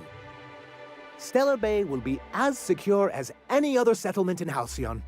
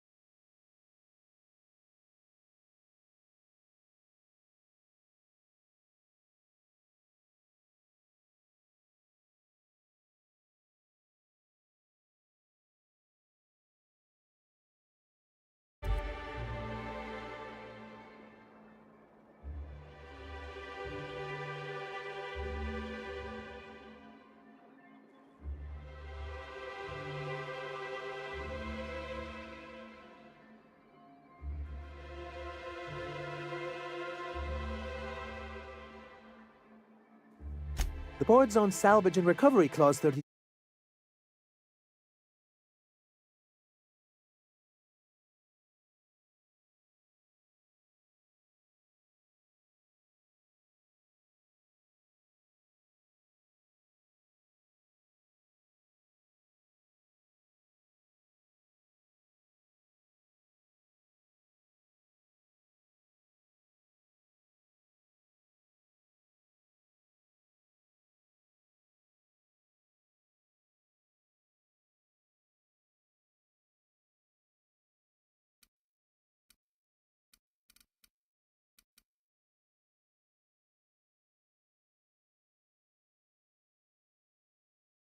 B would say differently. And they won't dare challenge us over this. Not after the data you found on their experiments here.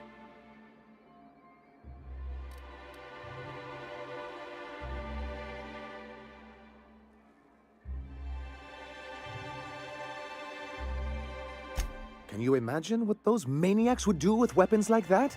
They'd wreak havoc. Or they go and get themselves killed. Then they're not your problem anymore. The board would consider us complicit in any of their folly. That would only get us ousted again. And roll back all the progress we've made at reconciling with the rest of Halcyon.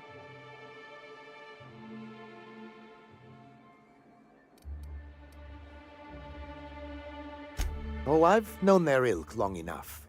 Even if they merely sat on the scraps, the threat of a bunch of anarchists holding a gunship would bring the full wrath of the board down on Monarch. We can't afford that. I'm skeptical they'd care enough to wipe us out, but if they did, we wouldn't stand a chance. Ah, you see our quandary then.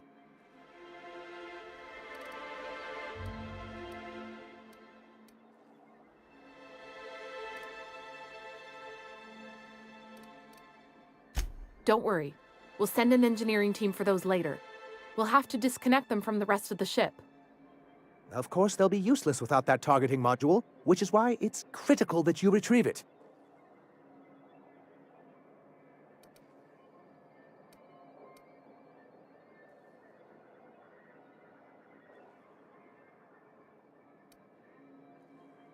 Which is also why we can't let the Iconoclasts get them.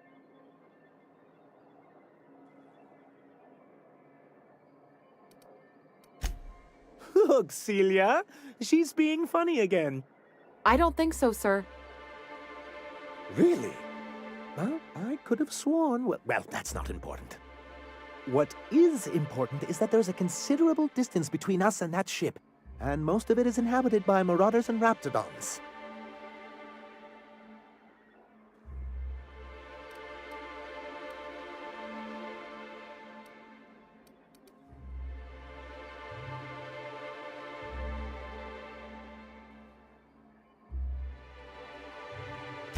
Excellent! At last, we have what we need. I wouldn't get excited just yet, sir. It looks like the Iconoclasts followed you. I have word they're gathering in the ruins outside of town. I'm afraid we've got to fight them. They'd knock our walls down trying to get that module. It looks like this means... war.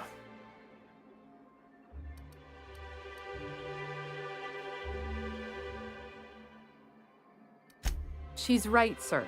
You don't sound very convincing. Well, I didn't ask for a performance review, did I? I'll lock the south gate to keep them out. You'll have to approach from the north. Good luck.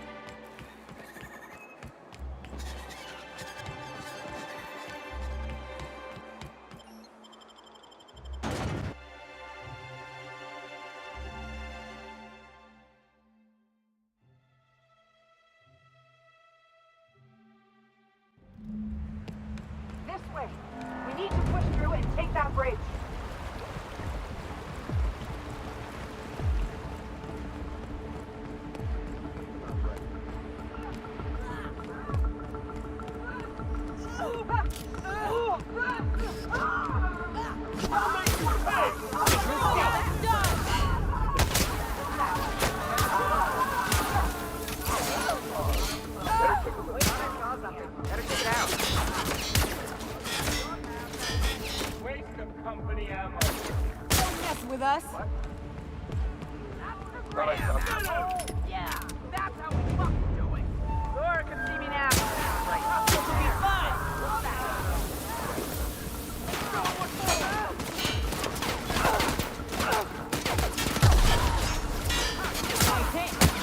That's the last of them.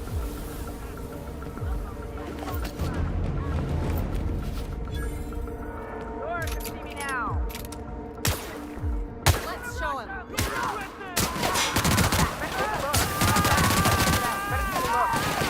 What's that?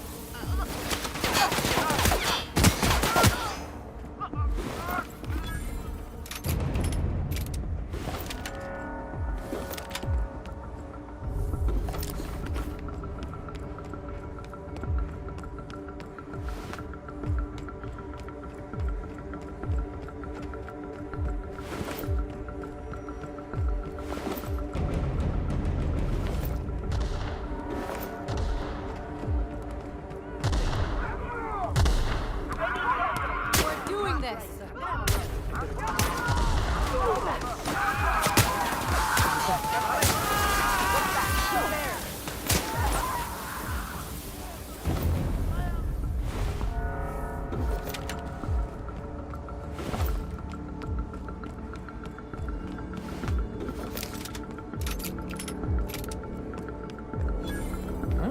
They got the drop on us.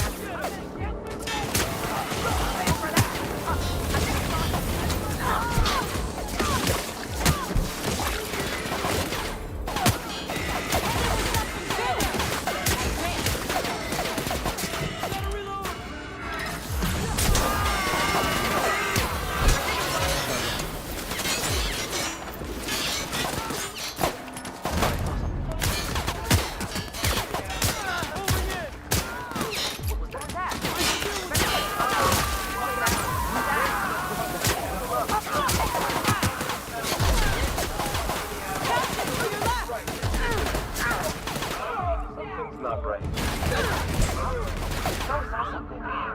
Something's not right.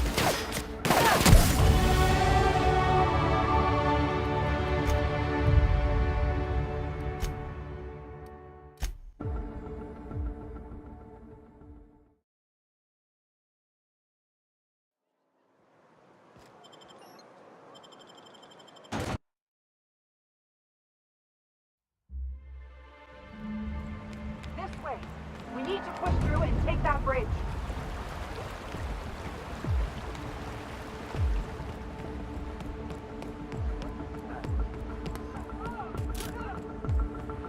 Got a new mark! Here they come. Don't mess with us.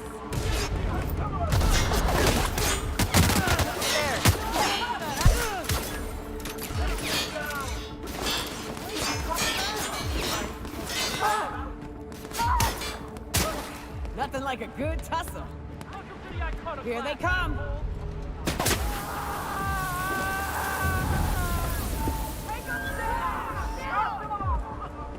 Looks like your lab, doesn't it?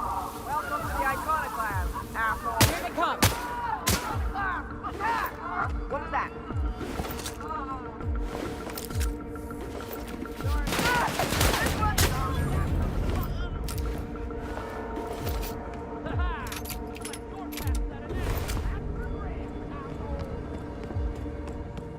Gonna sell your shit for beer money. Huh?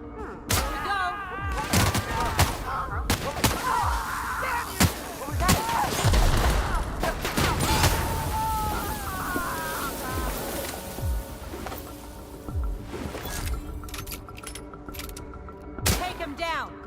Nice, Captain.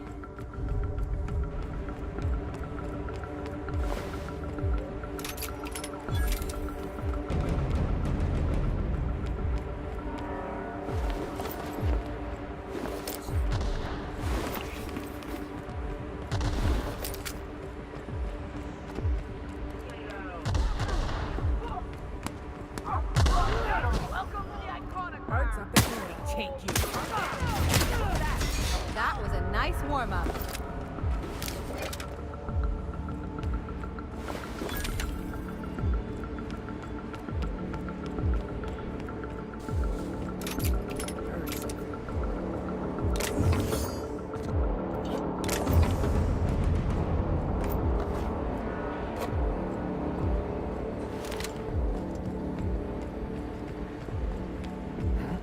Take your best shot, asshole.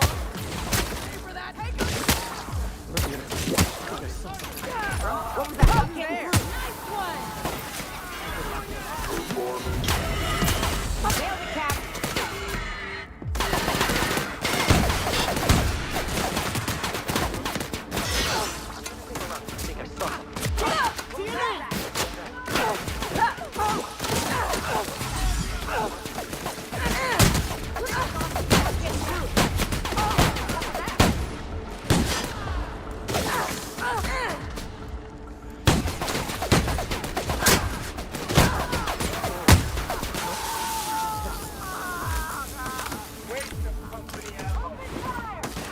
Getting behind cover!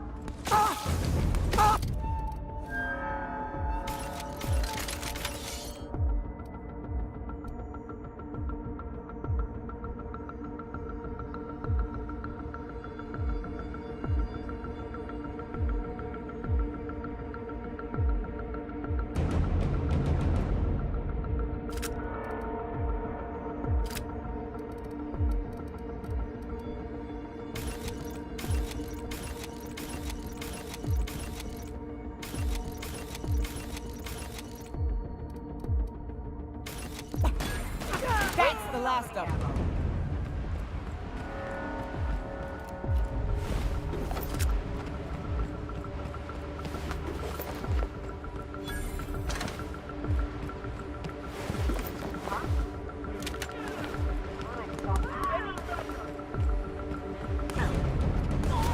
Looks like your path's at an end. Who's there? Their mistake.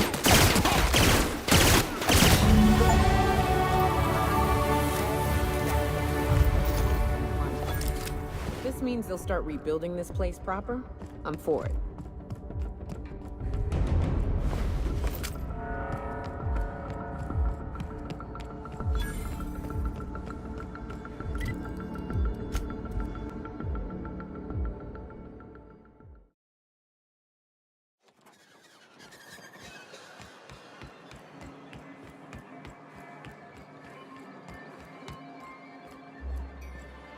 You're back. And in one piece. Does this mean I mean we won? We did indeed, sir. I can't believe it. Not that I'm really surprised, but, well, maybe a little. You did it. I mean, we did it.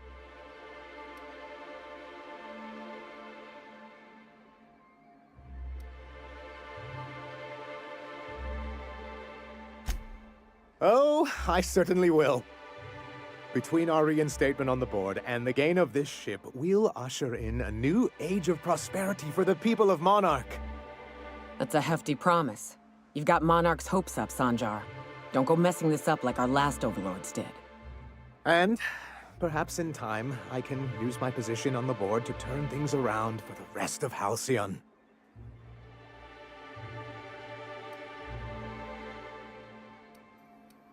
I shall. Perhaps I'll write you a brief. Anyhow, thank you. And good luck to you. What can I do for you? Quite well, actually. It's astounding how much our quality of life has improved without Graham's lunatics breathing down our necks. Our residents are reporting increased productivity during their shifts and improved satisfaction in their leisure time. And since we're back in the board's good graces, we've got real growth prospects to look forward to.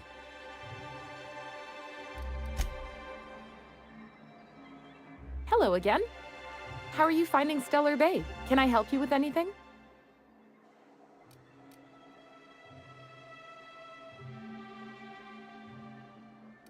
Now that Graham isn't shouting over the wireless and folks aren't worried about the iconoclasts killing them in their sleep, things have gotten quiet.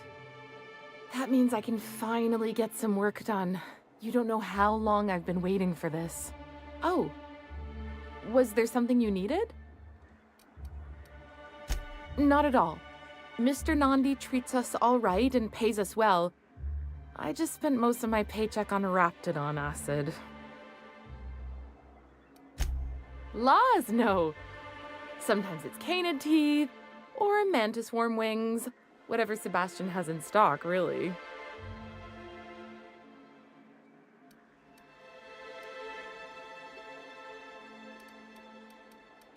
So I can talk to him, of course. He doesn't get going about much else. Sort of the strong, silent type. Unfortunately, my apartment's kind of filling up with his stuff, and some of the neighbors are complaining about the smell.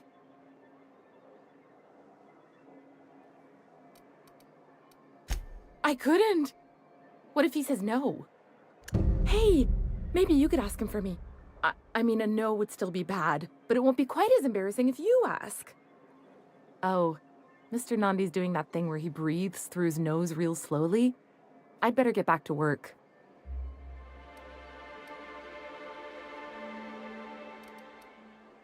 He doesn't talk much, but he's got this quiet intensity, you know? Like there's stuff going on inside his head that you have no idea about.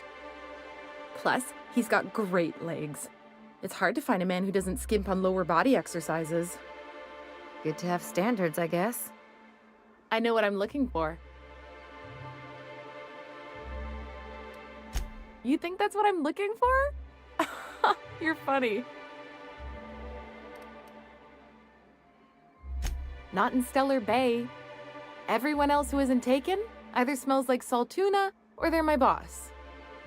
Besides, a man with a good smile and a proportionate upper to lower body ratio isn't something to pass up.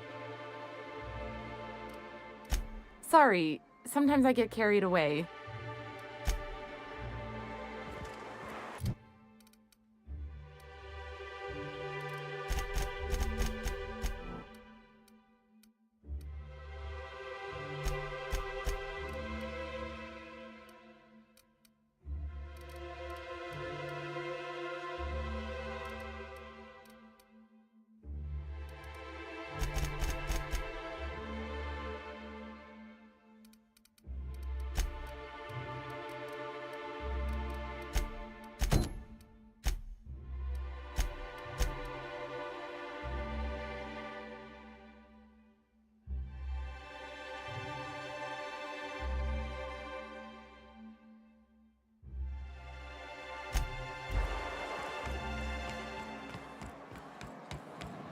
Hello, stranger.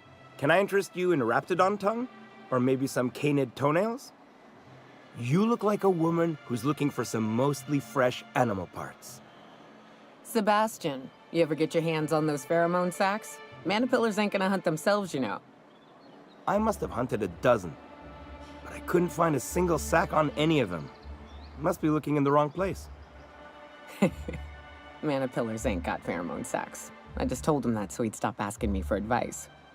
At least I'm getting a good haul of claws in the process. You're in good hands, traveling with Monarch's top merc.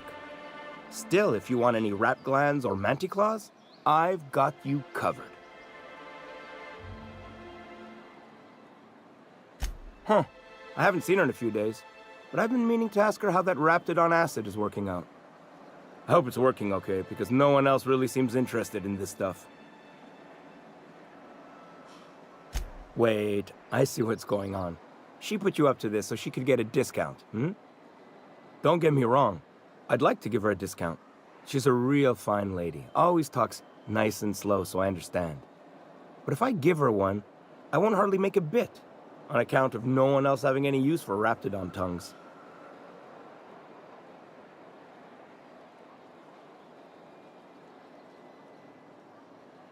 You sound pretty sure. And she is awful nice. Okay, I'll do it.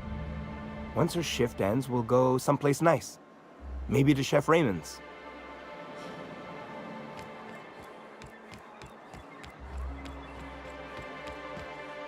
Have you talked to Sebastian yet? What did he say? Okay, but how did he say it? Did he sound excited? Or like he was just agreeing to it? Was he like, yay, a date with Celia. I've secretly been waiting for this. Or was it more, sure, I don't have anything else going on.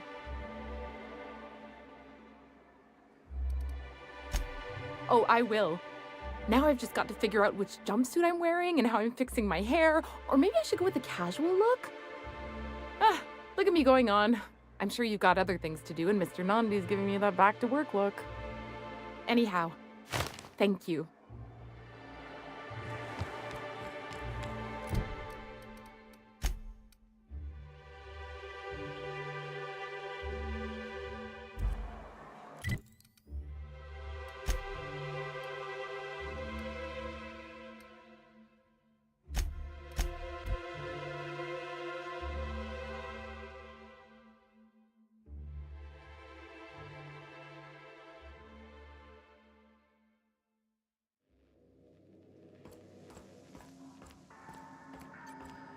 I have received a transmission from Roseway, from a Dr. Shaw. Welcome back, Captain. I have received a transmission from Roseway, from a Dr. Shaw. Beginning playback now. What? Oh, is this on? Oh, it's on right now. Oh, blast. Hello? I'm trying to reach the captain of the Unreliable. I'll keep this short, lest I get caught. Please return to Roseway as soon as you can. I have an item of great value that you'll be interested in. Now, how does this blasted thing turn off? Damn engineers never label these toggles clearly. Is it the... The transmission is complete, Captain.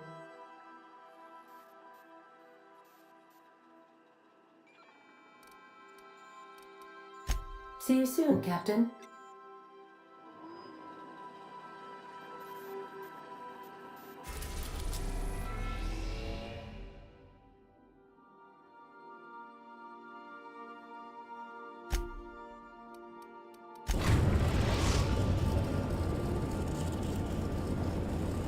Now arriving at Phineas's top-secret orbital lab. Captain, I hope you made the right decision by siding with MSI.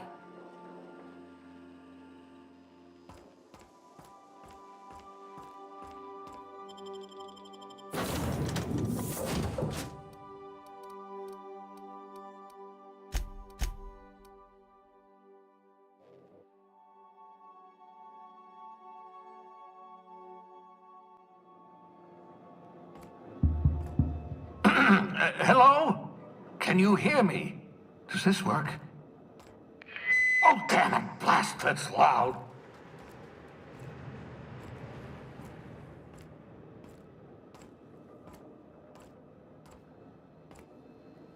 I'm just securing my ongoing experiments. And securing myself.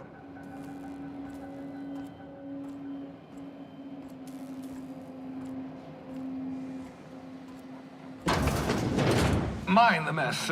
I haven't had a visitor since, in fact, I've never had a visitor.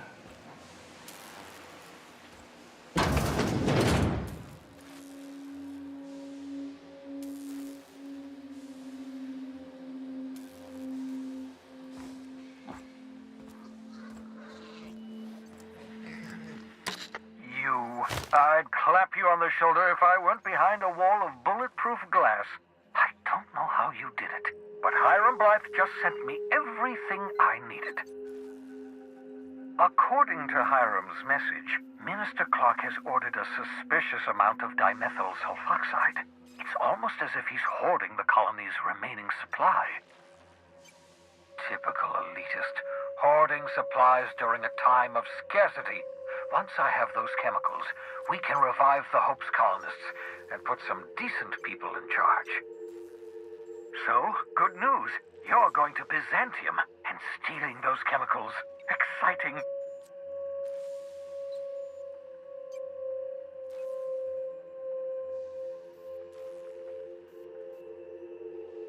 Aloysius Clark, Minister of Earth. Virtually every colony requires the presence of a Minister of Earth. Clark is complicit in every one of the board's crimes. Whenever the board issues some new decree, you'll find Clark's signature on the dotted line.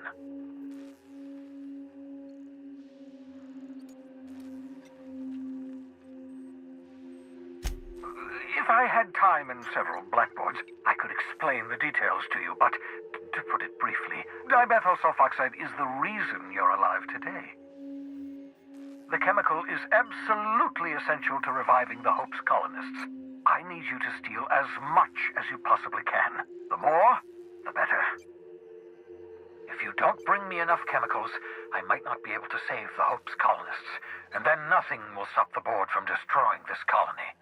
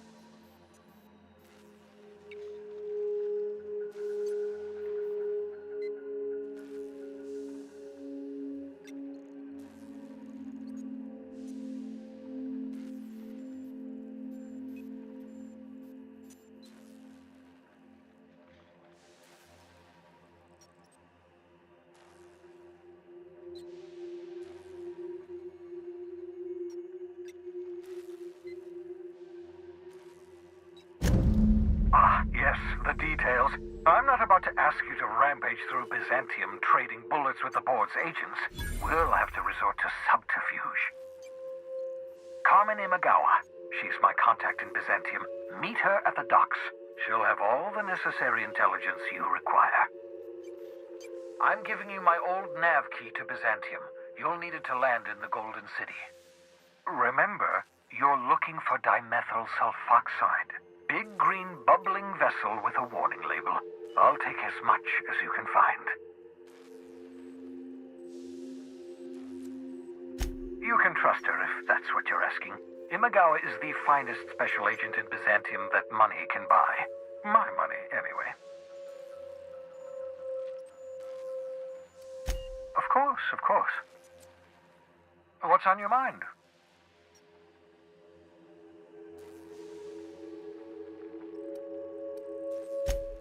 Absolutely. Let's talk.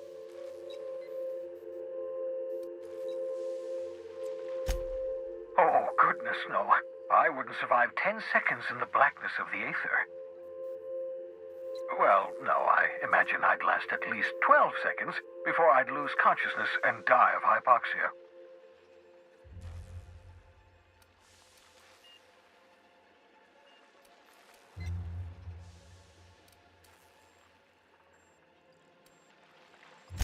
Life outside work? No, of course not.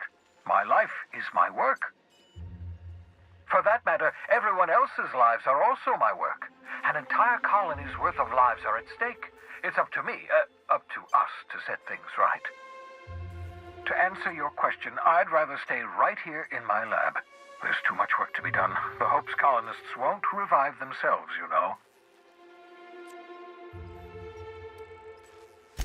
Because we've lost our way, the board has a stranglehold over this colony, and we've all been conditioned into total obedience. The Hope is full of specialists, scientists, engineers, talented individuals like you, people who haven't been corrupted by the board. Unfortunately, the Hope's colonists have been frozen for decades, well past your shelf life, so to speak. No offense.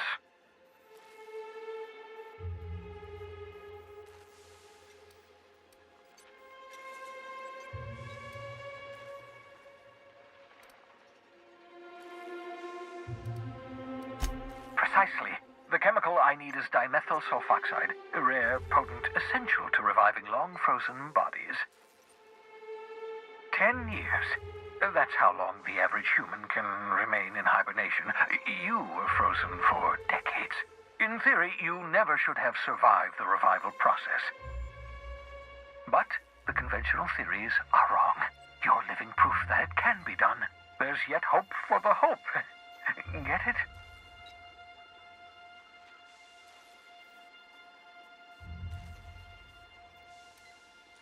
We'll do our very best to save them all. I'd best get back to work.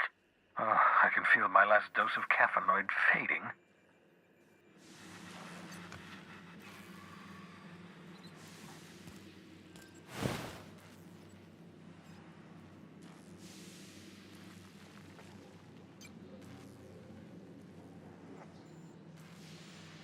The Sissy Pigs make excellent test subjects. Also surprisingly nutritious.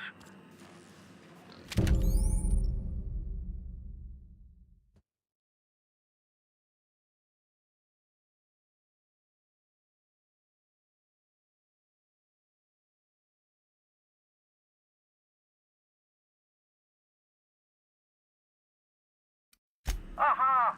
I see you found my portable molecular compression device, better known as a shrink ray. Find a target, point, shoot. Your target will shrink down into a manageable size, whereupon you may commence beating them to a pulp. Feel free to try it on a marauder sometime.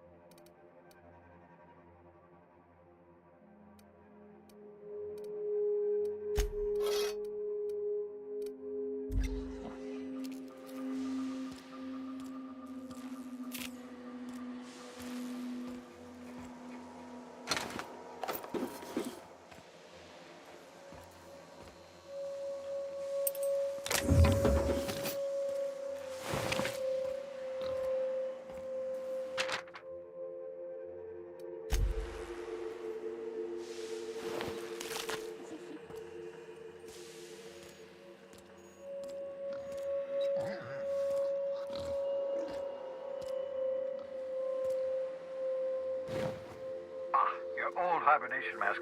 Had to remove it, you know, in case you were prone to vomiting.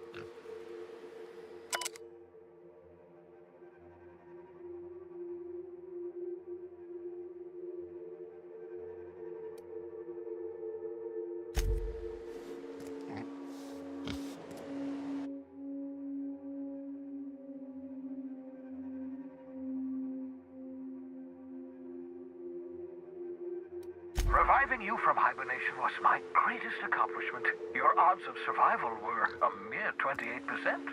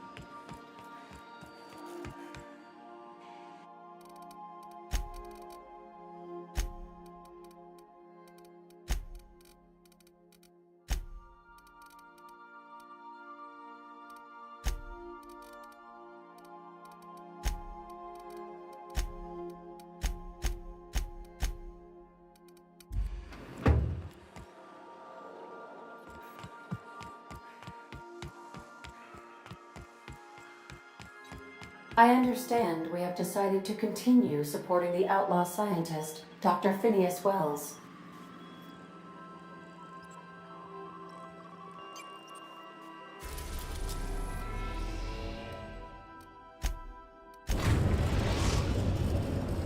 Captain, I'm receiving an urgent docking request from another vessel. Greetings from the Halcyon Parcel Service. Delivery is guaranteed within standard margins of certainty. I've got a special delivery for Alex Hawthorne of the Unreliable. With your permission, I'll see it transferred to your ship. With alacrity. Stand by, Captain Hawthorne. An HPS certified distribution technician has deposited the parcel into your cargo hold in accordance with hazardous waste disposal procedures. They dispense 3 complimentary spritzes of Anti-Cleo's Citrus Squirt Air Freshener. That's the HPS touch for you, Captain Hawthorne. On behalf of HPS, I'd like to remind you that HPS is not responsible for any damage, defacement, or unseemliness to your parcel. Thank you for your patience, and please remember HPS for all of your future parcel-related needs.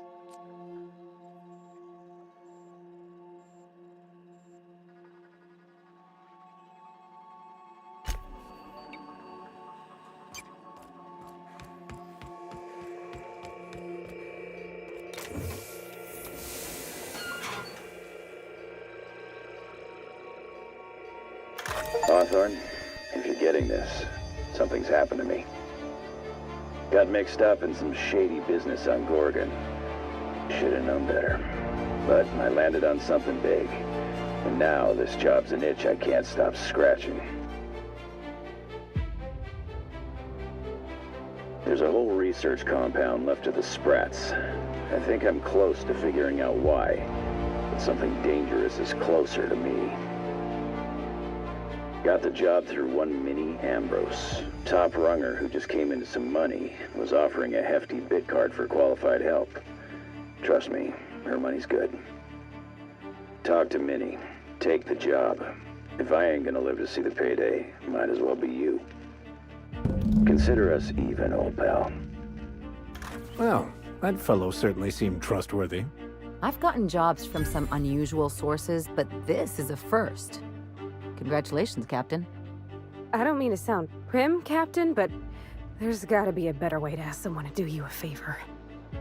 At least this won't be boring. Lucky Montoya owed Captain Hawthorne a considerable debt. I believe this is what humans refer to as payback. Captain, the message contains landing coordinates for a small asteroid in the Charybdis cluster. It was recently registered to a Wilhelmina Ambrose. He was an old friend of Alex Hawthorne's. Lucky Montoya had a statistically significant tendency to encounter situations of extreme danger. He liked to show off his battle scars. I get the feeling he won't be flashing this one around. He was also the 4th best paid freelancer in the system.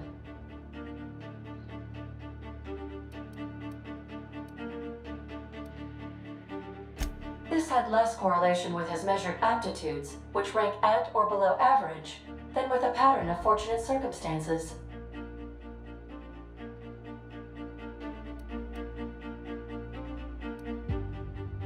Based on the condition of the limb, I calculate a 92.7% chance that Mr. Montoya expired from his injuries.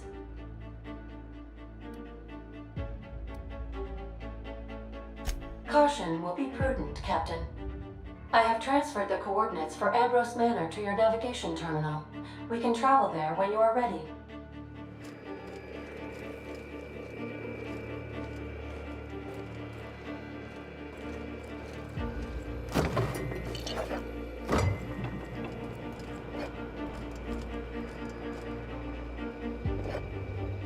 Hey, Cap.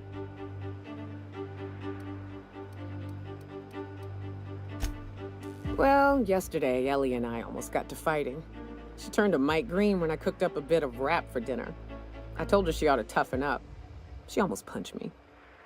I like her. Reminds me of Rebecca. She's got a kind of spirit to her. The kind true freedom hasn't beaten down yet. Shit. The Look at me dredging up bygone days. Forget I said anything.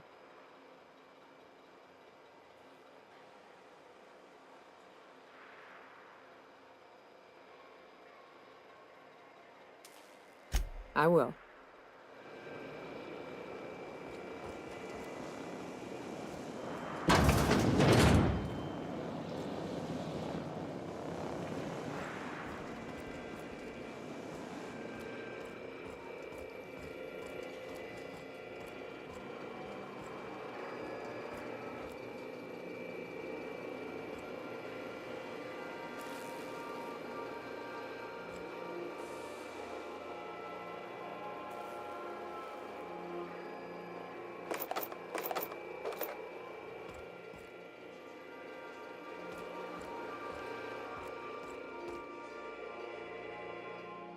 So, we're just gonna march straight into Byzantium and acquire some rare chemicals right under the board's nose?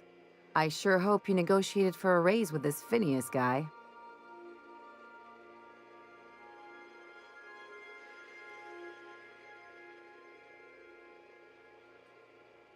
Ever notice how this job gets bigger and more dangerous every time he calls in? He's asking a lot, Captain. Makes me wonder what your angle is.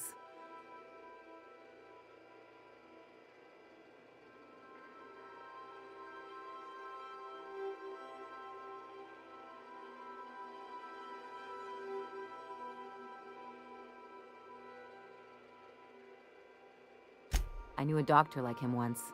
He had a patient complaining of ankle pain, so he amputated the man's foot. Wasn't even the right one. Point is, good intentions don't count for shit. And nothing's more dangerous than a crusader with a cause. Besides, none of this is your mess, so why go dirtying your hands with it?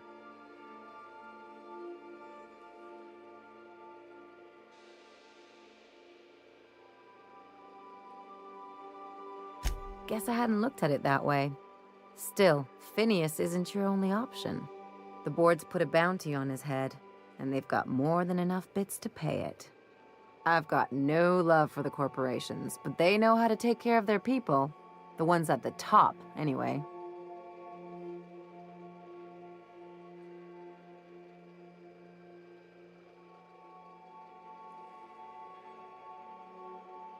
Don't think of it as being a lackey. Think of it as doing a job and getting paid really, really well. I know you want to save the day, but don't forget to look after yourself. No one else out here's going to.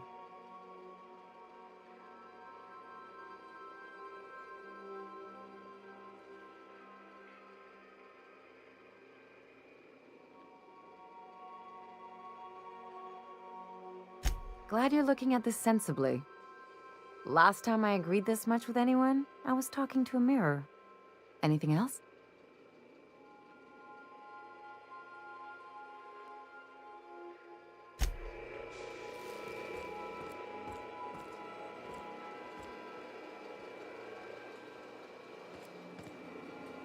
By verity, by strength.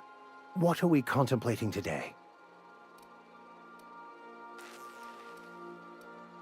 Nothing too out of the ordinary. Just your run-of-the-mill vicar with a violently enthusiastic disposition. That's what my parents called it. I grew up in a pit of a town much like Edgewater. I was destined to be a laborer like my parents, but I was infected early with a need to solve the equation. My passion didn't sit well with them.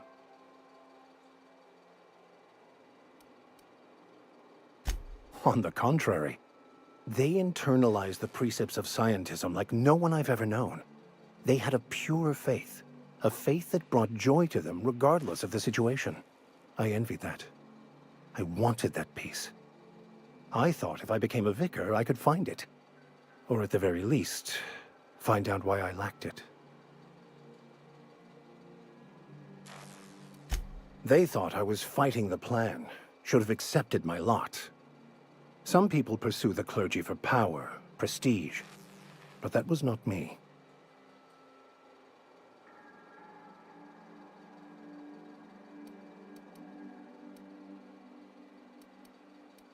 The plan is not one rigid path. There are a variety of multitudes contained within it. Our paths have variance, but we'll end up adhering to it, whether we like it or not. Some choices make the path smoother, some rougher. You can even go outside the lines, but the further outside you go, it's like an unbreakable elastic band. It will only stretch so far before it snaps back. The further it is stretched, the more violent the eventual correction.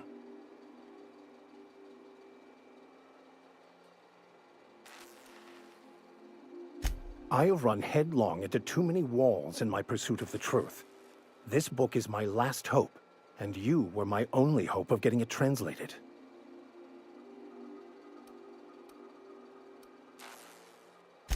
I honestly don't know what I'd do. This quest has consumed me for the better part of my life. I fear there's nothing else left to me. What about you? What's your story?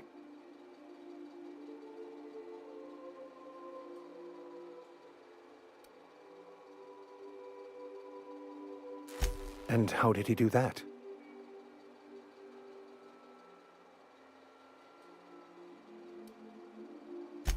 Well, you do seem different than every other colonist. Let's pretend for the moment I believe you. What are you going to do now?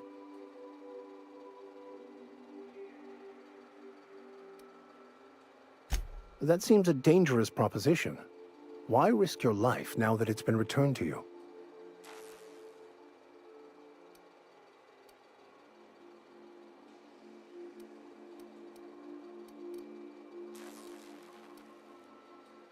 A commendable attitude.